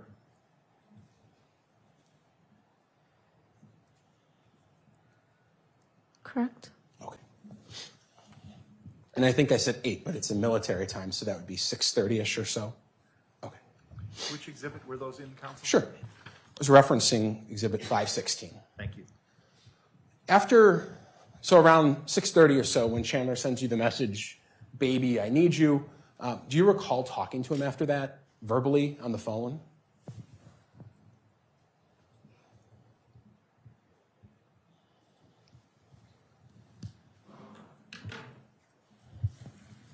I don't recall. Now, we talked, just, I think I mentioned something about Snapchat locations. Does another feature of Snapchat have anything to do with your location? Can you repeat that? Yeah. Is there a location feature on Snapchat with your friends that you can look at their location? Correct, yes. Can you tell us about that? You can select certain friends to view your location, or anyone who is on your friends list can view it. In your and Chandler's relationship, was that something you did with each other? Correct. And was it reciprocal? Both of you did that? Correct. When this was going on during your relationship, was it your intention that anytime you'd open Snapchat, you'd, in theory, be able to see exactly where he was? Correct. And him the same for you? Correct. Okay.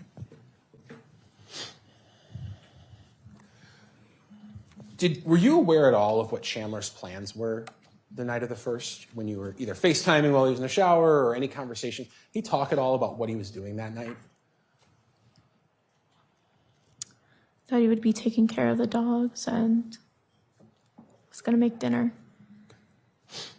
Did he mention, or do you recall if he said anything about where his parents were on that day? He said they were doing a grocery pickup. Okay. May I have a break? You may. Where I think that we left off, we're still on Thursday, July 1st, going into the evening. We looked at the FaceTime Snapchat you took, and then maybe some snaps that were sent to you, baby, I need you, things of that sort, right? Okay. Correct. And I think my last question to you, or in the last couple of questions, was, did you know what Chandler was going to be doing that night? I don't recall. But you weren't with him? I was not with him. Around that time, a couple things were going on, I guess, according to your testimony so far. Chandler was grounded in some respect? Correct. Did you have any knowledge from Chandler about how long he was grounded for, or the duration of that? No, just that we weren't allowed to hang out. Okay. So the weekend and the parents being gone was going to change that? Yes. These physical symptoms that we talked about with Chandler and the concussion, I think you'd mentioned maybe kind of having some leg issues and couldn't lift things of that sort? Correct. Were those all going on that date as far as you knew? Correct. Okay. I'm going to show you what's been marked in this case as exhibit number 518, 519, 520. I'll direct your attention to the top right of that. 521. 522. 523. And 524. In general, are these photos of Chandler? Yes. And what action is he performing in these photos? Carrying large bags of ice. And to your knowledge, based on all of your conversations and observations of Chandler, on July 1st of 2021, was this activity, the carrying of ice, was that inconsistent with what you knew his physical limitations to be? Correct. There's 2 bags, right? Yes. And at one point, they're both even in one hand, right? Yes. Okay. I'm going to set these exhibits aside for now. We're not going to receive them into evidence just yet.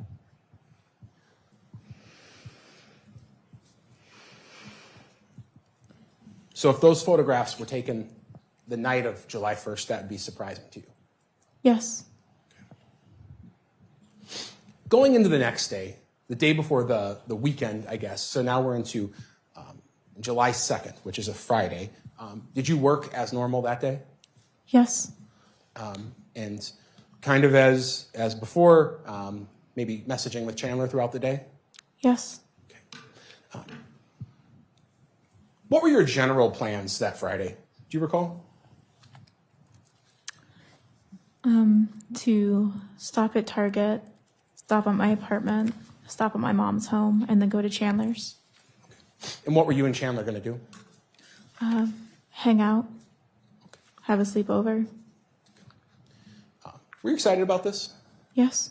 How long had it been at that time that Chandler had been in this being kind of grounded state where you hadn't seen him a lot? About 2 weeks. Okay. As you left work that day, did you have to go to Target to pick some stuff up? Yes. What were you picking up in general?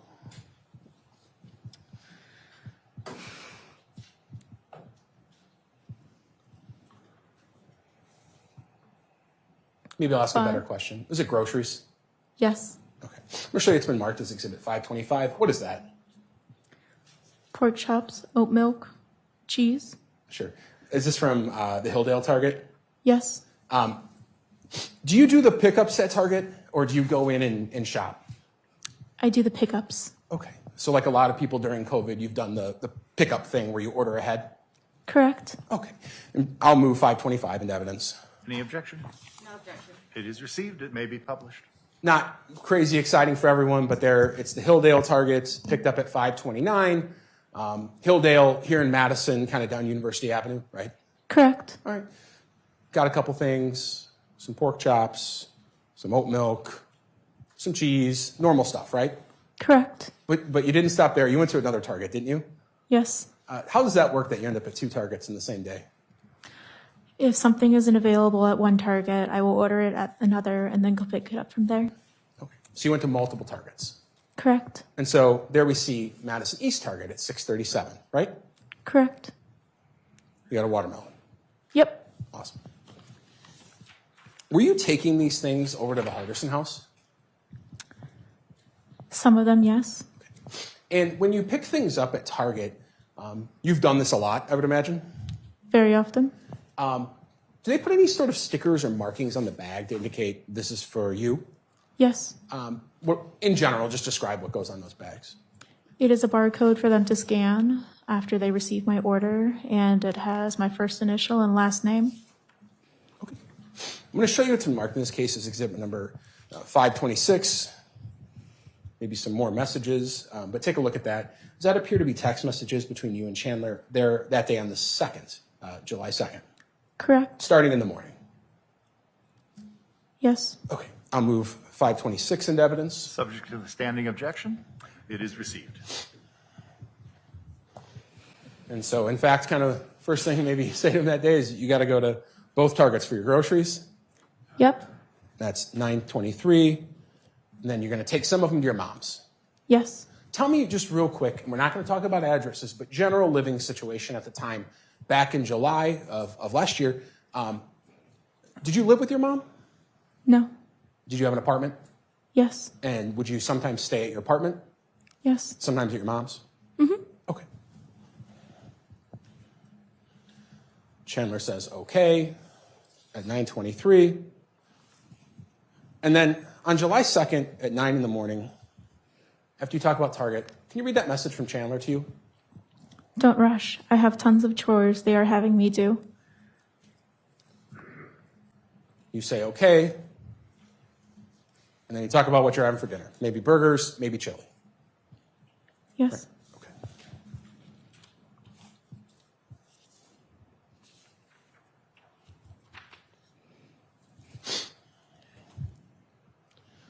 Talk more about what you're going to have for dinner. He says, I don't know. What would you like? And you say, depends on how long we see each other, talking about, in general, what you're going to do and what you're going to eat. You read what Chandler sent you on the 2nd of July at just before 10 in the morning at 9:58. We could do dinner tonight, and you can come over in the morning again and stay till Sunday night. Did that message strike you as odd, of coming over, leaving, and coming back? Yes. Why? Because I was already going to be there, and I thought our plan was for the whole weekend. So he says that you could come over for dinner, and then in between, what's not written, but your impression was you'd leave and then come back the next day. Can you say that a little louder, please? Sure. Was it your impression from this message that Chandler was telling you that you would leave that night and come back the next morning? Correct. So he says that, and then he says, like dinner plus the sex to you, right? Yeah. Okay. And you ask him, why leave and come back if I'm just going to stay? And can you read Chandler's response?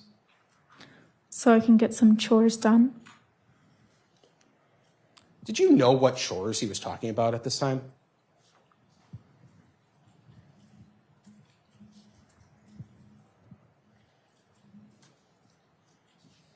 I don't recall.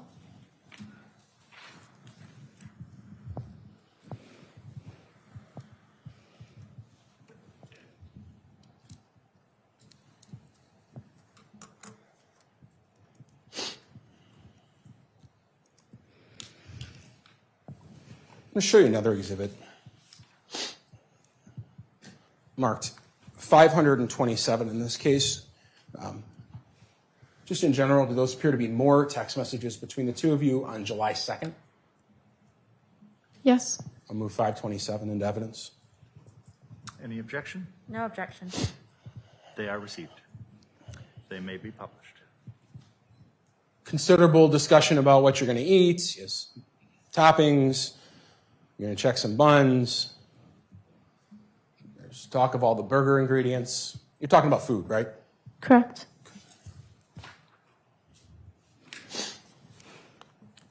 At 12:14, Chandler sends you this message. What does that say? You set for this? We just need ice. Do you know what you needed ice for? Chandler likes ice in his drinks, or sometimes we put it in a pool for the dogs. Did you buy ice and take it to the house?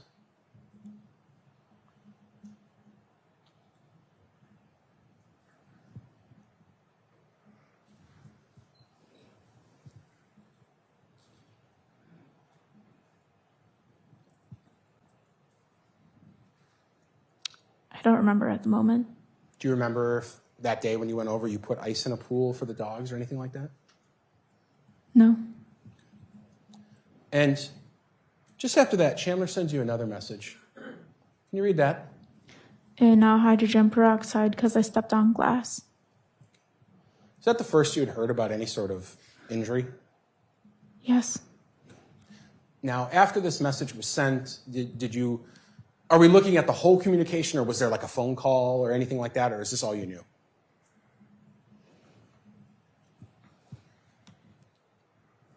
I don't remember.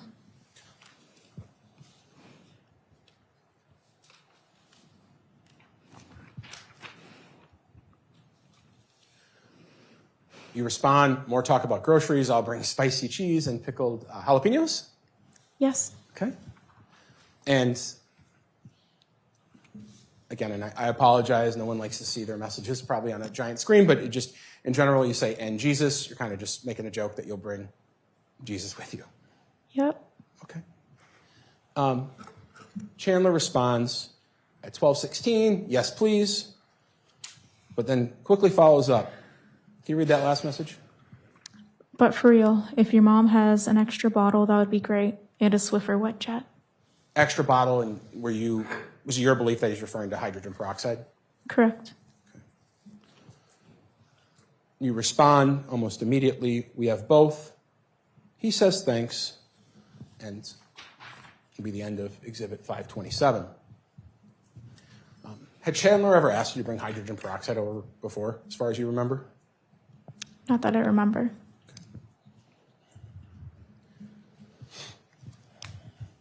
Did you, in fact, bring him hydrogen peroxide? Yes. Where'd you get it? From my mom's house. Took her bottle? Yes. And what about a Swiffer mop? From my mom's house. You took that to Chandler's? Yes. I'm sure it's been marked in this case. It's exhibit number 528. What is that? My mom's home. That's your mom's? Yes. And is that the Swiffer? Yes. Is that the one you took to Chandler's? Yes. All right, I'll move 528 to evidence. Any objection? No objection. It is received. It may be published. Not anything spectacular, but police eventually came over and asked where the Swiffer was, and that's where it was, and they took a picture, right? Yep. Okay.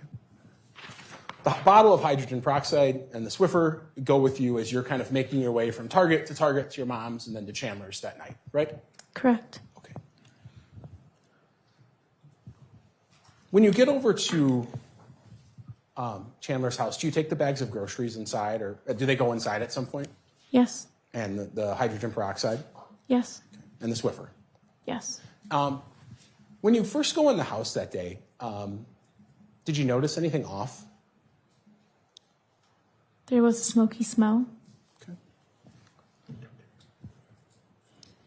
Did Chandler tell you more about, did he explain why there was a smoky smell?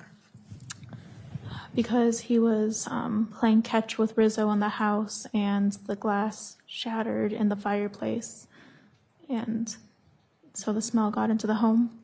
Rizzo is a dog, right? Correct, the border collie. How did Chandler say the glass broke with the dog? He was throwing the ball in the house. Did you look into that any further? Did you go over to that fireplace and poke around? No. Was there, in fact, a glass panel broken on it? Yes. You stayed the night there that night, right? Correct. Where did you all sleep? On the couches pushed together. And where were those in the house? In the lower living room by the fireplace. Around this time, Chandler had a bedroom, right? Yes. Had a bed. Yes. Did he explain to you why you were sleeping in a kind of like a fort in the living room? To be with the dogs and watch TV on the bigger screen. Had you ever done that before in staying at Chandler's house? No. At the time, did it strike you as odd? No. That room you slept in kind of the couch fort pushed together. The jury's seen it, by the way. They've seen photographs and a video. That was in the same room as the fireplace that had the broken panel, right? Yes. It was near the bathroom as well, right? Objection. Was it Making near the bathroom? questions. You may answer that question.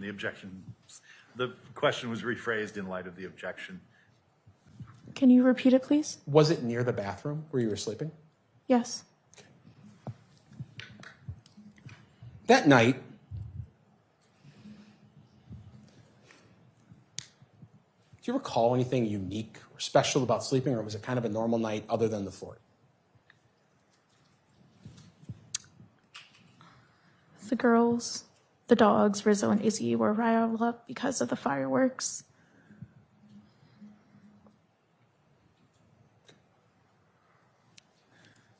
Was there a TV in that room? Yes. Were you watching TV as you went to sleep? Yes. Do you know whether Chandler slept at all that night, or do you not know? I don't know.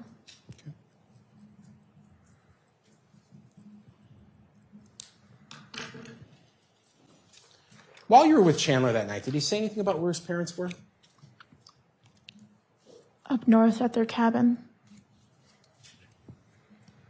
Had you ever been to the cabin before? No. What did you know about the cabin? Mrs. Halderson's father built it. There's a skull on the outside. It's by a lake.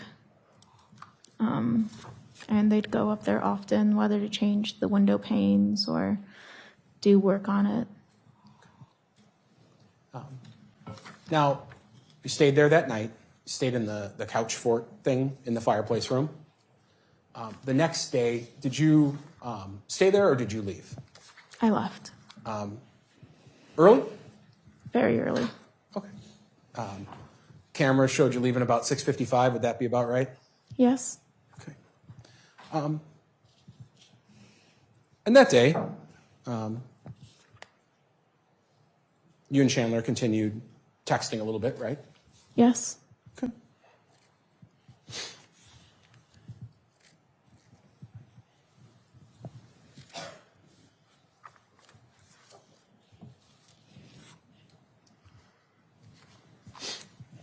And I apologize. I just found one more set of messages I wanted to talk about from the night before.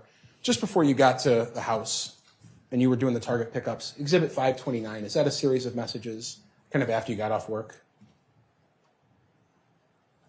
Yes. All right, I'll move 529 into evidence. Any objection other than the standing objection? No. They are received. My apologies for just going backwards just a second, but before you got to Chandler's the night before with the groceries, 5:20, you tell him you're going to keep your clothes in your car. And Chandler, again, says something about peroxide. Can you read that message? Okay. I do kind of need the Swifter and peroxide and stuff. Okay. So that's the third time that day he had texted you about peroxide to bring it, right? Yes.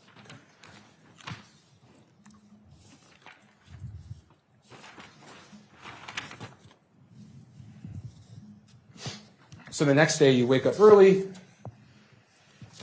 and you leave before 7. And I think you said you were in communication with Chandler all day. I'll show you exhibit number 531. Is that a series of messages ending on the last one on the second and then starting again on the third? Yes. Okay. I'm showing you it's marked as 530. Just in general, what is that photograph? Chandler walking to Fleet Farm. You know that location? Yes. Okay. I'll move 531 and 530 into evidence. Any objection other than the standing objection? Can we approach real quick? Sure. It was a Saturday. Now we're into July 3rd. My plans for the day? Yeah, what was your general plans? Go to my mom's, hang out with the dogs, Chewbacca and Muffin. See my brother and have Chandler come over later. And that night, what were you going to do? See the fireworks with my brother.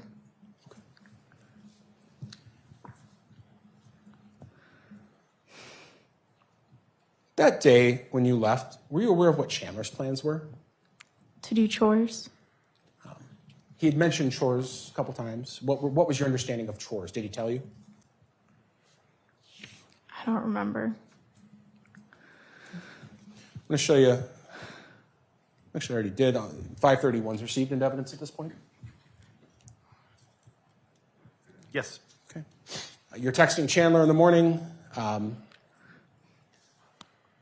First one, 7:32. You say breakfast burrito. What was this in reference to? What we were going to eat when he came over later. Okay. Something you were going to make or something like that? Yes. Okay. Can you read his message for us? Sounds good. I'm doing shit kind of slowly, to be honest. I'm kind of sore. It's at 7:46.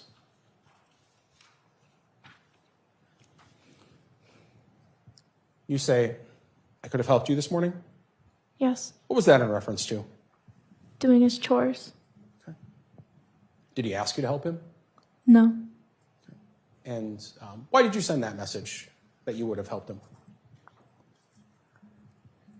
Since I thought he was having a hard time with his legs and the injury, I could have helped him get it done easier and it wouldn't have been as hard for him. He responds, 7:47. Can you read his response? Yeah, I know. I'll be right back. Going to the dump. You read your response to that at 7:48. B, did you load the card by yourself? You can barely walk. I should have at least helped you with that. Chandler tell you when he was taken to the dump? I don't remember. At some point he texts you, though, at 7:49. What does he say? Never mind, it's closed. And you reference it's the holiday weekend. Correct.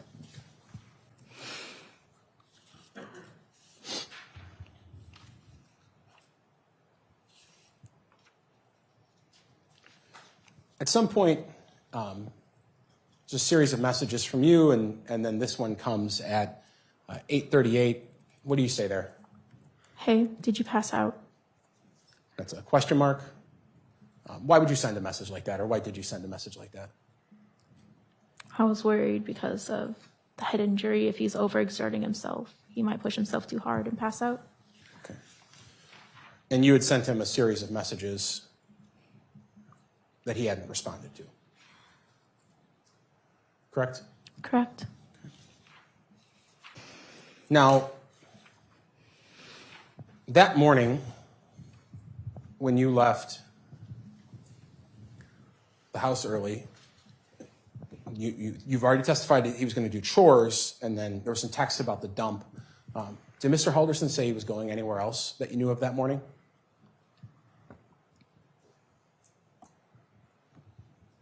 Not at that time. Did he say anything to you about going to Fleet Farm, that kind of farm supply store out near Windsor, that morning? Not that I recall. Did you know he was going there? No. I'll move to display 530. You may.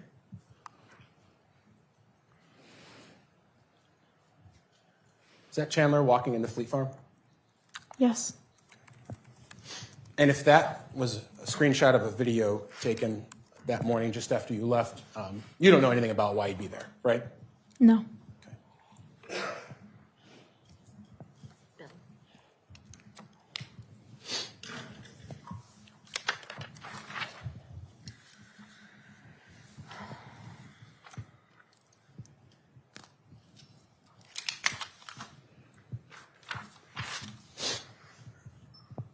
At some point that day, after you left, did you notice that Chandler was in a... Did you look at his Snapchat map to look at where he was? Yes. And did you become worried or concerned in some way? Yes. Showing it's been marked as exhibit number 532. What is that? A screenshot of Chandler by the Wisconsin River. And how's he labeled? What's his name there? Hubby. And what time is that? 8:58. Okay. I think previously I said the second. I meant the third. We're now into Saturday. But was this taken on Saturday morning? Yes. Okay. Why did you take this screenshot of Chandler's location? I didn't know why he was there, and so I was curious. Did you know where this location was? Yes. And how did you know where this location was? I'd been there before with Chandler. Tell us about it. It's a little spot where we can park our car and walk down to the Wisconsin River for swimming. How many times do you think you've been there?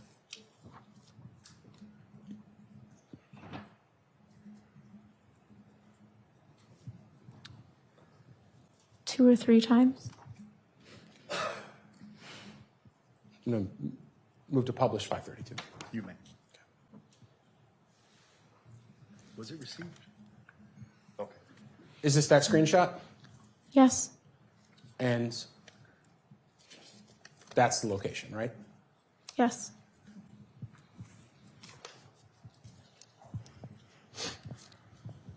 What did you do when you saw that? Pardon? Yeah, what did you do when you saw that location? You took a screenshot. Did you do anything else with that information? I asked him what he was doing there. And what did he respond? He was going to pick up CBD and he was passing through there. He was passing through. Did you try to call him? Yes. Were you able to talk to him? Yes. Do you recall anything else from that conversation about what he said or why he was where he was? He was picking up CBD for the pain. He didn't want to tell me that he was picking up CBD because he was scared I was going to be disappointed in him.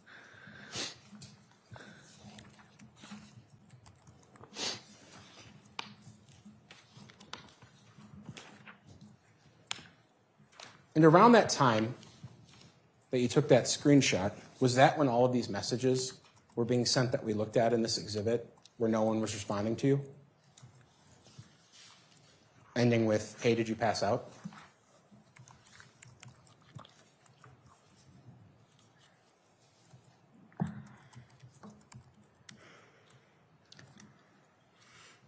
That was before I took the screenshot. Right. Same morning, though? Same morning, yes. Were you having trouble communicating with Chandler that morning between 8 and 9, essentially? Yes.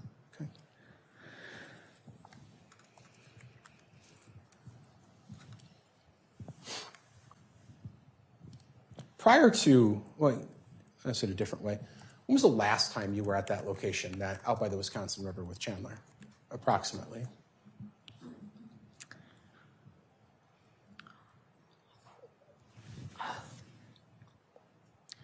That summer with his friend Smith. Is that Andrew Smith? I don't know his first name. He always just went by Smith. Okay. What was your understanding of how Chandler knew this Smith guy? They were video game buddies. The rest of that day, July 3rd, I think you had mentioned that there was some plans to meet up later, fireworks, something like that. Yes. Tell me about that. You went to some fireworks? Yes, I went to see fireworks with my brother and a friend of his. Did Chandler go with you? No. Did you see Chandler again that day? Yes, he stopped by to eat and we watched some TV together and then he left before my brother came home. Okay. Was that your house or your mom's house? My mom's home. How was he acting that day? Tired. Exhausted. Did you ask him about that, being tired?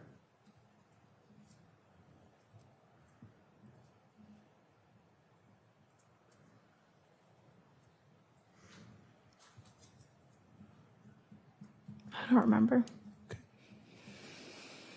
That night, after Chandler left your house and you went to the fireworks, did you see each other again that night? No. I stayed at my mom's home. And Chandler was not with you? No. Did you know what his plans were? Did he tell you what he was going to do that night?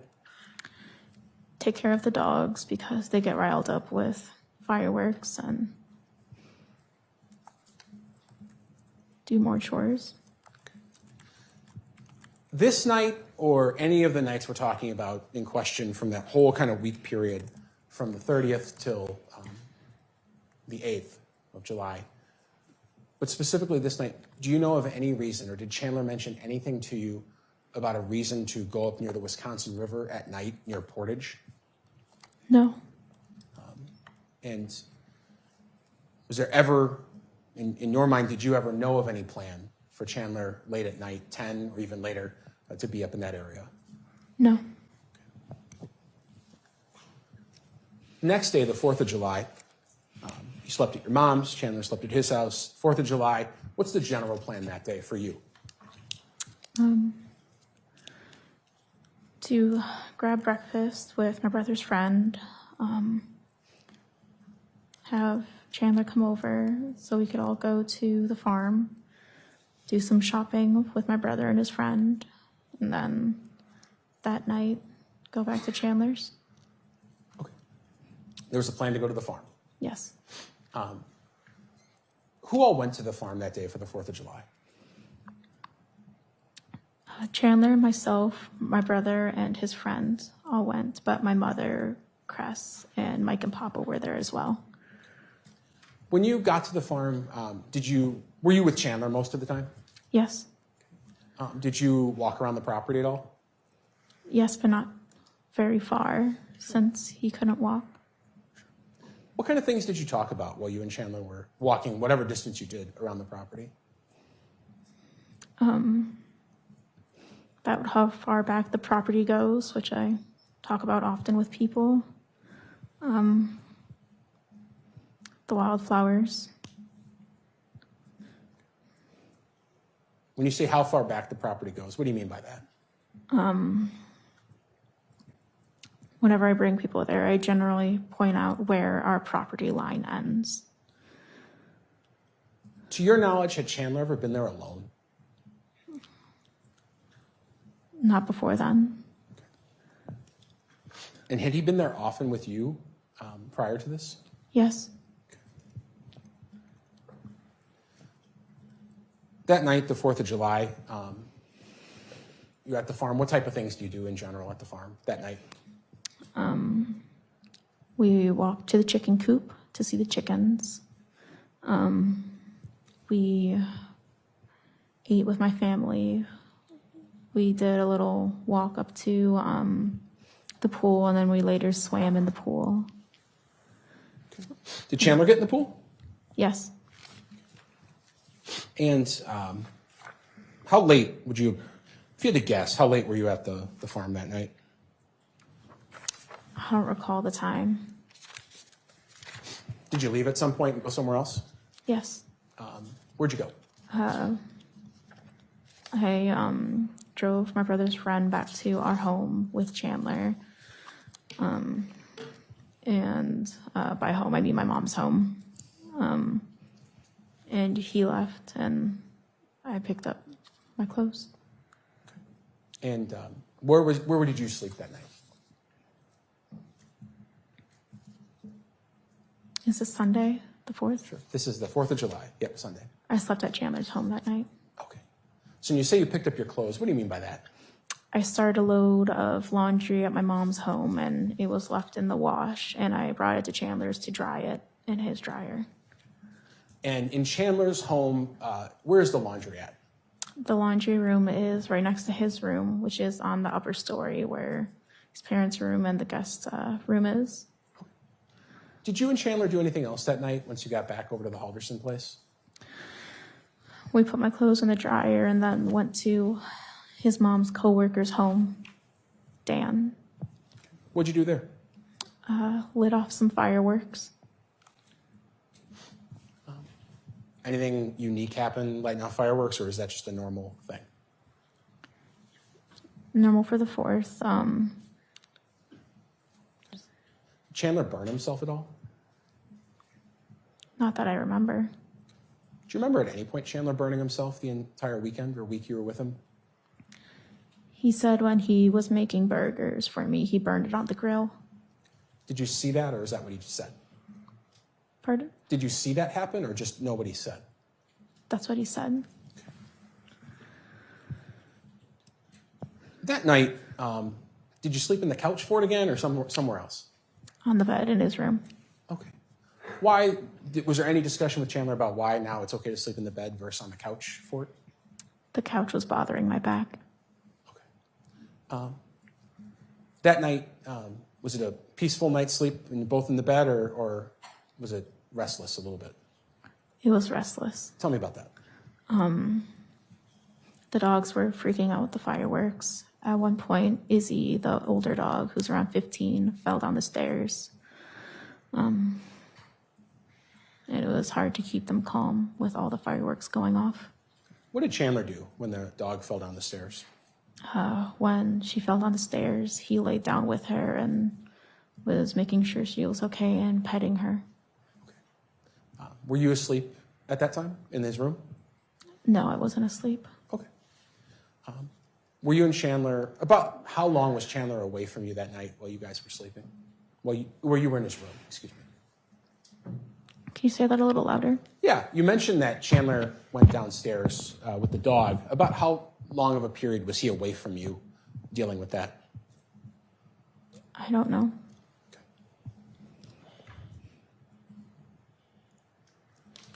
What were your plans the next day? To go to work? Back to Monday, so now it's a weekday, right? Yes. So you woke up and you left for work early, I would imagine? Yes. Okay. I'm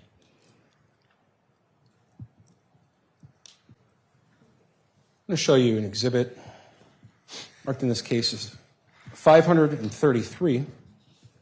This appear to be the text messages, at least some of them, between you and Chandler that day, Monday, July 5th. Yes. Okay, I'll move 533 into evidence. Any objection other than the standing objection? They are received. They may be published.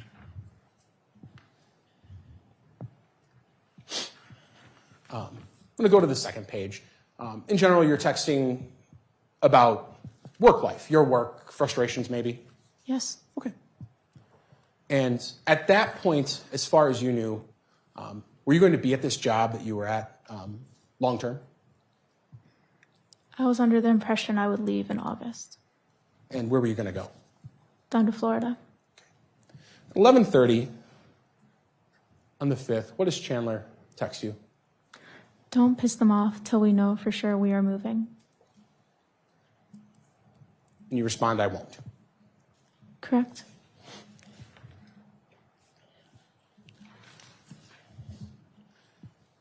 He says, okay. You say something else. You say, Greyhound isn't too expensive for a trip to Titusville. You say that at 11:46 on the 5th. What is that about? Since Chandler expressed he couldn't fly down to Titusville, we were looking at alternatives for him to go, and I looked at Greyhound prices.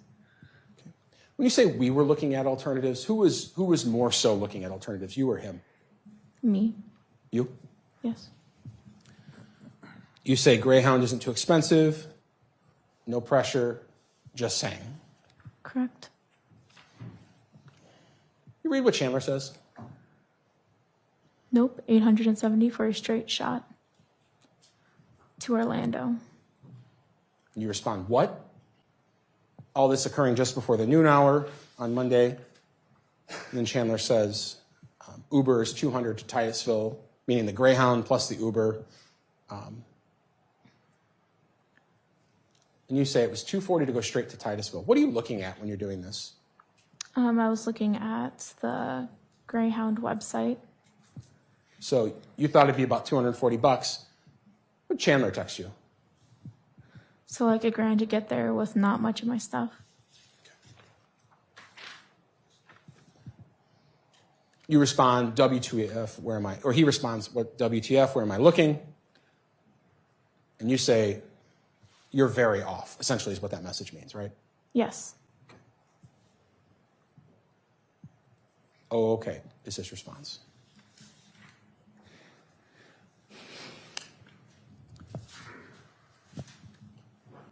Around this time, you were looking up how Chandler could get to Florida, right? Yes. Show exhibit number 534 in this case. What is that?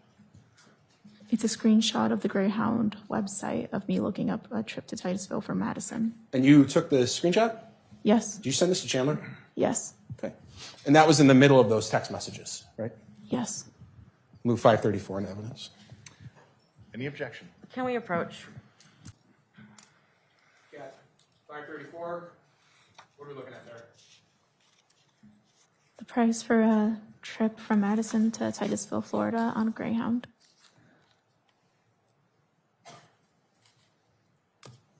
You took the screenshot, right? Correct. Who did you send it to again? Pardon? Who did you send it to? Chandler.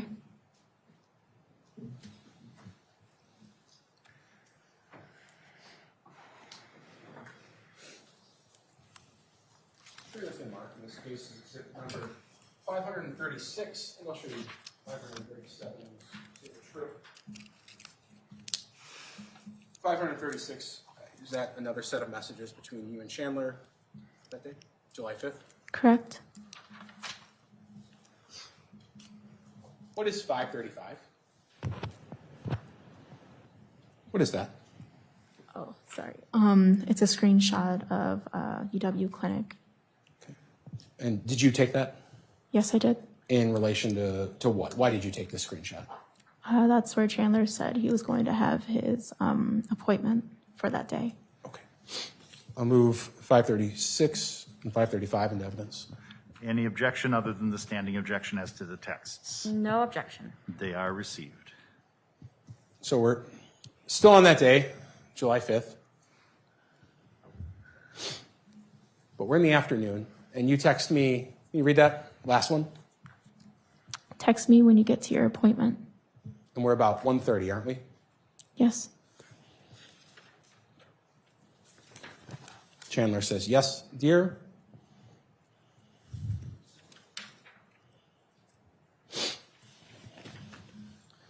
Then a series of messages starting at 1:40. You say, essentially. 1:40 again, I love you. It's going to be okay. Can you read what Chandler says? Either way, you and me are going to be happy. You say? Very true. And then at 2 o'clock, 2:01 exactly, Chandler says what? Made it a bit ago and checked in What was your understanding of where he had gone?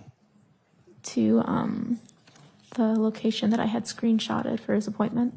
And why again did you take this screenshot for Chandler's appointment? Because I was trying to leave work early to be able to take him myself. But you didn't take him that day, did you? No. So I'm showing, I'll move to publish 535 if I haven't. You may. Okay. You looked up UW Health on Science Drive. Correct. How did you get this location, or how did you know this was the location you'd be going to? Chandler told me it was on Science Drive.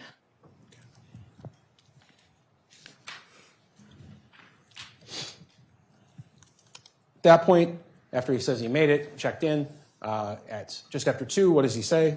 Be right back. You say, you got this. Yeah.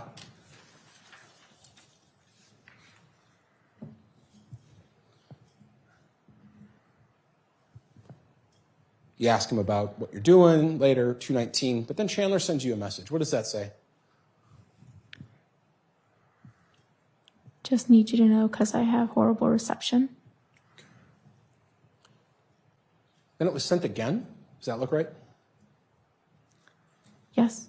Okay. And just read that again if you could. Just need you to know because I have horrible reception.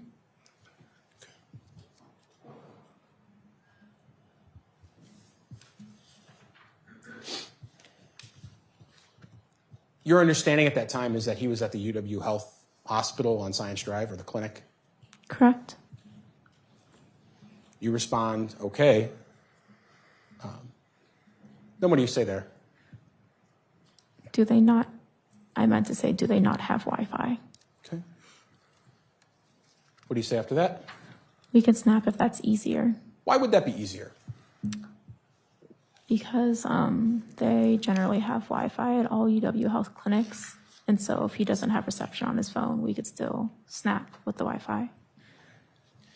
Now, we're talking about text, you're texting, and now you're texting about snapping. But in the realm of this conversation, a couple questions. When you're texting someone, just on the normal Apple iPhone, and you're texting someone, absent something crazy, you're not seeing their location, at least in your experience, right?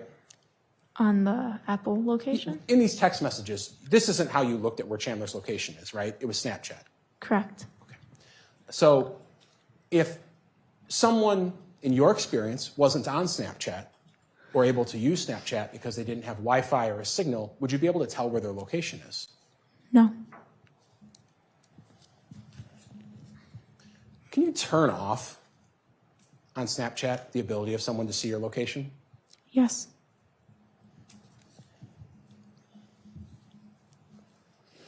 2:23, after arriving at the doctor, what does Chandler say to you? No connection to even load Snapchat. And no Wi-Fi. But I can still get your iMessages.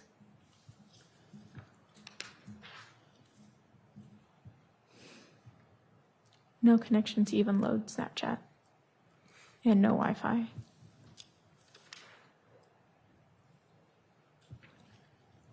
That makes sense to you? The texts or? That he'd be able to get messages but wasn't getting Wi-Fi or didn't have any service for Snapchat? No. Generally, in your relationship with Chandler or anyone else that you've been involved with, or any of your Snapchat friends that you follow their location, are you generally able to see their location when they're in normal cities like Madison? Yes, And you work in the healthcare field, right? I do. Generally, Wi-Fi available at most of those places? Yes. In fact, what do you say to Chandler at 2:24? Weird, they all have it. Have it. But maybe it's your carrier. What does Chandler say? I'll try and get it on. I'll try and get it on.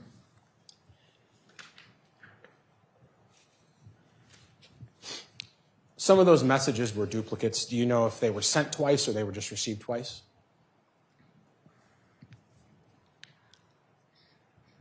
I'll ask a better question. That last one, where there were duplicate messages, 2 in a row. I'll try to get it on, I'll try to get it on. One possibility is someone actually wrote that message out, sent it, and there was some glitch in the system and it got sent twice, right? Objection, speculation, and lack of foundation.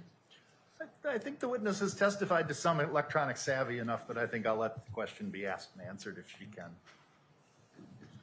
Sure. Is one possibility of that same message coming through twice that there was maybe a glitch in the system or someone was in bad service area and the message just went through twice? Yes.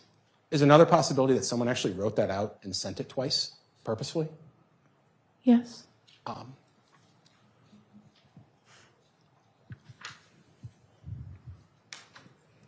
So at 3:25, maybe an hour into this, after the bad service, Chandler texts you. Can you read these for me?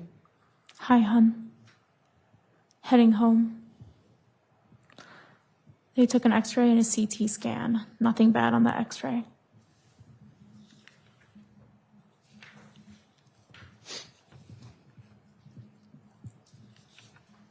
At that point, I think you testified you didn't drive Chandler to the doctor's appointment.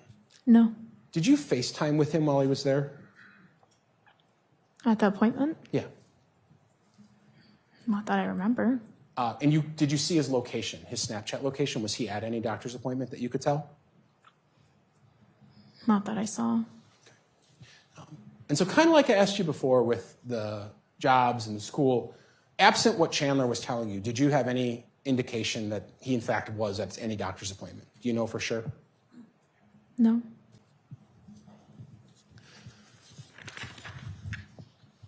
But after Chandler says nothing bad on the x-ray, just read kind of what you responded. A Florida. And what'd you say? Let me see face. What does that mean to you guys? Generally, when we miss each other, we'll ask to see face, which means we'll send each other a Snapchat of our face. After you ask to see his face, how does Chandler respond? CT scan, hun.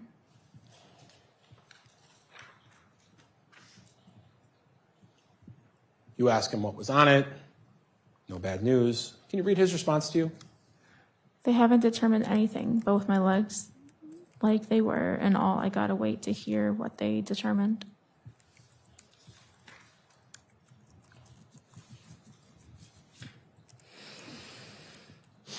Can you read your first response to that? I mean, soreness and stiffness is normal after whiplash and an accident,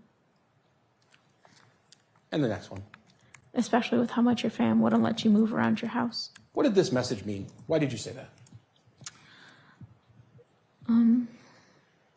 He was, at the time, staying in the basement because there was darker it was a darker room because he had sensitivity to the light, and his mom didn't want him doing much because she was really concerned about him, you know, hurting himself or maybe passing out, lifting things. So he just generally stayed in there. What you knew about his restrictions in the house, was that just from what Chandler had told you? Yes. Did you ever have a conversation with Krista about that? No.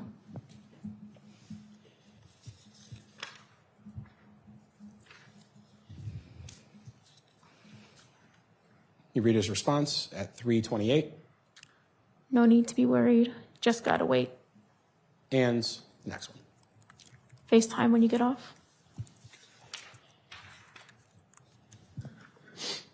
Shortly thereafter, you say, so we're not worried. And read his response for us, if you could. I am. Meaning he's worried? Yes. And your response? They're sure you're fine.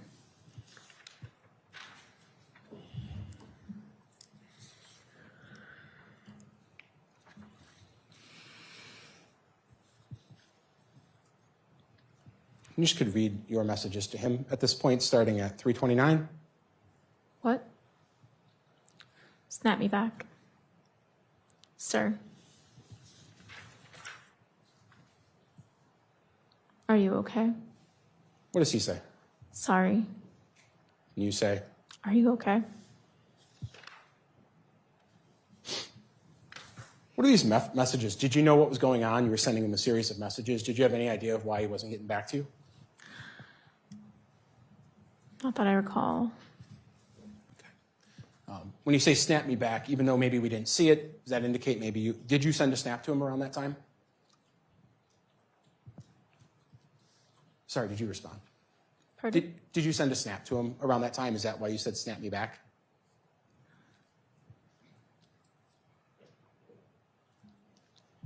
I don't recall if I sent one then or if I sent one earlier in the day and he just wasn't sending it back. At 4:19 on Monday, July 5th, can you read what Chandler sent to you? I think so. I'm calling Cress. I need some time up at the water. And you say, okay. Correct. What's that in reference to, just so everyone's on the same page? So that he can go up to the farm and use the pool. Did you go with him that Monday to the farm? No, I did not. Why not? I just was going to be at home. Did you,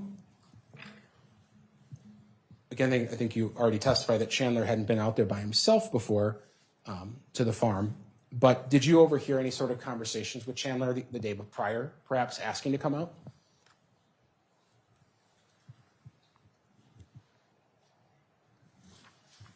Yes. And who are those, who's having that conversation? What people? My mom and Cress. Did you talk to Chandler? In your recollection, do you have any recollection if you talked to Chandler while he was on his way out to the farm? Yes. What was he talking about?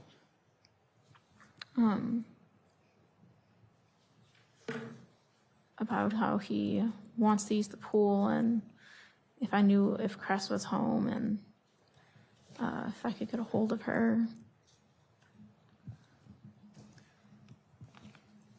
Did you see Chandler that night after he left the farm? Yes. Where? At my mom's home. Did he say anything to you, or do you remember anything about that night? I remember him telling me he lost the job at SpaceX.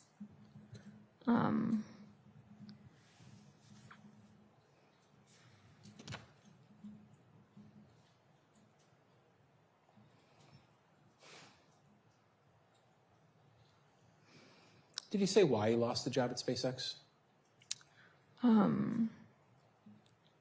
He said while he was working after the injury, they found a lot of errors with what he was doing, and it was like a page long or something like that. And so they were letting him go. When you say letting him go, were you under the impression that Chandler had actually started working at SpaceX? Yes, And remotely, or how did that work? remotely. But he told you he was losing that job that day. Yes, So he talked to you about his doctor's appointment that day? yes. What did he say about that? He was gonna have lifelong leg numbness. Lifelong leg numbness? Yes. I'm gonna need you to pull that microphone just a little bit closer. The fans start to go. Anything else about the doctor's appointment or what they told him?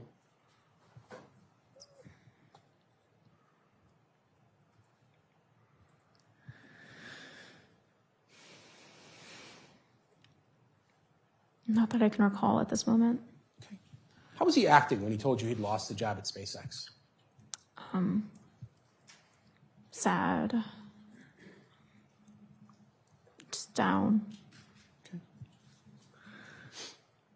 Now, in another matter, at any point around this time, so now we're into Monday, going into Tuesday, Chandler mention anything about where his parents were?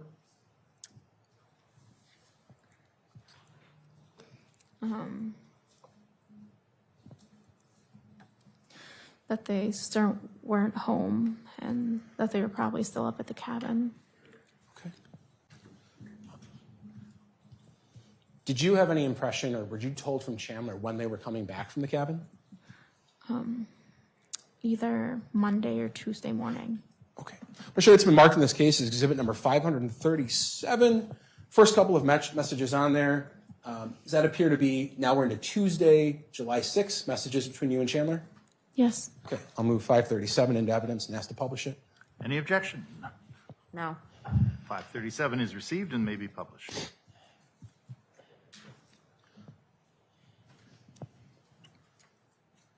On July 6, 2021, around 9, now we're into Tuesday in the afternoon, what do you say to him? Parents home? What did that mean to you? Are your parents home? Had you discussed with Chandler, like, where are your parents before this message was sent? Was this a follow-up, or was this the first kind of time you were asking? Follow up? Okay. And was that a verbal conversation where you were asking him where they were? Yes. Okay. What did he tell you in that verbal conversation?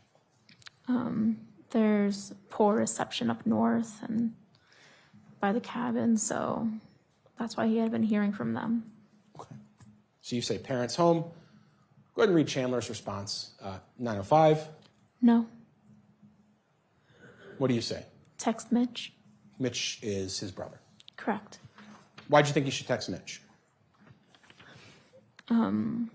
His parents still weren't home at the time they said they would be, and he wasn't receiving many messages from his mother that weekend, and that was highly unusual since she texts quite often. Tell me about that. You say when Krista or Bart would be away from Chandler, you were with Chandler a lot of these times, when they'd be away, right? Would Krista be in communication with Chandler? Yes. How frequently? Very frequently, always asking what our plans are or just asking how we're doing, letting us know what she's doing, sending pictures of the dogs. Would it be unusual for Krista to go a number of days without contacting Chandler in your experience of being around Chandler? Very unusual. Were you growing concerned at any point? Yes. Tell me about that. Like I said, he wasn't hearing from his mother, and usually when they're up north, she'll send photos of the cabin or the lake, especially if they're doing something like maybe I'll get like a little text, but her not checking in with Chandler was out of the ordinary, and he wasn't hearing from her, then maybe Mitch heard from his mother because she usually texts them both frequently. That Tuesday, the 6th now, you worked that day, normal day? Yes. Okay. And other than the messages maybe we talked about with Chandler, did you spend a lot of time with Chandler that day? In the evening. Okay. What'd you do in the evening? He came over to my mom's house because On Tuesdays, we do Buffalo Wild Wings, the BOGO deal on their traditional wings, and we watch Legally Blonde. Okay. Now the next day, going into the 7th, now we're on to Wednesday. I'm going to show you it's been marked in this case as exhibit number 538. Series of messages on that day between you and Chandler. Yes. Is that a yes? Yes. Sorry, we have to answer verbally. And then 540, just more messages that day, but in a different exhibit. Yes. I'll move 538 and 540 into evidence. Any objection other than the standing objection? No objection, Your Honor. They are received and may be you. published. Before I show the messages in general, what was the plan that Wednesday? Was that a work day for you? That Wednesday? Yeah. Yes, it was a work day for me. Okay. I'll show you exhibit number 538. At some point you ask, 538, you ask Chandler, where are you going? Something like that? Yes. Okay. And he says what? Farm, but no one here, so leaving. Okay. When he said farm, what was your understanding of where he was or where he was going? The family farm. Where you'd been on the 4th of July? Yes. And where Chandler had been on the 5th? Yes. You kind of invite him to swim if he needs to. Yes.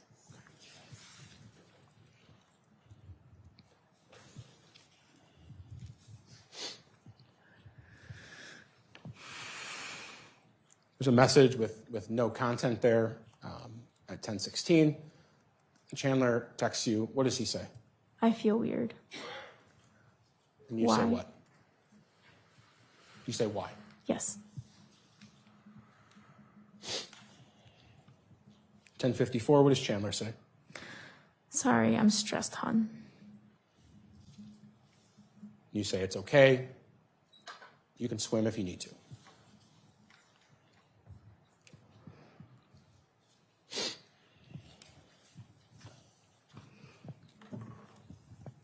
Do you know if Chandler ended up at the farm that day? Pardon? Do you know if Chandler ended up out at the farm that day?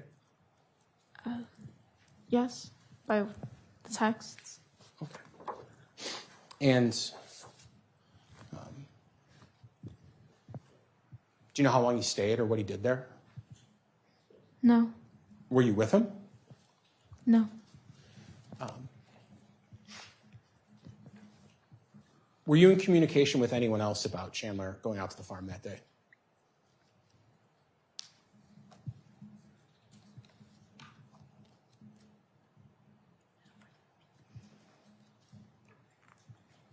Can I ask a better question? Were you texting with your mom about that? Yes. Okay.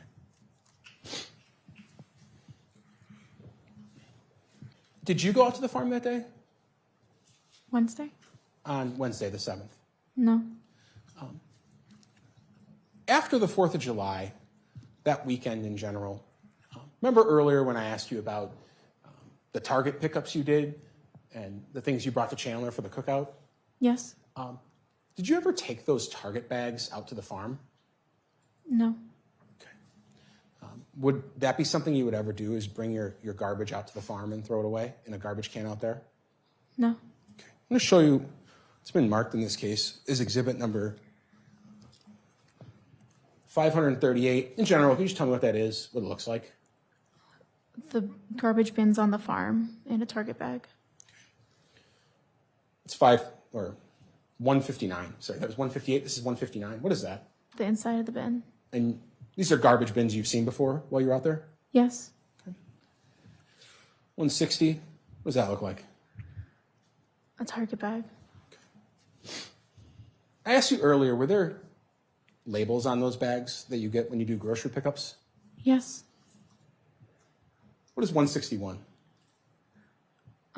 My Target pickup number with my first initial, last name, and the date.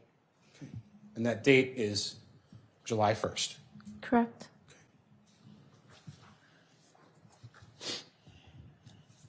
I'm going to show you exhibit 164.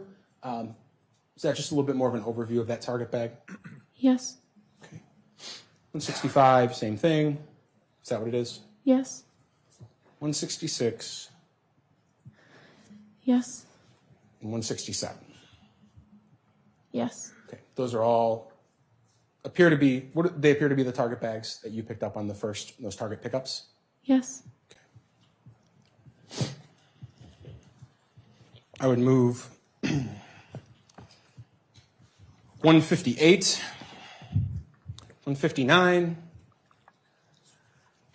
160, 161, 164, 165, 166, and 167 into evidence. Any objection?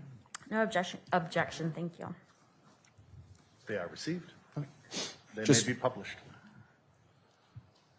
158, those are the garbage bins at the farm? Correct.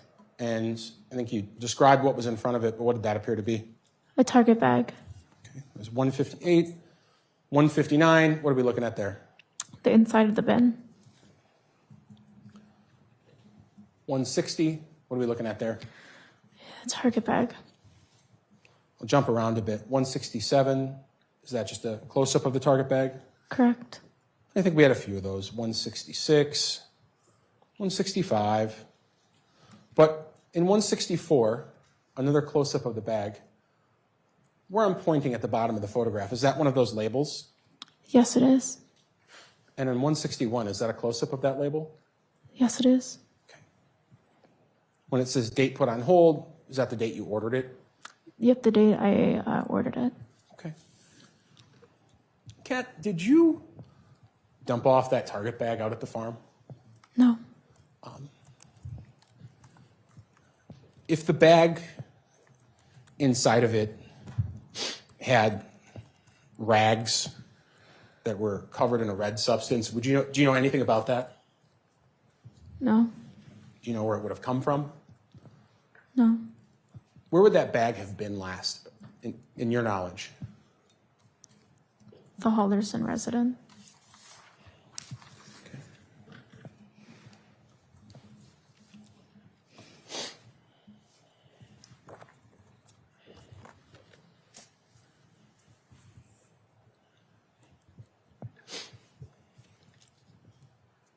And you have any knowledge at all of how whatever was in that bag got in that bag? No.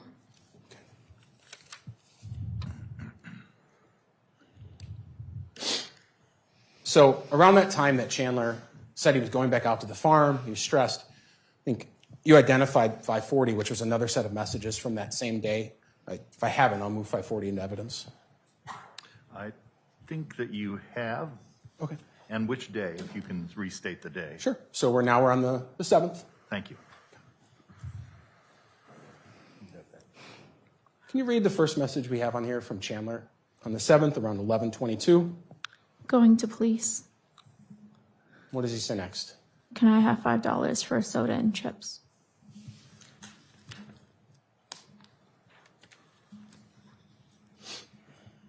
And what did you respond? I don't have $5, B. Going to police, around that time, was there a discussion again of why he was going to the police? Yes, to report his parents missing. At this point, what had he told you about his parents being missing? So you knew they were scheduled to come back, but what did you learn since that would cause Chandler to go to the police? His mom had an appointment for her cancer, and it was very important, so it was very unusual for her to miss that.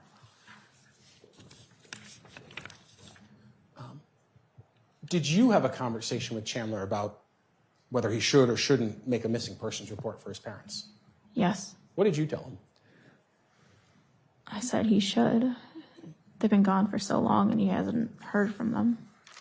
Did he say anything about what was going into his decision on whether to report them missing or not report them missing yet?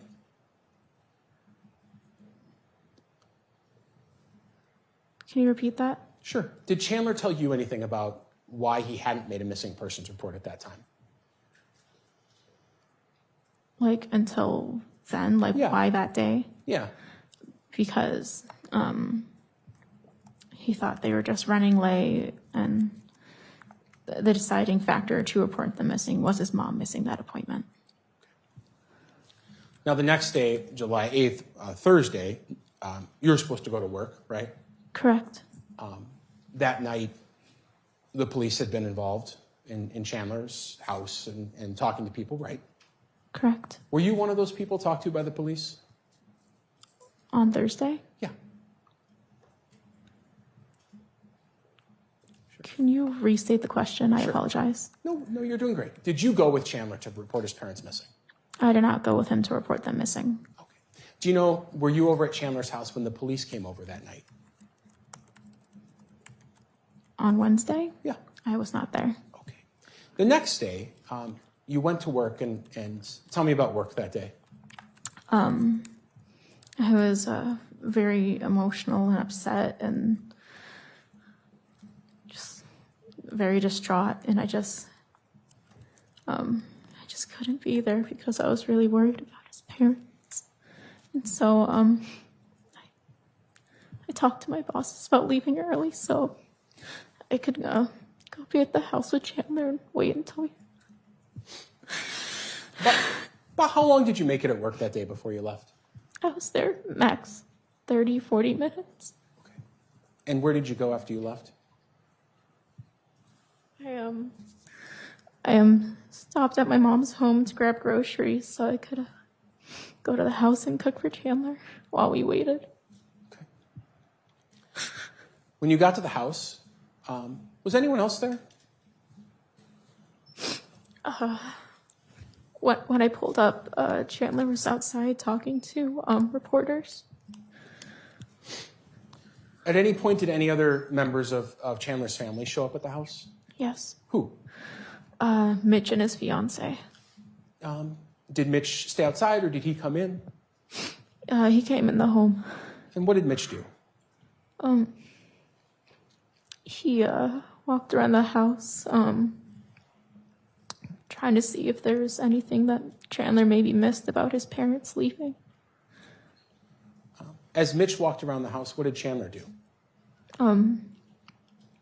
He followed him. Followed him? Yes.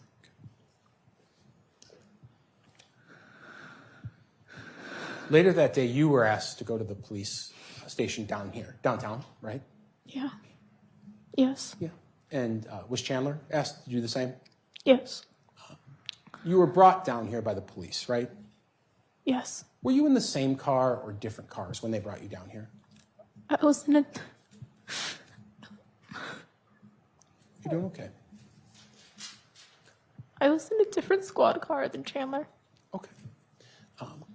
Did you go into an interview room with the police? Yes, I did. And did they ask you questions? Yes. Do you know about how long you were down here that night? A couple hours. Did you answer all of their questions? Yes. At that point, and I'm asking about what your mindset was at the time, did you believe that you or Chandler had done anything wrong at that point? No. Were you emotional during that interview? Yes. How do you express your emotions sometimes?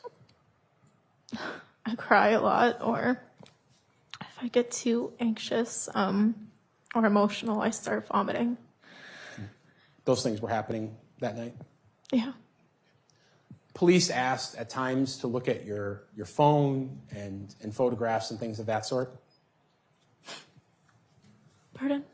And did you show them anything they wanted to see? Anything they wanted, yeah, I gave to them. Why was it important to you to cooperate at that time? Because I just believed his parents were missing. And I just want them to be found.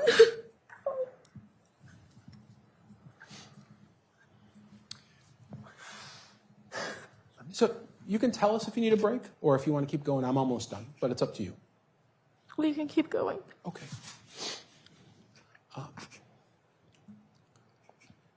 Were there any of the police questions that you would not answer?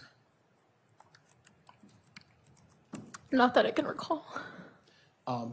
And did the police contact you after that night to talk again? Yes. And did you fully cooperate and speak with them that time? Yes.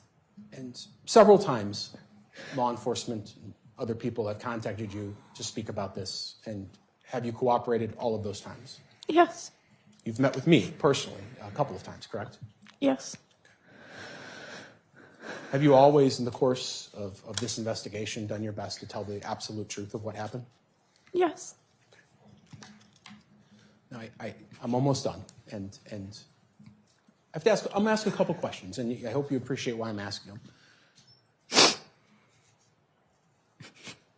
Were you the person who was with Chandler the most from, let's say, the July 1st, all the way through when you were in the police station getting interviewed on the 8th? Were you maybe the person that, at least in your knowledge, were you the person who was maybe with him the most?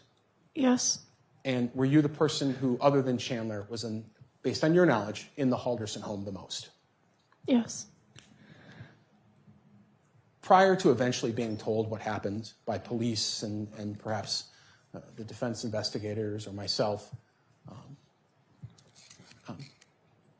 did you know that Bart and Krista Halderson had died? No. And Kat, did you have absolutely anything to do with cleaning anything up or their disappearance? No. No further questions, okay? Okay. I think we should take a break before cross-examination. We've been here for a good close to hour and 15 minutes. And I certainly, we can't break for the day at this point in time. We'll finish with this witness for everyone's convenience, but let's take a 10-minute break. All right, for the jury. Cross-examination, Attorney Vera. Thank you. Kat, is it okay if I call you Kat? Yes. I just have a couple questions for you, so I won't keep you here super long. We saw a lot of screenshots and pictures that you provided law enforcement. It's not unusual for you to take screenshots and have a lot of pictures of your activities, correct? No. And we're just focusing on a particular time frame, but as far as photographs and screenshots, that's about what you do any other month, any other week, correct? Correct. I want to take you back to the Halderson household for a little bit. You've probably been there about at least a dozen times. Is that fair? Yes. Probably more. Mm-hmm. So you're familiar with the layout of the home? Yes. And you're probably familiar with how the Haldersons kept the home. Yes. So you're familiar with the fact that they didn't have an AC unit, correct? Correct. And this summer was particularly hot, correct? Correct. So when you were around during the summer, it wasn't unusual for them to have their windows open. Not unusual at all. They were also doing renovations around that time, correct? Correct. We've seen a couple pictures of the home, and there were what I'll refer to as blankets that were covering some of the furniture. That's not unusual, correct? Not at all. And do you know why the blankets were there? Miss Halderson liked protecting the couches from the dogs because they would jump on there, especially once coming outside. So that was probably something that was kept year-round throughout the house. The blankets on the couches? Yeah. Correct. Thank you. Now, as far as the time you spent with the Haldersons, it sounded like you spent a lot of time with them there as a family, if you will, correct? Correct. So you've probably had a couple meals with them? Correct. And would you agree with me that the Haldersons, Chandler, Brett, and Krista enjoyed cold beverages? Correct. And they, you mentioned during your direct that in one of the freezers there was a bag of ice. Correct. It's not unusual for them to have bags of ice in their household. No, it's not unusual. And is that because there was a broken ice maker, or did they even have an ice maker? The ice maker in the fridge in the kitchen was always broken, and they had a tiny ice maker, a little portable one, but it was slow at making ice. So sometimes Chandler would go get some ice from Quick Trip. I think that was the nearest place. Correct. And sometimes Krista would do that too. Correct. Maybe even Bart. Correct.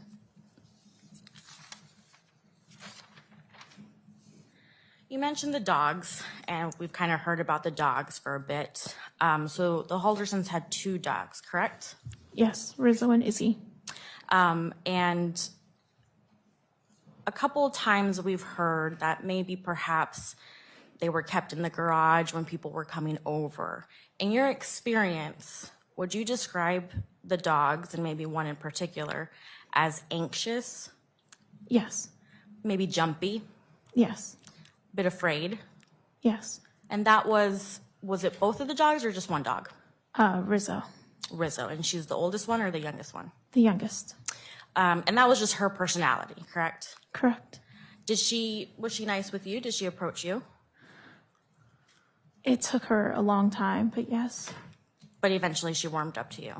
yes, And in particular, around this time, because it's 4th of July, there were a lot of fireworks going off, correct? correct, And that just made her anxious, skittish worse.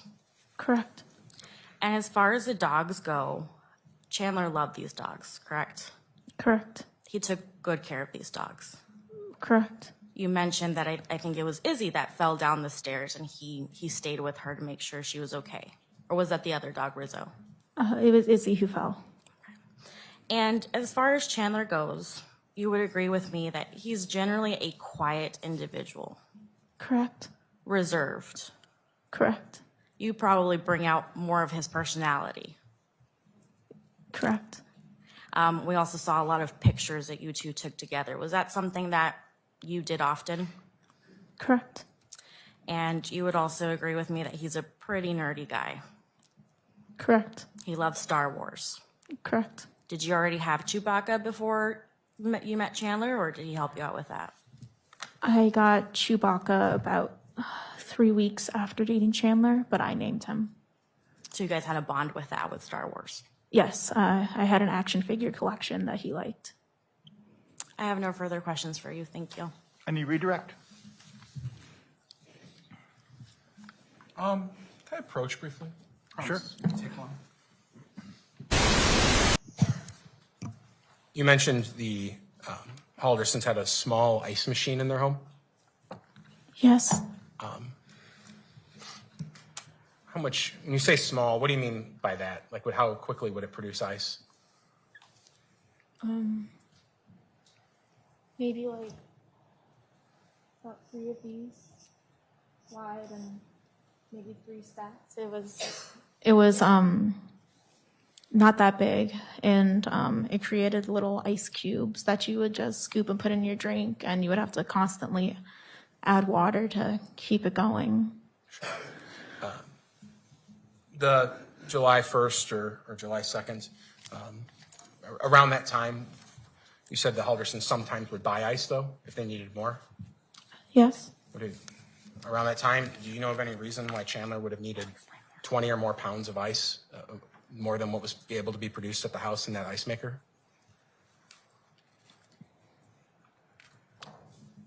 can you repeat that? Right. Do you know of any reason that Chandler, for his own purposes, would have needed 20 or more pounds of ice around July 1st this year?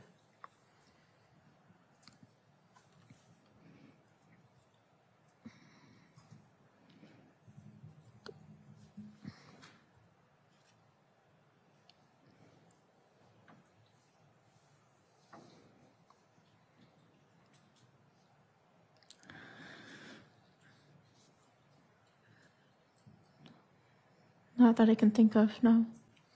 And around that time, you had brought a bag of ice to the house too, right? Yes, So there was the ice maker, there was the bag you bought, and then if I ask you, if Chandler had bought 2 more bags, there's a lot of ice in the house around that time. yes, No further questions. And I'll just note for the record that I think it's fair to say the dimensions was approximately a foot by a foot cube is what I'm gathering from my angle of view. Any problem with that? No. Anything, any dispute with that from the defense? No. May this witness be excused? She is excused. Is she released from her subpoena? She is not. All right, that means, Miss, that you are finished testifying here today, but you're still under the state's subpoena and the defense, if the defense has one, and that you can't discuss your testimony with anyone, and you'll have to wait to find out from the party subpoenaing you when you're released or whether you're being recalled, all right? State calls Detective Timothy Blank. Good afternoon, sir. If you are willing and believe you can do so safely and responsibly, testifying without a mask would be our preference. Thank you. Go ahead. Good afternoon. You're our last witness for the day, but can you state and spell your name? Timothy, Timothy, blank, Blanke. And Mr. Blank, what do you do for a living? I'm a detective for the Dane County Sheriff's Office. How long have you been in that role? I've been a detective since 2014. And how long have you been in law enforcement? Since 2004. Were you asked to assist in the missing persons investigation to Bart and Christopher Halderson that turned into a homicide investigation at some point? Yes. If you had to summarize generally what your role has been in this investigation, what has it been? I've had various aspects of the investigation, including assisting with digital forensics acquisitions, interviewing witnesses, and helping compile information. I think the jury just heard from a young woman by the name of Cat. Were you involved in her interviews somewhat? Yes. Okay. You're one of the detectives who conducted them? Yes. At all times, was Cat cooperative with you? Yes. Okay. Showing you what's been marked in this case is exhibit number 120. Just briefly, what is that? That is my curriculum vitae. In your role as a detective with the Dane County Sheriff's Department, are you frequently called upon to conduct investigations into electronics and computer technology and things of that sort? Yes. And what type of training do you have in that area? I'm certified in multiple disciplines in digital forensic tools, including the Celebrite UFED for PC software, Celebrite Physical Analyzer, and Burla for digital forensics of automobiles. We may hear from you multiple times during this trial, but it's the first time I think the word Celebrite has been mentioned. What is Celebrite? Celebrite is a company that provides a number of software solutions to law enforcement, the defense industry, the government intelligence agencies, as well as the private sector for acquiring and analyzing digital data. And for a large part, does Dane County Sheriff's Department as well as other police agencies employ some of Celebrite's services? Yes. And specifically, one of their services involving the downloads of phones, email accounts, things of that sort? Yes. Just give us a basic overview. If I gave you my phone and I gave you my password, what would Celebrite do to it? The Celebrite UFED for PC program would be used to acquire data from the phone. It essentially makes a copy of the phone in a forensically sound manner to prevent any alteration of the data. Okay. If a layperson were to use the phrase, the police downloaded my phone or they mirrored my phone, is what they're referring to as a Celebrite download? Yes. Okay. I just picked up a random exhibit. It doesn't really matter. It's exhibit 540. What does that appear to be? That appears to be a text conversation obtained from a Celebrite. Okay. Does Celebrite have different ways you can view the messages or view the communications within the software? Yes. One of those ways is this very pleasant way to see it, correct? Yes. And what's this referred to in your industry? Conversation view. And what's the other way? There's a timeline option. There's a few others. Sure. So if I display 540, which is already in evidence, messages that we've already looked at, this is the conversation view that's the product of Celebrite from the raw data it downloads from phones. Yes. Okay. Can Celebrite be utilized in other aspects, or is it just phones? No, it can be utilized for a number of options. What other types of services, communication methods, things of that sort can Celebrite be used for? Celebrite can be used for acquiring data from thumb drives, other electronic storage methods. We can actually obtain data from drones. We can also use it to analyze data provided to us by a number of internet service providers such as Google, Facebook, Apple. In the course of this case, were you asked to do just that in a variety of different fashions for different devices and services using Celebrite software? Yes. Okay. Have you found that software to be a good tool and an accurate tool to download the contents of either those providers' email accounts or Google or phones. Have you found it to be accurate and a solid tool for law enforcement to use? Yes. And do you have any problems with it yourself? No. You say you had numerous involvements in this case, different things. At some point, were you asked to meet with the defendant's brother, a young man by the name of Mitchell Halderson, regarding a DNA sample? Yes. And did you obtain a DNA sample from him? Yes, I did. In a homicide investigation, are DNA samples taken from a variety of people? Yes. For what purposes? That can be for a number of purposes. It can be to identify a suspect, but it can also be to eliminate someone from involvement in a crime. It can also be used to identify other people's involvement in other aspects of the crime. Sure. And did you talk to Mitchell about getting a DNA sample? Yes. And did he provide one to you? Yes, he did. I'll show you it's been marked in this case. It's exhibit number 361. What does that appear to be? That would be the buccal swabs that I took from Mitchell Halderson. Because of the cadence and where you're testifying in this case, it's probably the first time anyone's heard the phrase buccal swab. What is a buccal swab?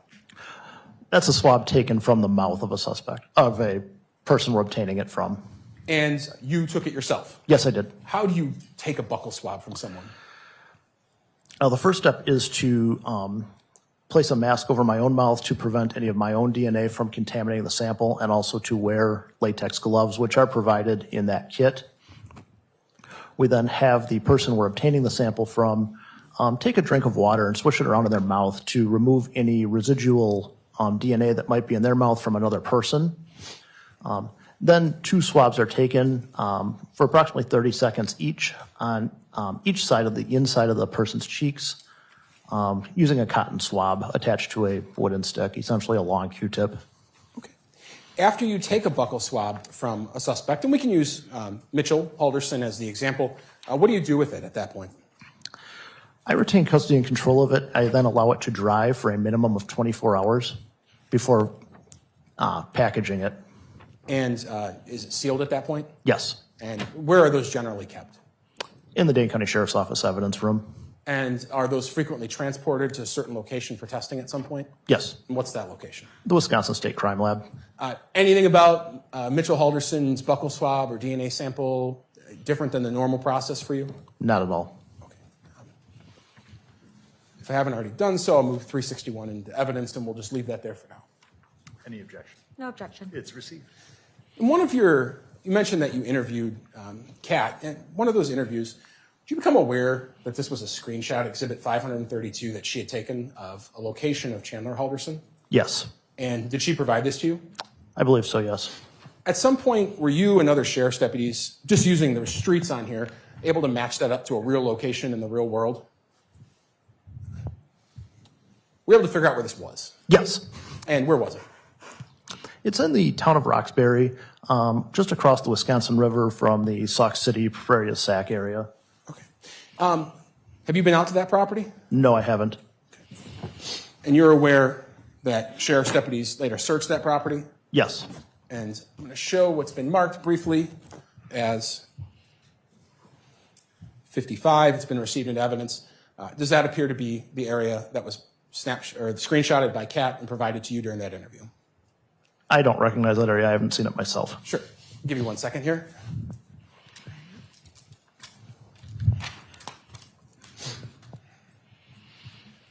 Just to match it up, if you look at 532, this was the screenshot she provided to you. Mm-hmm. And is there a little island in the middle of the river right there?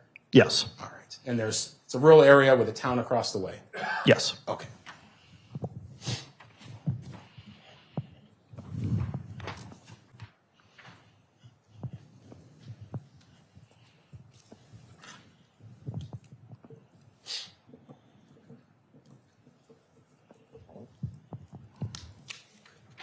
No further questions for now.